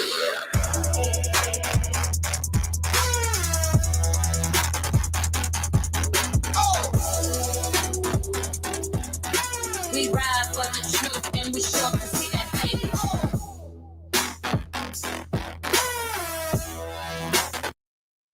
Kind of basic. Thumping. That's that Queen's version right there, Janine. Can you hear me? Yep. And we got Aussie Insider in the chat. Come on. Oh, nice. I can't hear you. What's up, Aussie? Just Hey, Aussie, welcome. Can you hear me now? Yeah, we you're hear there. you. Janine. Are you having? Oh, wait. No. Aussie Yeah, Insider that's awesome. here. Get the hell out of here. Crazy. Yeah. Hey, Aussie, what's going on? Welcome. Yeah, no, I like it. Thanks, Toy. It's Yeah, basic. A little bit that was different. good, Joy. It's a little bit different. Right. We'll be bumping that in the car. But also, we're just watching. I hope you're okay with us watching your content because it's too late. We're watching it. Trying to watch Turtleboys' best interviews and Thanks, Aussie. so we're just goofing. Yep. Well, it's great to have you. Thank you. Yeah, I'm sure a lot of these people in here, which I already know a lot of people in here watch your stuff. Let's get back to it. Yes. What time is it? 3? Yeah. That hearing. You know, I think that that was the first time she got to talk to me face to face since the incident, and I'm sure she was like, you know, it was like a date for her. It's as close to me as she can get, and actually talk to me and talk about our sex life. And I mean, that's the only question she kind of asks is like, "What about Roadhead? Did I give you Roadhead or not give you Roadhead? Did I, you know, didn't you fuck me on December 20th? Like, did you fuck me on this date?" And it's like she just wanted to talk about the good old days to her because that was like probably the great. You got to be prepared when he comes on your show, like to go back and beep some shit out because he's going to drop some language. Just 2 or 3 months of her life, and she's never getting it back. It is weird in the context of a restraining order hearing that it seemed like she was trying to say everything she could. And by the way, Leslie and Maureen in the chat can fuck off. I fucking hate you. Shut the fuck up. I just want to say that right now. Fuck off, Leslie. Go fuck yourself. I hope horrible fucking things happen to you. Die. There's a queue for the mods. We're running. Whatever. It's like criticism is how you grow. Chill. Like, what the fuck you talking about? I mean, they're criticizing me in the chat. What the fuck you want me to do? I'm sitting here. I'm like answering questions. They're criticizing me. Shut the fuck up. Go ahead. No, by Since Aussie's here, was that like one of your regular customers that he's talking to, or was it a troll that eased in there? Because this is a small channel, but we've had a couple trolls on this one. Yeah, It sounds I'm like curious science what they're too. saying. I know. I want to Get know. them all fired up like that. I mean, it doesn't take much, but Oh, she doesn't know who they were. Doesn't know who they were. Their button for the speaker. Because What? I keep hitting it and hitting. Can you hear me? Every time I hit the Yeah, speaker button, the unmute. I'm sorry, the unmute. It's delayed. It takes a few tries. So, so yeah. Somebody said it's if Aussie wants to come up and chit chat with us. Oh yeah, definitely. If she wants to. You'll be playing down though. You'll be playing down, but we more than welcome you. I mean, no pressure. Don't have to. Yeah, you don't have to though. No, we just have to have her in the chat. Welcome. Thank you. There's the link. You want to hang out? This is what we do. We usually have more people, but some of them have felt. We're 3.5 hours in. oh wow, time flies, huh? I swear. Yeah, I could kill y'all for getting me to do this shit. Sitting here in my living room 4 hours a night. You love it. I know. I am Closet. curious to know if this is Aussie's first time listening. Oh, I hope so. Aussie, have you ever before? I hope so. I wouldn't want her to hear I any of know. this. I never consider the fact that people actually watch us. No, it's I know, right? I'm like, what? So wait, like, Why? Why are you watching Yeah, we us? can tell the story though. This and I was started like, with me oh and my God, Janine Microdot's Campa. watched our show. That's crazy. Yeah, me, Janine Campa, and Betty Paralegal, and Toy got to be actual friends in the chat. So we started a channel so we could hang out. Hello. Yeah. Hello, Hello. Aussie. How are we all? Hi, you? Aussie. Welcome. Nice Aussie. to meet you. Thank Celebrity I'm sighting.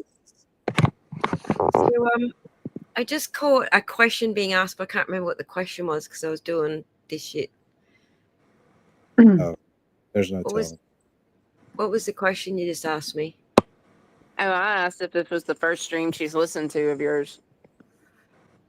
Is it the first time I heard it? Like the interview? Is that what you're asking? No, this channel. Oh no, this channel, the Rat House Media. I think I have actually heard like one other stream. I guess I've come across it once before. Oh, so And it's- I think it could. I think it could have been maybe Biffle that might have mentioned it. Actually, yep, Joe Biffle. yeah. Oh, Joe Biffle. Yeah, that's our buddy. Well, thank you so much for coming up. It's just updated on the meat prices across the country. Yeah. Well, I just wanted to say it's okay if you play the video. It's fine. I left it up for everybody to reflect. Well, we all are impressed by your ability to break down data and do your videos that you do, your live reactions. That's all awesome. You're super Yes. good at it. Thank you.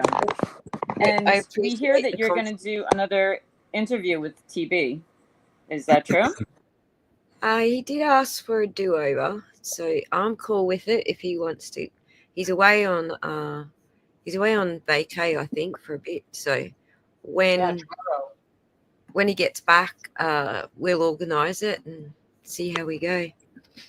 I actually had to cancel my next interview, which would have been way better today because fucking Skylink crashed. Oh, sorry, swore. You can cuss on Yeah. here.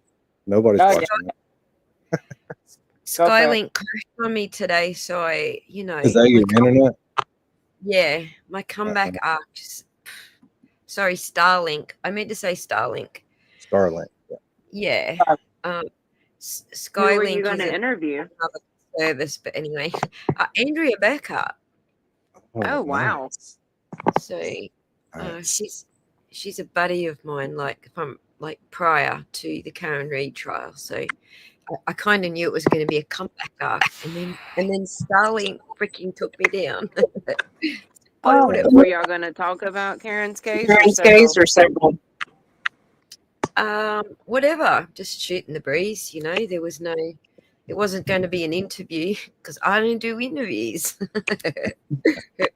Basically, You need to because you could do. You do them well. Next time, just do it yourself. I don't Do it like interviews. I'd rather just shoot the breeze like this. I know. Like we're doing. We're just shooting the breeze. This is more comfortable for me. Way more comfortable for me. Right. But the thing is, That's probably what you assumed it would be like when you first spoke to him. yeah, because he and Jason and TB know each other in person. So Right. I figured whatever thing they have going in person would probably, be there on screen, but nope. Right. You And so probably got nervous. anything in particular, Aussie? I'm sorry. Sorry, Jen. I didn't hear you say again.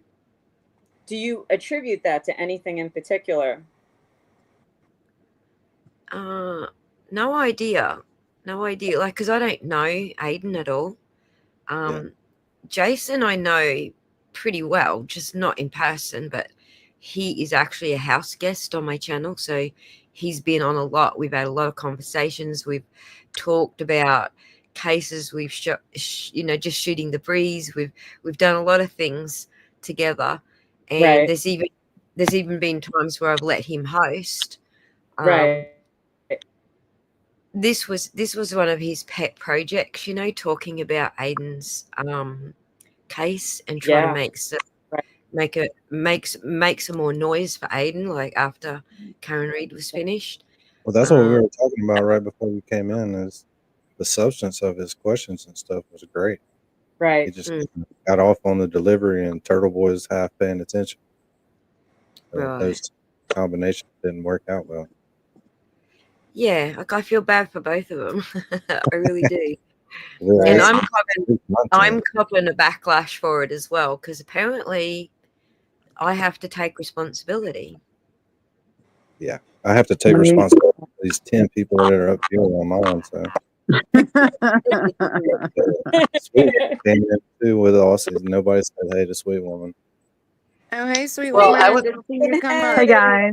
What's up, I sweet just kind woman? of snuck in. It's Yeah. Thursday. We're happy. Some of these people are locals. They're boots on the ground. Karen Readers, Mary B, Sweet Woman. Lovely. Janine's technically boots on the ground too. Yeah, Janine is Well, definitely. I mean, for 4.5 days. Thank you, You got a Lowy. picture with the lesson. I This met was some fun. Aussie. I met Mary B and I actually met. Mary, did you meet Jason? Yes. Mary. Yeah, I think we were chatting for a while. Is that you're when not y'all Scott McGinnis in there? Oh, I think. Aussie, I met Jason, and I have followed him. I follow him on X, and I know that DJ has had him on a bunch of times. But yeah, I met him in person. It was a couple of minutes. We were there the day before. Mary and I were there actually, I think 4 Tuesdays. I think she was there 5 Tuesdays. But we went to the courthouse, and the last Tuesday, obviously the verdict came through on Wednesday. We thought we had a verdict, and David Yannetti got out of the black truck, and he gave us all this look, and we were like, oh my God, they called them back, and we thought that we had a verdict. And that's when Bev said, no, everybody should go home. But it was nice. There were so many people there that day, like Mike Crawford was there. John Como, Dixie Normus, I met him. Dixie Normus, yep. Nan was there. He hugged me. He was like, Dixie Normus. But yeah, Jason was a real nice guy. And he's a Connecticut guy. I'm in Connecticut, not far from. I'm glad you met him, and it's so good to meet boots on the ground. It's lovely to meet you all. There's a lot Thank you. I don't know The how I got real to them. like Scott McGinnis, Dina, Robin G, Cheryl with an S. Who else, Mary? Dina. They're all subs, and Scott McGinnis is my other in-house guest as well. Yeah, he's awesome. Scott's He would great. always go and he'd have all the chairs set up. He brought extra chairs for everybody, and he always stayed the latest and made sure everything got cleaned up. And Scott's the best. Scott's the best. Oh my God, how could you not love? You remember the picture of Scott standing on the courthouse steps, like 5 degrees. He's got all of his signs. Yes. Out there by himself. Yep. Oh, absolutely. He was always like, he would be out there by himself. I went there one time when Aidan was in jail and in the winter, and I was like, who is this guy? Like, I had no idea who he was, and he was just hardcore. Like, he had like a head wrap on, and just it was his green sweatshirt. He is like a diehard dude. It was unbelievable. Yep, he was pretty much there every day. Like, there's a few people who were there like every single day since before Aidan went to jail. There's a few of them, and It's the legacy standout people. You can basically Right. find them all at the legacy standout. Yeah, and they did do standouts at the legacy place too. I mean, the legacy. Yeah. going right back to the rolling rally, that sort of period as That well. just came up in my. So I went to the rolling rally, and that just came up in my memories. It was 2 days ago, a year ago. It was 2 years ago, 2 days ago, and I have footage of like Aidan was on his microphone. I didn't go to Norwood to Brian Albert's house, but the condo that he moved to.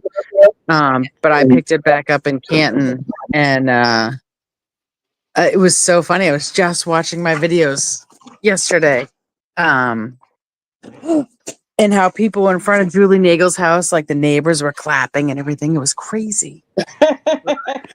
Sweet woman, didn't you take us to a few, like part of that? Yeah, all she of gave that? us our own little Yes, rolling rally. you got the little tour. I didn't take you to Julie Nagel's house, but we went to the other places. We Yeah, did. the 3 of the people on this panel right here did a video bomb on John DePietro while he was filming one of his shows, like 2 days after. Oh, that's right. That's right. You have that, brother?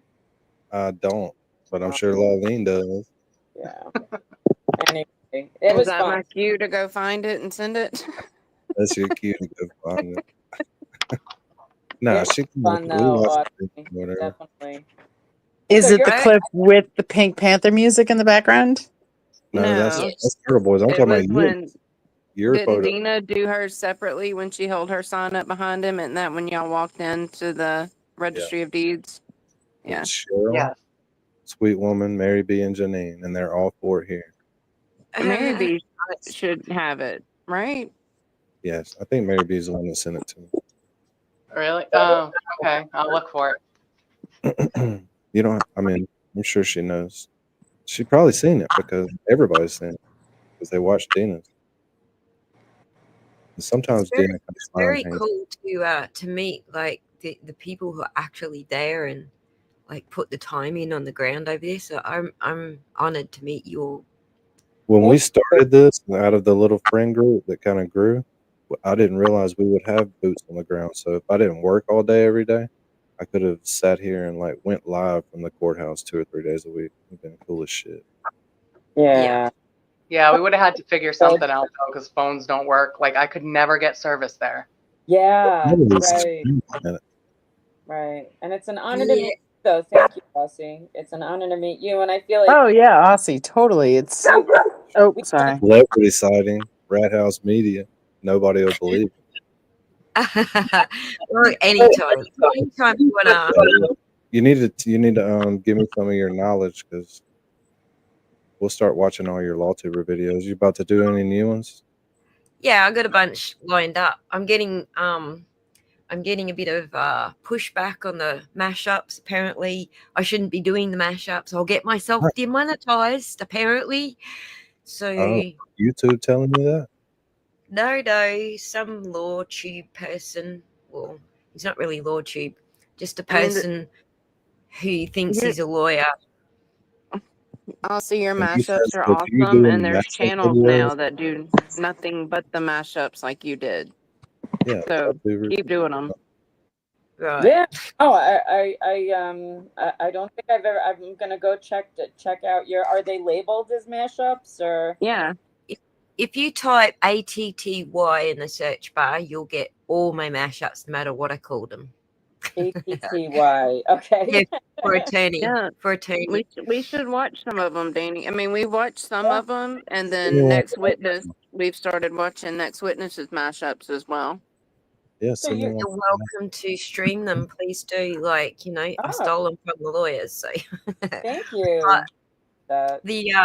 There's a guy called Loophole Lawyer who's trying to say, like, you're going to get demonetized, but it's like, I just got paid for all of those. Like, those are in the past. I already got the money for those. Like, they can't ask for it back now. It's actually cashed, Right.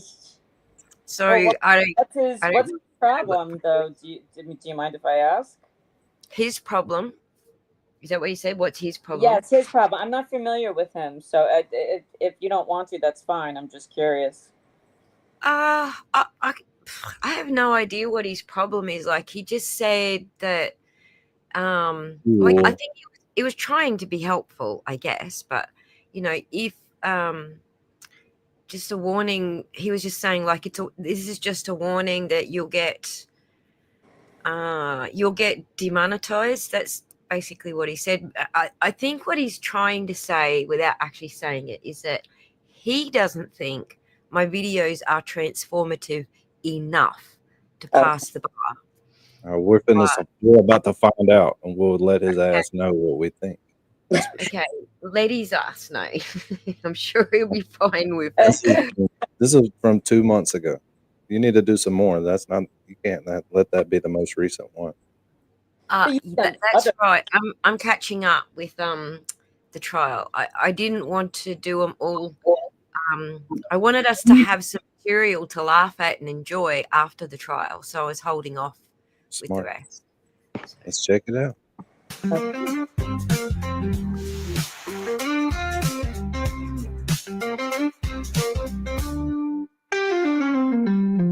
The data don't lie, people do. It is day 2 of trial. If we start with full-throated now, we're never going to survive. It's day 2. Carrie Roberts was like witness number 40 something in the first trial, but for some reason, Brennan decided to put her on second this time around, and thank God he did. Wow. Carrie Roberts, Jennifer McCabe's mouthpiece, needs to set the stage. So far, they've started off with 2 of the worst possible witnesses in the history of trials, Carrie Roberts and Timothy Nuttall. He brings that out on multiple witnesses, that she left him, but did she say inside or outside or anything like that? It's like, no, but... Aussie, just so you know, that's Laulene's boyfriend. Oh my that God. lines up with what Karen Reed says, right? Move on. When can we finish with this witness?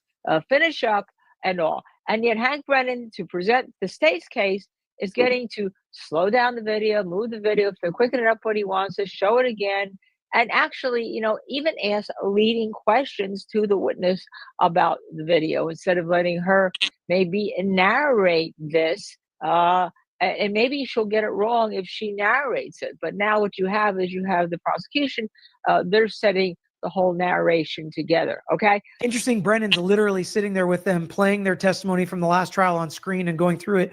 And it's still this different between trial 1 and 2 for the first 2 witnesses. I found that interesting. When I brushed the snow off his face, his left eye was fine. It had an ice cube on it that I pulled off, but the right eye had an ice cube on it. Out to here, like a golf ball. An ice cube. Yes. She pulled an ice cube off of his eye. Sure it wasn't glass? This is all an ice cube. Yeah, ice cube has entered the chat. Ice cube, iced tea. Was there an ice cube tray found nearby? Great question. What now? What now? What now? What now? Interesting. Oh, I told him I needed to buckle up. I swear. Jennifer. Hi, Carrie. Hi, Jennifer. I'm sure you guys are watching this. That's amazing. That's a Freudian slip. Accidentally saying, I need to buckle up and fasten my seatbelt. That is incredible. In a subconscious way, this channel is in the courtroom. Can't make this stuff up, folks. Hello? Yeah, I hear you. Hello, Yeah. are you there? Is this the Jennifer McCabe Witness Preparation School? I'm sorry. Have a list. Do you have? Yeah. Can we make a chart? Do you have some space in your class? Oh, it's full up. Full up. Wait. Okay. Well, thanks. Maybe I'll try you back. Okay. That's what that's what Brennan is trying to do is he's establishing the theme. He knows these people are going to be cross-examined. He knows these people are going to get torn up with their prior statements. I mean, it was no surprise to him that they were able to bring in their grand jury testimony. It was inconsistent with what their testimony or their prior trials testimony. He knew that was all going to happen. Say hello to the new person in the chat. What's up, lady? James Lynch. Hi, James Lynch. Hey Repeating there. the same themes in all these witnesses so that the jury maybe will pick out, well, you know what, even though they're maybe not credible individually, maybe as a group, all 6 of them, maybe there's some credibility there, and maybe there is a fact in there that we can rely on. Yeah. Yeah. You can't make it up. You guys, if a Hollywood writer's room scripting this as a pilot, somebody would try to pitch this to a network as a pilot, and they would laugh him out of there. They'd laugh him out of the conference room. And like, yeah, nobody would ever believe this. Come on, it's ridiculous. She pulled an ice cube off of him. She said something about Karen was acting all crazy, all right? And then today, she's got, Karen supposedly is walking around, and yet she's got her doing CPR, but she doesn't know what she's doing. There always has to be that kind of dig, right? This is a very gentle start to a cross-examination, and this is appropriate. Brennan, STFU. Jackson asked the question, Brennan. You sit down. You sit down, Brennan. Jackson can dig his own hole. What were the circumstances under which you contacted Mr. Morrissey? Well, during the course of this trial, the witnesses have been harassed. That's not my question. But I'm answering your question. Hold on. She's getting into witness harassment. Bang, bang. Let's go. You know, it would be laughable if it were still funny, but it's like the joke that you've heard too many times by now. It's just not really that funny anymore. This whole recross is the wildest shit. May I see it? Sure. Oh, you don't trust Jackson, Carrie?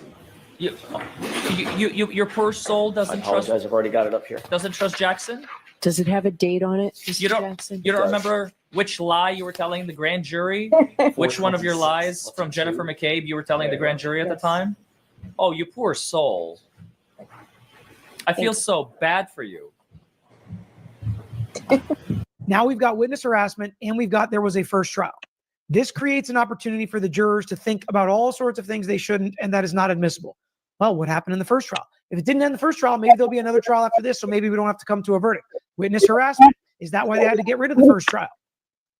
All sorts of things that are being discussed that are inadmissible, that shouldn't be discussed. You can clearly tell, if you had the opportunity to look at Carrie Roberts' testimony from trial 1 compared to trial 2, you can see the changes. You can see the demeanor changes. You can see the factual changes. And what has happened in that year since? A lot of prep from the Jen McCabe School of Witness Preparation. A lot. I've lost objectivity in this. Some of these aren't proper questions, but tell Carrie everything Jen said about her while we sit and watch. Tell her everything Jen said about her in those group texts while we sit and watch. Objection. Could you hear that, Ms. Roberts? No. Okay, next question. Okay. When the judge says that to the witness, I call that coaching the witness. Could you hear that, Ms. Roberts? Let the witness answer the question as it was posed to her. Judge, what you're doing is prejudicial. It's coaching. It makes it look like you're on the side of the prosecution, and it's improper. That's and right. then ask her if she watched Jen's testimony. I want to know. Ma'am. Melanie was always at my level of outrage. Like, I would watch others and I'm like, yeah, you're not outraged. I got to go back to Melanie. Yeah. Matches my level of outrage today. Yep, it's true. It's true. She was very passionate. Yep. She did channel the anger very well. Yeah, we all I feel like bonded. Andrea does too. Yeah. She went to that Dave Matthews concert, and I was like, damn it. Now I always have to Ellen. Yeah. Clara did too, right? I don't want to talk about it. Passionate. Dave Matthews. Wow, what happened? So he is playing 2 nights in New Hampshire, but no nights in Massachusetts. Usually, like, once they hit New Hampshire, they play Massachusetts, Connecticut. Yeah. Something's going on at the Xfinity Center in Mansfield in Massachusetts. A lot of the big name people aren't coming, but they're going up to New Hampshire, which is weird because That is weird. New Hampshire's a little bit more. The stadies are all corrupt. Yeah, nobody wants to come to Massachusetts. That's weird because Thanks a lot, Proctor. Yeah, but Dave Matthews bartended in Boston. What? Didn't he? Where did he go?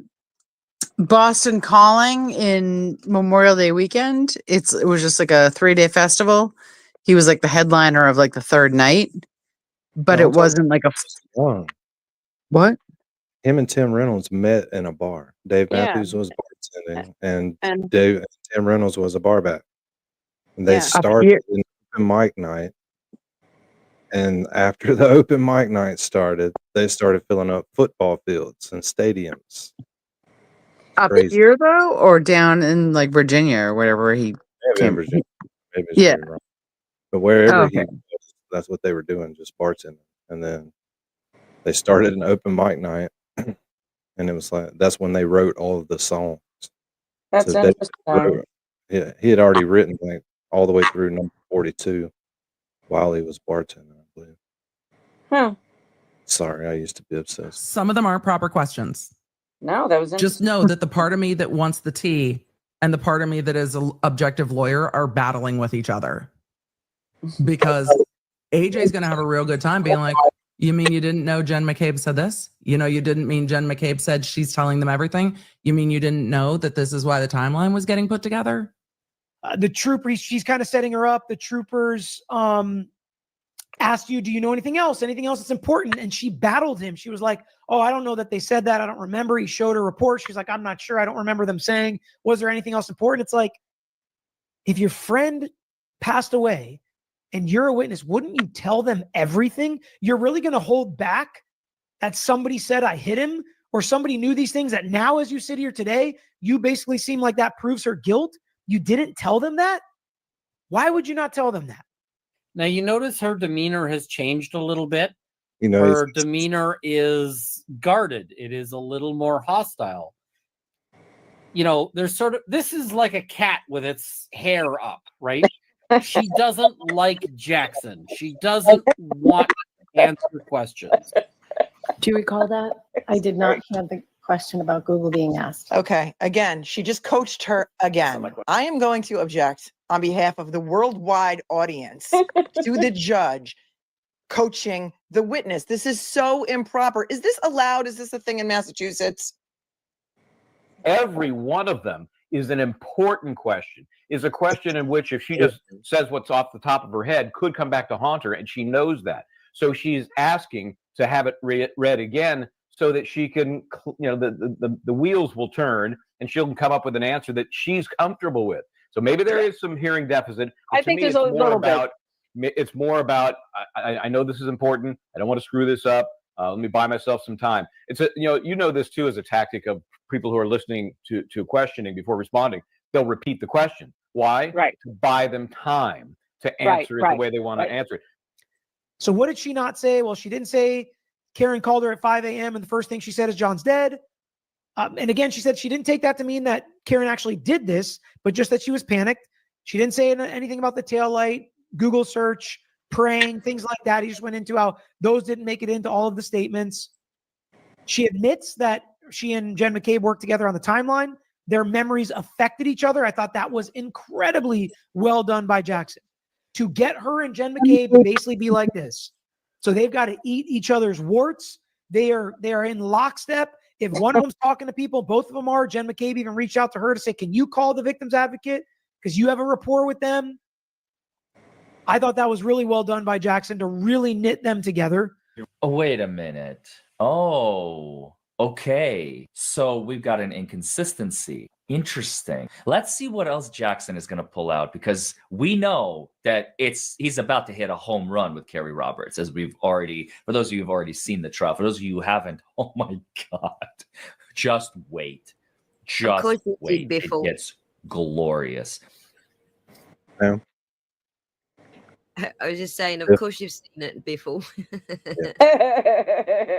I love Joe Biffle. He cracks me up. Biffle is awesome.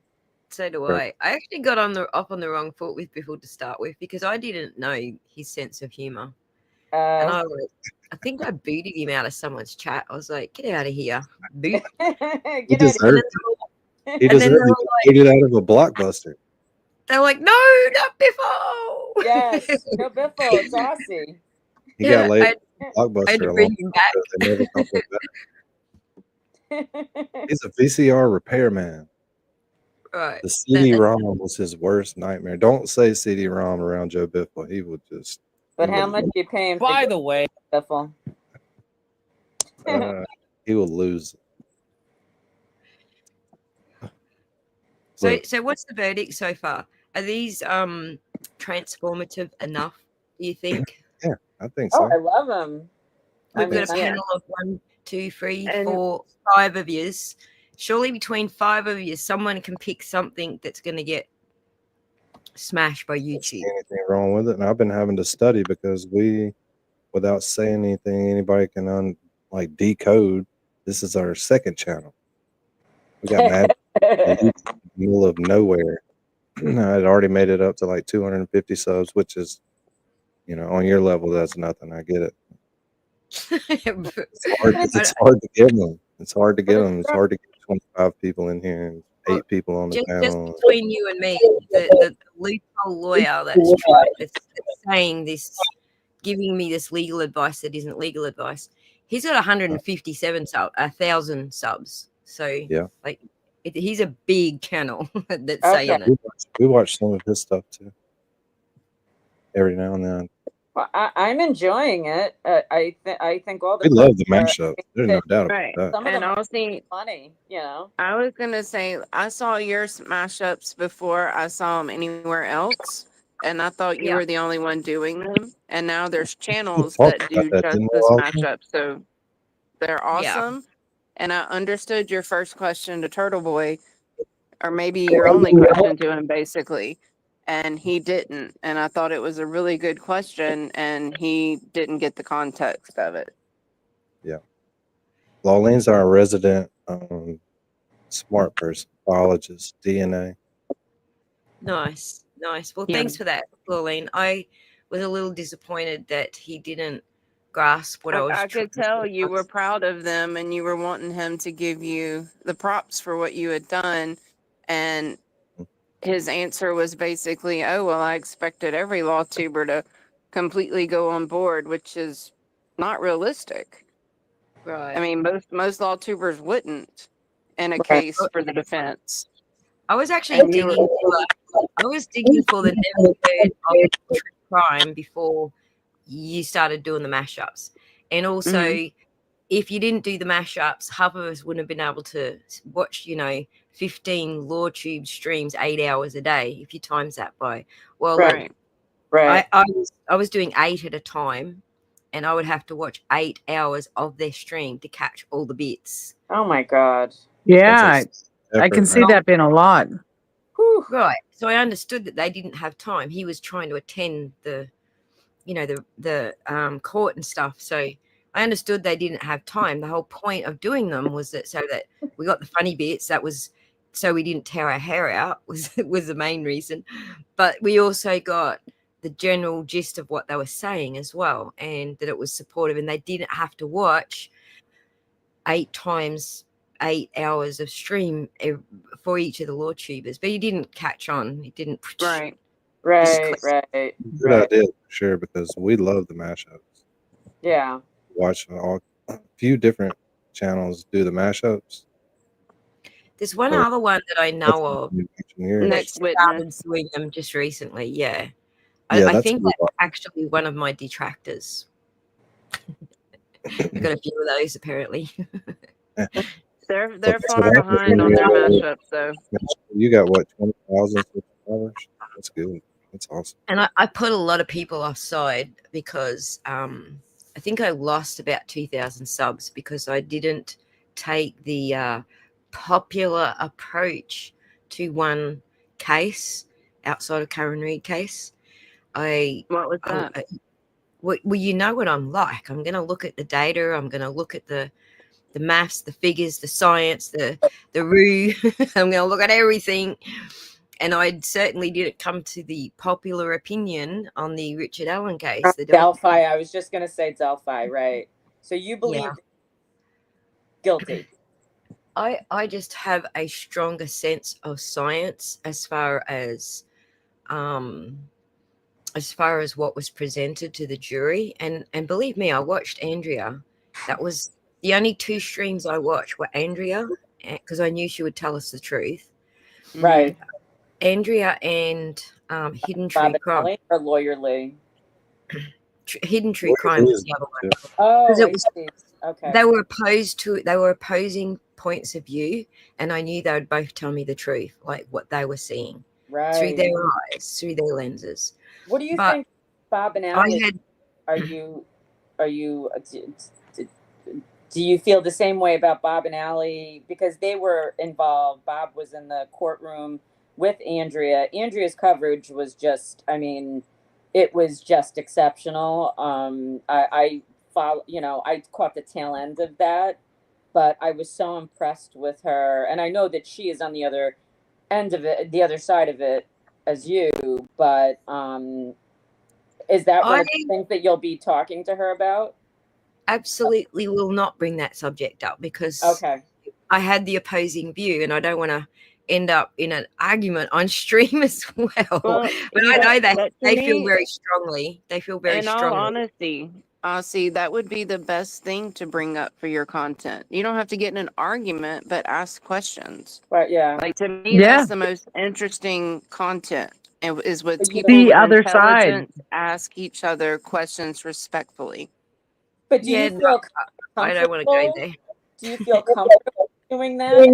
Kind of like a oppositional, not necessarily combative, but If we picked another one, yes, but not that one, because my history with that one, the reason I've been following that one since 2017. Before I even actually started my YouTube channel, I was following that case. Okay. But the reason that I don't specifically want to talk about it is because my grandmother was murdered in a similar way. Well, she had her my God. I'm breast so removed with a Sharpie, but there was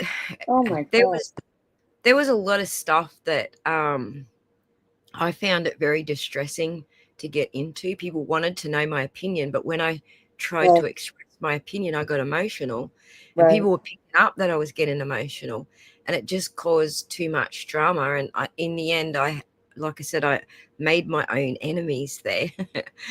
So I didn't mean to, but there's just some things you're equipped to handle a debate on, and that's, for me, that's just not one of them. So, well, do you think he acted alone? Yes. Okay.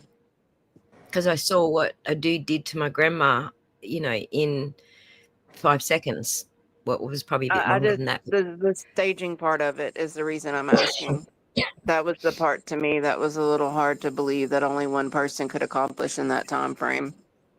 I always thought, before they caught him specifically, I always thought, and I still do feel, that first dude was actually involved in getting the girls there.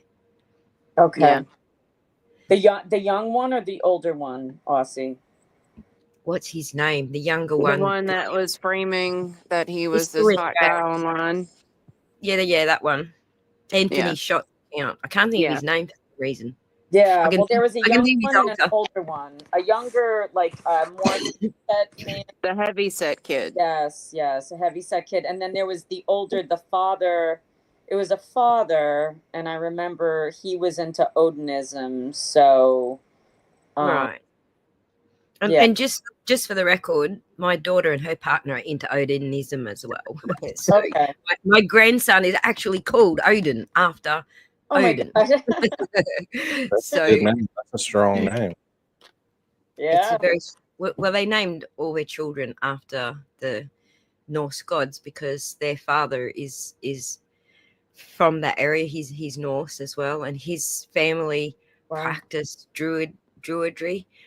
And they actually do all the reenactments for the movies that comes through this area.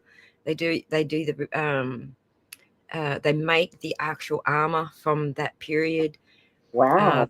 The clothing, the pretty much everything. They do it all. And then they do reenactments for movies that are shooting. Do they do reenactments like we have? I know particularly, and I'm in the Northeast and in upstate New York, there's a lot of like World War II, Civil War reenactments? Do they do things like that locally, regionally? Yeah, they have like a yearly battle where they actually beat each other, beat each other's helmets and costumes to the crap house just to see how good they built them. Oh wow, Yeah, it'd be fun to So, watch. yeah. My daughter's partner, his brother actually he's what do they call it, a blacksmith. He's actually traditional blacksmith, like from Wow. that period. So That's and he sorry that's a skill, like a real skill. Yeah, full on skill, full on. I love watching him work. I love watching him doing the leather work. So I do leather work, but I do like modern leather work. So I'm dealing with, you know, split leather. He's got this leather and it's like half an inch thick, and he's doing shit with this. Like, I couldn't even cut one piece. Like he's sitting there cutting a full freaking body armor, and you know how it's made out of like little leaflets, like thousands of little leaflets. He'll cut this shit out. He'll make boots out of it. It's just crazy. It's crazy stuff. Wow. But I didn't fall for the Odinism stuff because I know that people who practice that in modern day don't do the shit that his lawyers were saying was going on. Right, but you have a different get it. perspective from it in Correct. Australia versus, I mean, we all see how religions and stuff get the interpretations twisted yeah, in different countries. And that was Right. going to be my question. I understand what you're saying and your approach to the case, and I don't want to be like harsh Well, or I anything. think But if they're practicing traditional Norse Odinism, they're all practicing the same thing. It comes from a different country. It all comes from the same spot.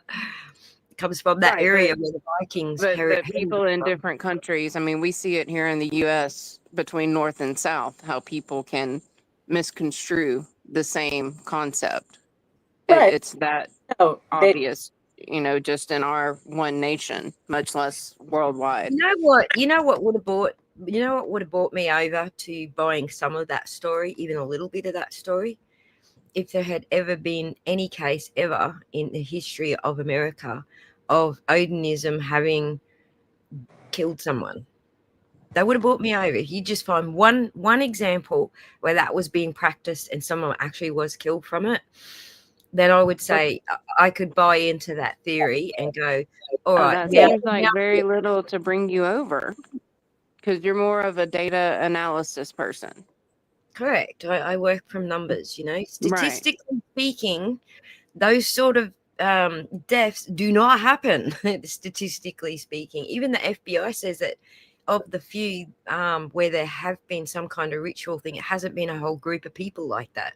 It's just been one or two people thinking that they're clever and something, and someone ends up dead. So right. So it's not like ritualistic. So like the, you know, to your point about patterns and statistics, like, you know, Satanism and the occult, which is big in like, you know, the 60s and the 70s, and or even Wiccan. Wiccan has been blamed for murders here in the U.S. Who's in that? the I'm past sorry, 2 Pauline? decades. What was Wiccan. right, there's a lot of Wiccan, blame, yeah, but I right. just Wiccan don't is see any stats to back it up. right, and yeah.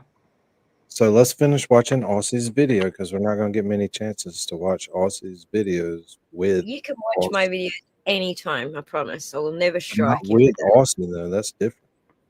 That's way different. Hey, if you're ever on the stand and they say, on this other occasion, you swore to tell the truth, right?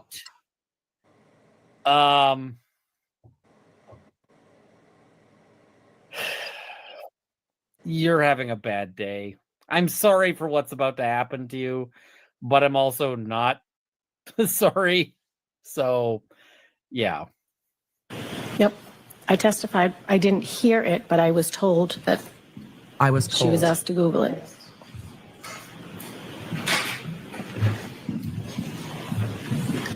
Ding, ding, ding, ding, ding, ding, ding. Tag team back again. Check You it, check it testified once under again. oath Whoop, at the there grand it jury is. that at some point And yet that's what you testified to under oath, under penalty of perjury in front of the grand jury, didn't you? I did. And the reason you did that. And it's not true, is it? I don't recall. Would it refresh your recollection to look at a copy? Well, it's not going to of get better that from here. Interview. Because you're done. And that report. Sure. Technically, I was under oath and I did not hear. What does that mean? Wait, whoa. Time out. Technically, I was under oath. Like Jackson said, it's like being pregnant. You can't be technically half pregnant. You were under oath or you were not under oath. The answer is yes, you were under oath. That means you have to tell the truth. And doesn't matter that you misunderstood the question. Ask the lawyer, Lally. He's on your side. You could have asked him, hey, can you clarify this? Can you please re-ask the question? I don't understand the question. You lied and you know it. Because the jury's just like, you told the grand jury you heard it, but you didn't hear it. You were told it. So when you need to testify to what you saw, what you heard, and what you did, that's not what you did at the grand jury, is it? My understanding is the way that it came about is they got together and went through a timeline together. And When you say so they, you mean I'm talking Carrie about- Roberts and Jen McCabe. Yes. The next morning. Right. And Right. they got together, and that's where the information came from. You didn't know it. You were told it. That's a game of telephone, not a game of testimony. By the way, this pinning her down slowly cutting off her avenues of escape. This is a whole skill, right? This is a whole skill set that you have to learn that is difficult, but he keeps slowly cutting off each direction she wants to run away and pinning her down and pinning her down and pinning her down. That's when Roberts testified about. And where she got the information was where they sat down and they coordinated between the two of them. Now, that's pretty damaging. Once you sort of say, I did a thing, then it becomes very hard to regain that. Once you sort of have broken that oath, it's like, oh, shit. And not intentionally. Okay, that's the end of Understood this. the question, Mr. Jackson. All right. Is there any other question, or is that it? I didn't know what she just said. I said I misunderstood the question, Mr. Jackson. Oh, look at her anger. Oh, you can tell she's like, I am caught and I have no way out. I misunderstood the question, Mr. Jackson. You can see her channeling Jennifer McCabe. Like, Jennifer, I really need you here. You need to hold my hand, at least like in theory. I will never betray you, my good friend, Jennifer. Oh, God, look at that furious anger that she is just, I mean, she is ready to kill. That's a look that can kill right there. I'm Oh, my spewing God, that he pun didn't intended. actually watch the whole trial. Okay. But spewing he didn't actually watch the whole trial live, because I felt like if anybody, he was the other one who matched my level of outrage. Next to Melanie, of course. Yeah. But in terms of Carrie Robert, though, I do feel as though she was, just about that one clip. I thought that she was kind of, playing it up a little bit. There's no doubt. There's no doubt about that.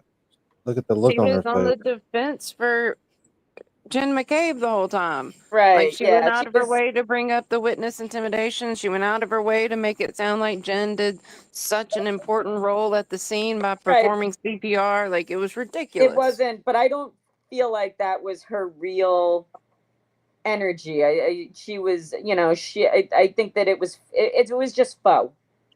I don't think that she was that outraged. I think that she was, she knew that she was busted and she was She's been manipulated. That's all She it was is. angry because she got busted. That's what I reckon. She was angry, but I think that she was, playing it up, right, to seem more convincing. I don't know. I can't wait till all of this stuff is So unimpounded outraged. about her. Like, I cannot wait. Oh, I know, I can't either. But also, I hear little whispers on the street that it's going to come out that she had a lot more of a role to play in what was going on with TV as well. Really? I bet. Oh yeah. Apparently, Aussie, what time is it where you are? where I am, it is 2:20 in the evening, or afternoon rather. Oh, wow. okay. It feels like the freaking morning. I got up at 4:00 this morning to do my stream with Andrea, and at 5 the freaking Starlink crapped itself. So Oh, so it feels like evening to me. What time is So it? have y'all rescheduled? We have 8th of August for you guys. Okay. I got a feeling you're gonna be seeing a bunch of rats in your chat. Yeah. Aussie, I do Look have through these avatars. Look at all these avatars. Except for Janine, who won't change hers. No, it's not that I won't. I just have to.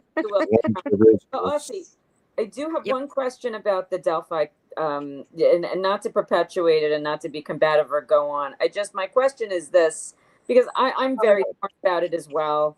And well, actually, I have two questions about Delphi. The first one is, have you watched Gray Hughes? He's more in tune with how you're feeling about it.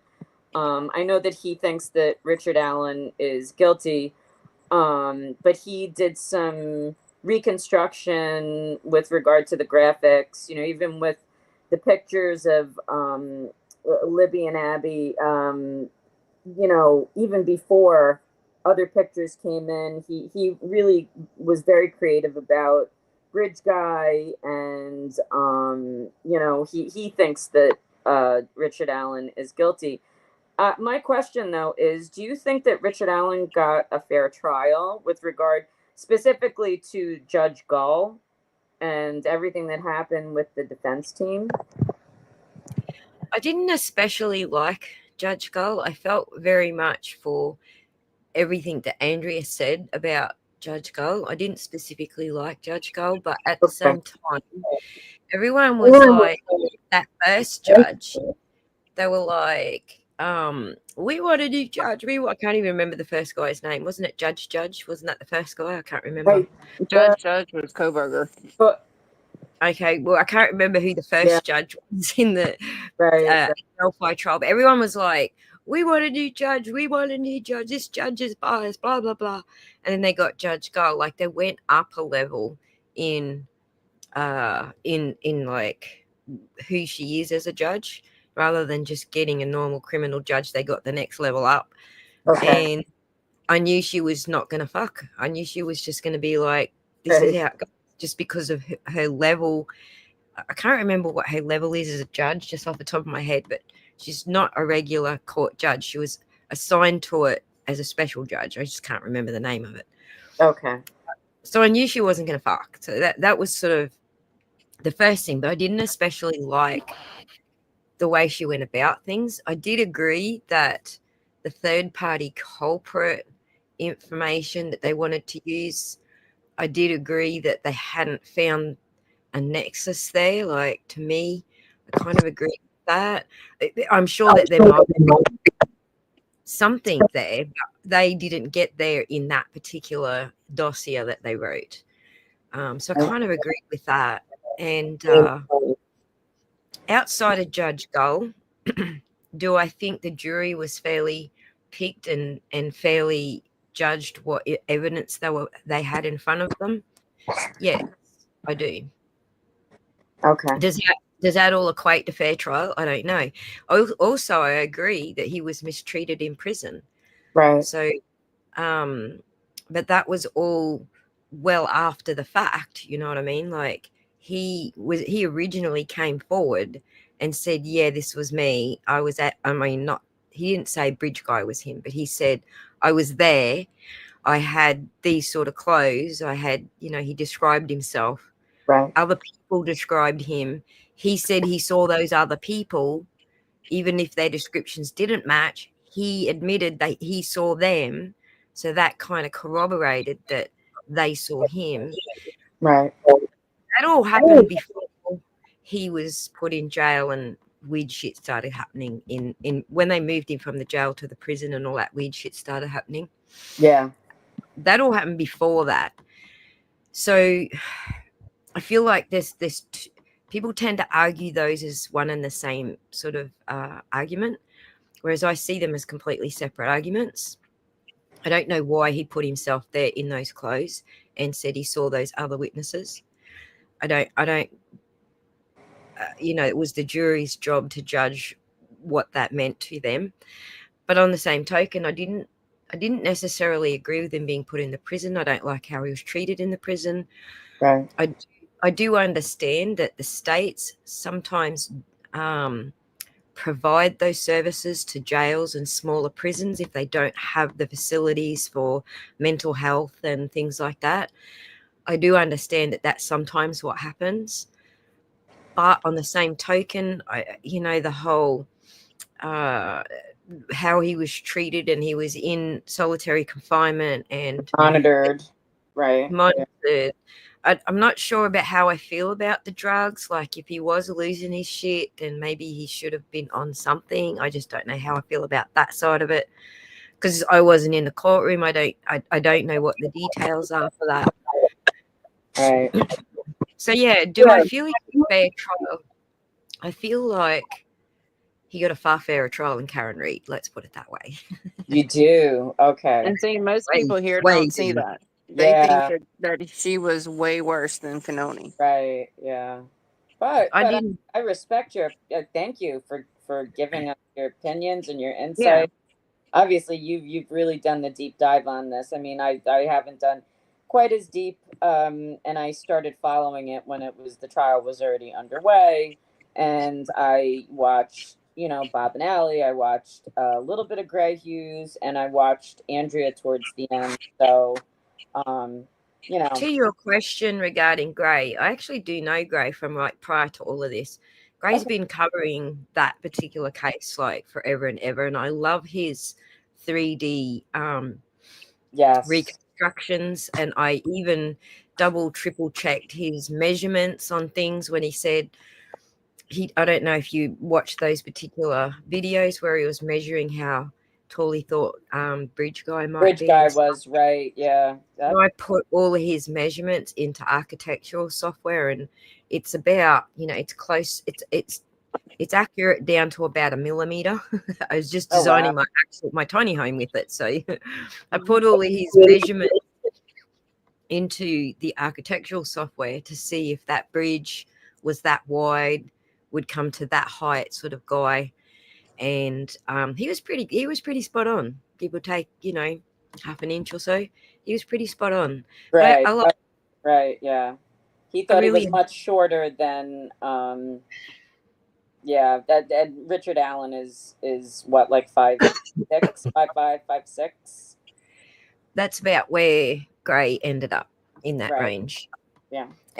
And that's where I ended up, just by because Gray had gone down there and measured the bridge and measured the pylons of the sleepers of the bridge, measured the distances between things. I didn't even know that. No. Yeah. Right. So I took all of those measurements and popped them in. But the one thing I couldn't find until after the trial was his actual height. I couldn't actually find that anywhere online. Right. Came out after trial, and then I was able to go, well, there you go. He was in the ballpark. Should have known his height when he was booked. Well, when he was booked, he screwed around with his driver's license. Can't remember what the story was. He cancelled his license, or his wife had cancelled his license. I can't remember it now. He'd done something with his license, so that would be where his height would be, written on his license. But it wasn't any booking details. Well, not that I could see anyway. I logged into the jail website to find out. Right. I couldn't find it thought there. They did on the picture with the board behind them. They didn't have numbers on the board. They actually just had the markers. They didn't actually have the numbers on the board. So, yeah, until we actually learned after trial what his actual height was, I still wasn't sure, whether my measurements were good or Gray's measurements were good until that came out. So, And then I found out, you know, that he was screwing around with what was going on with his driver's license, specifically for that reason. Obviously. Wow. Okay. Why else would you fuck around with your license? Like, So I don't know. All of us women change our weight on our license. Right. Right. Yeah. I mean, well, I don't know. But when you say he screwed around, he changed the height. I don't think it was his height. I think he did. I think his wife cancelled it, or something was done so that the police couldn't actually get it at that time. Oh. I can't remember the exact story. I can trace it up for you. For some reason, it's fallen out of my head, like, because you're asking me to do it like ad lib. Oh, no. I'm sorry. My notes in front of me. That's okay. So much. We're chat rats. We expect a lot. No, that's all right. Often I need to have my notes in front of me to be like totally accurate and on the ball. So, which is why I do a lot of pre-records. I know I've got my license. Sorry, I was just reading the chat then. I know I've got my notes in front of me. I know what the specifics are, and I'll have it sort of all mapped out in order the way I'm going to talk about it. But when I'm live, shit just falls out of my head. It's so grandma. I was thinking the way you do it and the way you just explained that is exactly the opposite of the way that I do it. Everybody's I different. just hit the red button and go, oh shit, I got 2 minutes. Let's. But it always Hopefully someone takes his StreamYard link to bail him out. Yeah. In New South Wales, which is where I am currently licensed, we don't have my height on my driver's license. In Queensland, where I used to be licensed before I moved here, it did have my height on my license. So I think it depends on the state. I'm just answering questions from the chat there, by the way. Oh yeah, no, thank you. I mean, you know, I believe in the, you know, in the U.S. I think every state requires the height, because you know, full disclosure, I'm 4'11". I used to lie and say I was 5 feet, and now I just say I'm. Fuck it. Oh, sorry, Aussie. Excuse my language. But yeah, I don't care anymore. Past that point. Well, I lie to people too and say I'm 5'1", but I'm actually not even 5. Oh wow! Yay! Oh, you're a shorty just like me. Yeah. I was that tall when I was in 4th grade. What's that? Yeah. Well, I was very high. I was about to actually bring that up. I'm the same size as a 4th grader. In relation to Rub it in. In Well, I relation get to stuff off the top shelf at video. the grocery store. You know, there would be somebody standing there looking around all crazy, and we'd walk by. It's no What? worse than being in Can a you grocery reach that? store and a man looking at you and debating whether or not to ask the woman to get the stuff off the top shelf. That happens all the time with me. You can see them Loudly. sitting there trying, and then they're like, All "Ma'am, can you you reach are that?" gentlemen. Oh, see, Laurleen is she's tall. Yeah. I'm Good on small. ya. Tall. I just wanted to bring that up in relation to the interview that you guys were just watching, because there was a point halfway through it, and I don't know if you guys even got to it, that I had just have some fresh bridges made up, dentures, bridges. I don't know what you call them in America. A bridge between, you know, gaps in your teeth. I just had some Yeah, teeth. it's a bridge, right? Right, and I had some bridges made up, and they don't. This is my second set of bridges. They don't make them the teeth, the actual toothy pegs bit. They don't make them small enough. I need kid size teeth. Oh wow. So Okay. because the teeth are too big, they pull the bridge unstuck. So I'm like in the middle of this freaking interview, and my bridge is starting to droop off to one side, and I'm trying to push it back in. I'm trying to talk and push it back in while I'm talking, which is why at the end I didn't even bother trying to salvage the interview. At the end, I was just like, you know what, I'm done. I'm Oh, done. I'm sorry, Austin. Well, the fact that We're all fucking done. the fact you have a sense of humor about it's the best thing. You just get Yeah. it, do it better next time. Yeah. I mean, you can't fuck it up, you know. Well, Right. it's a you know, it's It's I was mostly trying. Turtleboy, too, I was depending trying on to what suck kind it of back mood up. he's in. As far as the teeth goes, that is. I was trying to suck it back in. right. It just wasn't happening. I even had glue on. I had like, you know, I Oh actually my goodness. I bought some special glue for it. I don't and think even I'd be that's able to almost get stuck. past that. Yes, you did look beautiful, Aussie. And Misty said you look beautiful, Aussie. And I said that in the chat also. She's so sweet. Oh, it was so nice to see you in person. Even Yeah. with Yes. my teeth. So thank you very much, everyone. I did not Nice notice it, so don't be so self-conscious about it. Look at me. I've taken 12 pictures in my whole life. First grade, second grade, third grade. I don't have a bunch of wedding photos. My wife's in the chat right here. She'll back it up. I don't take pictures. I don't like cameras. And I'm He did sitting. post one in Discord for a whole about hour before he had to figure out what thread it was in and delete it. And it's not insecurity, is it? It's just being uncomfortable in No, front I of a don't like looking at myself. Like when I look up there, I make sure to put me in the small spot so I don't see it. It gives me Right. butterflies. Like, who the fuck? Oh, that's me. God. Come on. That guy. I'm the same. As soon as I can see myself on the screen, my brain goes fucking blank. It's gone. Yeah. Yes. Empty. If I can hear my voice amplified back at me, fucking gone. Can't hear my own voice, or I can't think. Right. Well, Yeah, I just started streaming in April, so we Right. streamed for a month without video, and then I was like, you know what, it can't ever be real for me until we get it on video and just do it. So I just did it. Good on you. You're brave for the rest of us, brother. I still haven't And still won't do it, but we know what she looks like. So Yeah, I know what Janine looks like. Yeah, no. Too. I even know what Sweet Woman looks like. Word. I know. Wait. You don't look like pictures. We've shown pictures of me, of Mary, of Laulene's gone on camera. I'm sorry, Elsie. What were you gonna say? Wait, you guys don't look like your avatars. I do look like I am not pink. I look just like her. As good of a job as Toy did on those avatars, most of us don't resemble them, no. Also, do you have Discord? I do have Discord. It's a members only kind of deal, so I don't get like. We have our own Discord, and we would You like do? to join it. It's cool. Yeah, come hang out with us. Yeah. Aussie Insider might end up with a rat suit. I would say she would. Sure. Do you want my Kind of a clan culty kind of thing.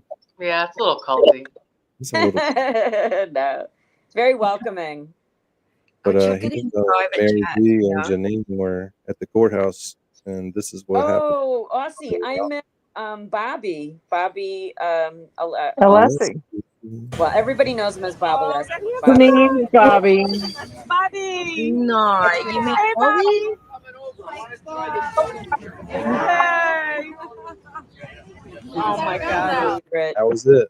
They considered that meeting them. I couldn't break it to them. No. He's Not it. going, Danny. Oh my God, I remember that. He came right over. I want to see what it looks like from this view. Yes. I'll go over here and cheer. I'll sit there and Love him. Yeah. Down at the buffer zone today. Aussie, this is Janine right here. That's how short I am. Aussie. I remember seeing this. Was it on Facebook or X or somewhere? I can't remember where. Aw, cool. Yeah, this is good. It gets good. Yeah. Beautiful. Yeah, complete fangirl. Beautiful today. We were down Yeah, there. totally. Oh yeah. Yeah. All right. That's good. Oh, especially when Barrow's hoping it hurt. Oh, I could always. Oh, absolutely. You want to put an armor on each other? All right. Every time we watch it, we have to stop it and say, it's not enough for him to be super fucking smart. It's not enough for him to be in shape. It's not enough for him to be successful. And then on top of it, he has to be a complete fucking gentleman. Oh my God. Yeah. You're welcome. He's a king. He's pretty Can I take a picture with you as well? Absolutely. Oh, thank you so much. You're my favorite. I love all of Got you, it. but God bless you, We got sir. a great team. God bless you. That's me and my Bobby. Mary, that was That was good stuff. He was the only one that I felt was old enough for me to say, "Oh my God, I got a crush." Well, I said that like the lawyers are like our boy band, and everyone has their favorite. Right. It's true. It's so true. Yeah. And mine Bobby's mine. happened to be oh man, Eliza. Eliza Little. It had to Do be. you have the PB video? Oh, that's the three of us walking. That was so cool. In the Oh, private that's chat, great. I just put my handle for Discord if anyone wants to look me up on Discord. Oh, thank you, Yeah, Aussie. I'm trying to find the Discord link real quick. Angel posted it earlier. She can post it again if she's still here. Now where she can see it. I'm trying to. I don't know why I can't.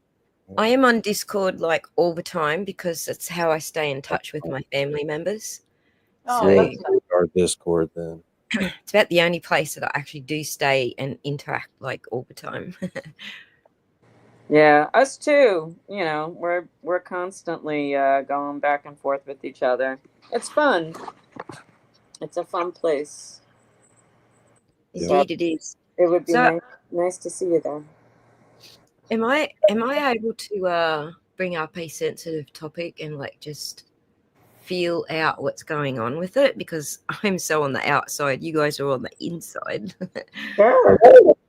Or should I save it for a Discord thing? No, well, up to you, Danny. What is it? Say it again. I just said sensitive topic. I didn't actually say what it was, but Oh, bring up a sensitive topic. yeah. So here's the topic, and just say yes or no. You'd rather talk about somewhere else, but it feels like there's some division going on with people on the ground, and those of us who are watching, who are always supported you guys, are actually confused as to are we supposed to take a side? What are we supposed to do here? How do we deal with it? We've wondered that because we're friends with Tom and we're friends with Dina, so we already had the clash. This is a really small channel, but you'd be amazed at the people that are here. Like the quality is way good. But we have to have that, like, because Dina comes and hangs out. Tom is friends with Cherry, who hangs out with us. It's one of our original friends. Yeah. It's Are already you came up. talking about like Esty when you're talking I about love all ears. Let me just say that up front. I don't want to take sides. Right. I agree. Yeah. Don't take one. We get You're right. dragged along still because there is so much division and it's getting more divided. I just pretend it's not happening because I go into all the chats. If you're ever in the chats, I'll be in there. So I'm usually in there. Tom's chat in the morning, plus Dina's chat in the morning. Just, Robin G's here. I mean, there's so many. And there's like everyone and down at the courthouse, there's like the, boots on the ground division, and like people, they all like to talk about it, but it's just like, I'll listen, but I'm not going to like agree with any of it because it had nothing to do with me. Right. So, like, that's kind of the way I always listened, and I didn't like fight with anyone, but right. Yeah. I'm not gonna, I have nothing to add to that conversation. So I just Right. Yeah. Because we, won't speak for Mary. Mary was there a little bit more than I was, but I would go and I would meet her. We were there towards the end of the trial, and we met a lot of grounds. And Sweet Woman. Oh, I'm sorry. And Sweet Woman was there too, of course. And Cheryl. And Cheryl. Cheryl was there a lot. I'm And just Cheryl was really good about staying I'm just neutral. going for the panel right now. But yeah, Cheryl, and then Connor came, like a bunch. Robin G. A bunch of people were there, and we did, and I brought this up before. We've heard things here and there, but it kind of like, you're listening, and it's like, well, I don't know what to think about it. You know, I've met these people. I think that they're lovely. I have to say, there wasn't one single person on the grounds that was unkind, that wasn't welcoming, that treated us poorly. I mean, I don't think. I think Mary and Sweet Woman would probably say No, I the totally same. agree. And just utter respect to them. They were just such wonderful people, and I had so much respect for them. So I agree with you about, you know, I just have I love them, and I feel badly that there's so much division, but I can't share in the bile that comes out in the chat. So I just don't partake. Same. Yep. Yeah. Oh, that's good. I That's will good. though. I'll get all up in that shit. Stir it. Are you yeah, It needs because to be you're stirred. I'll stir it. passionate You know? about it? But we just have a good time here, which one of the best times of being here is when I end it like this, because I have to go to work tomorrow and it's midnight. Damn it, brother. It is Oh, late. I'm off tomorrow. Yeah, we're up to 5 hours. Everybody's Yeah, I'm happy off to- tomorrow too. Well, So we stream 5 hours and nobody is going to watch a 5-hour stream. Oh my God. Well, Well, you know, you can and chop say, it all up. entering You can chop it Aussie all up and upload it as separate videos for the week. I'm not Like, smart with you, Aussie. Oh, Aussie's got some tips. I know when I hit in stream, that's about the last thing I'm going to do to it. It's not about the last. That is the last. Other than check it and hang on every view and comment. all right. Well, thanks for having me up. I just wanted to come up and make sure that you guys feel comfortable. Thank streaming us. my Thank you. videos. Oh, thank you. Such a treat. It was so great hanging out with you. Likewise. Yeah. Thanks for having me. Celebrity Appreciate spotlight. your input. yeah, it's a big day, guys. We'll be watching all your videos and be waiting on them. All right. Please, Yeah, in the whatever chat. you want to stream. Yeah. I don't strike people for stuff. I just don't make a habit of it. Okay. So please help yourselves, enjoy it. And I love you. Thanks for inviting me. And I'll talk to you on Discord. Thank All you. right. Bye, Aussie. Love you. Good night. Wow, that was so cool. That. That was fun. Little Miss said you can't get off now. She's up. Like I'm up. I'm gonna have some coffee and some hot chocolate. I'm dying to go to sleep, so I'm with you, Danny. Yeah.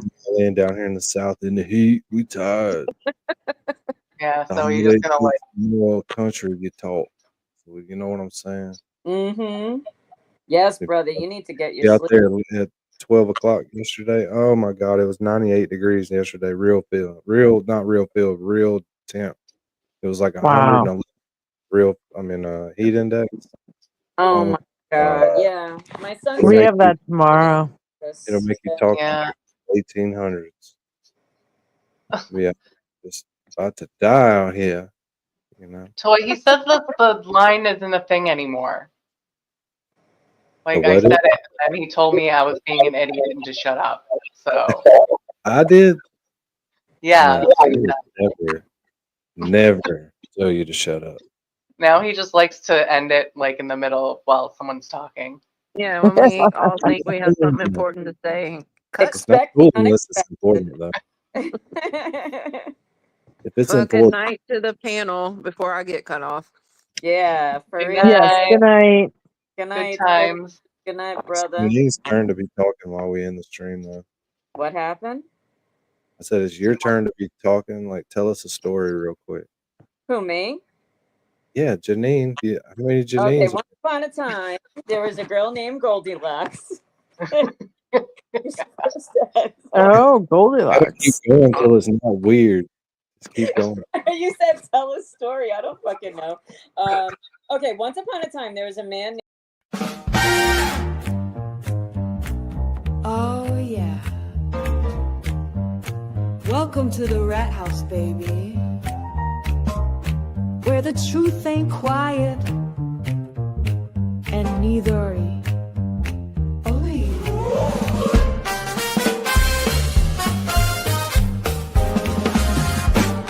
Where the CHATRATS crew slide in, pull up a seat, crime talk, cold facts, and a jazzy backbeat. We got stories to tell, got some justice to serve. So pour up that coffee or something with a swerve. There's Rat Daddy leading 6'5" a cool. Toys the queen with the sharpest of tools. Dean's cracking jokes, Mary B's got the tea, and Lawleen lays the law down, real boss energy. MJ's got the fire. Gingy's taking names. Cassie's dropping Angel Baby's in the game. The clerk's keeping order, Misty's watching close. Pinky promises, keeps receipts, and she does the most. We're the CHATRATS, baby. Worldwide and bold. Stories unfold while the crime scene gets cold. Puff, puff, pass, and the truth gets exposed. At the Rat House, baby, that's how it goes.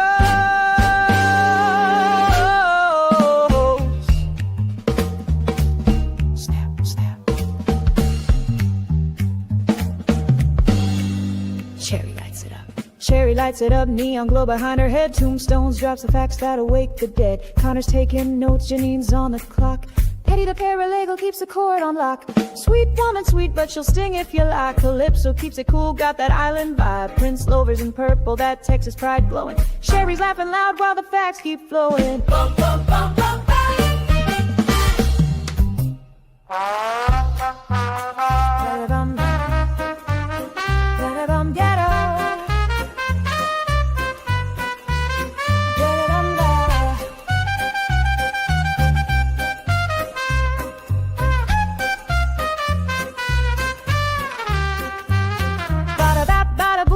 G coming through, crazy-eyed cheese, oh you better believe. Robo-Rat clicks, sparks, gears in his head, breaking the code till the lies drop dead. Jump, we're the CHATRATS, baby. Worldwide and bold. Stories unfold while the crime scene gets cold. Puff, puff, pass, and the truth gets exposed. At the Rat House, baby, that's how it goes.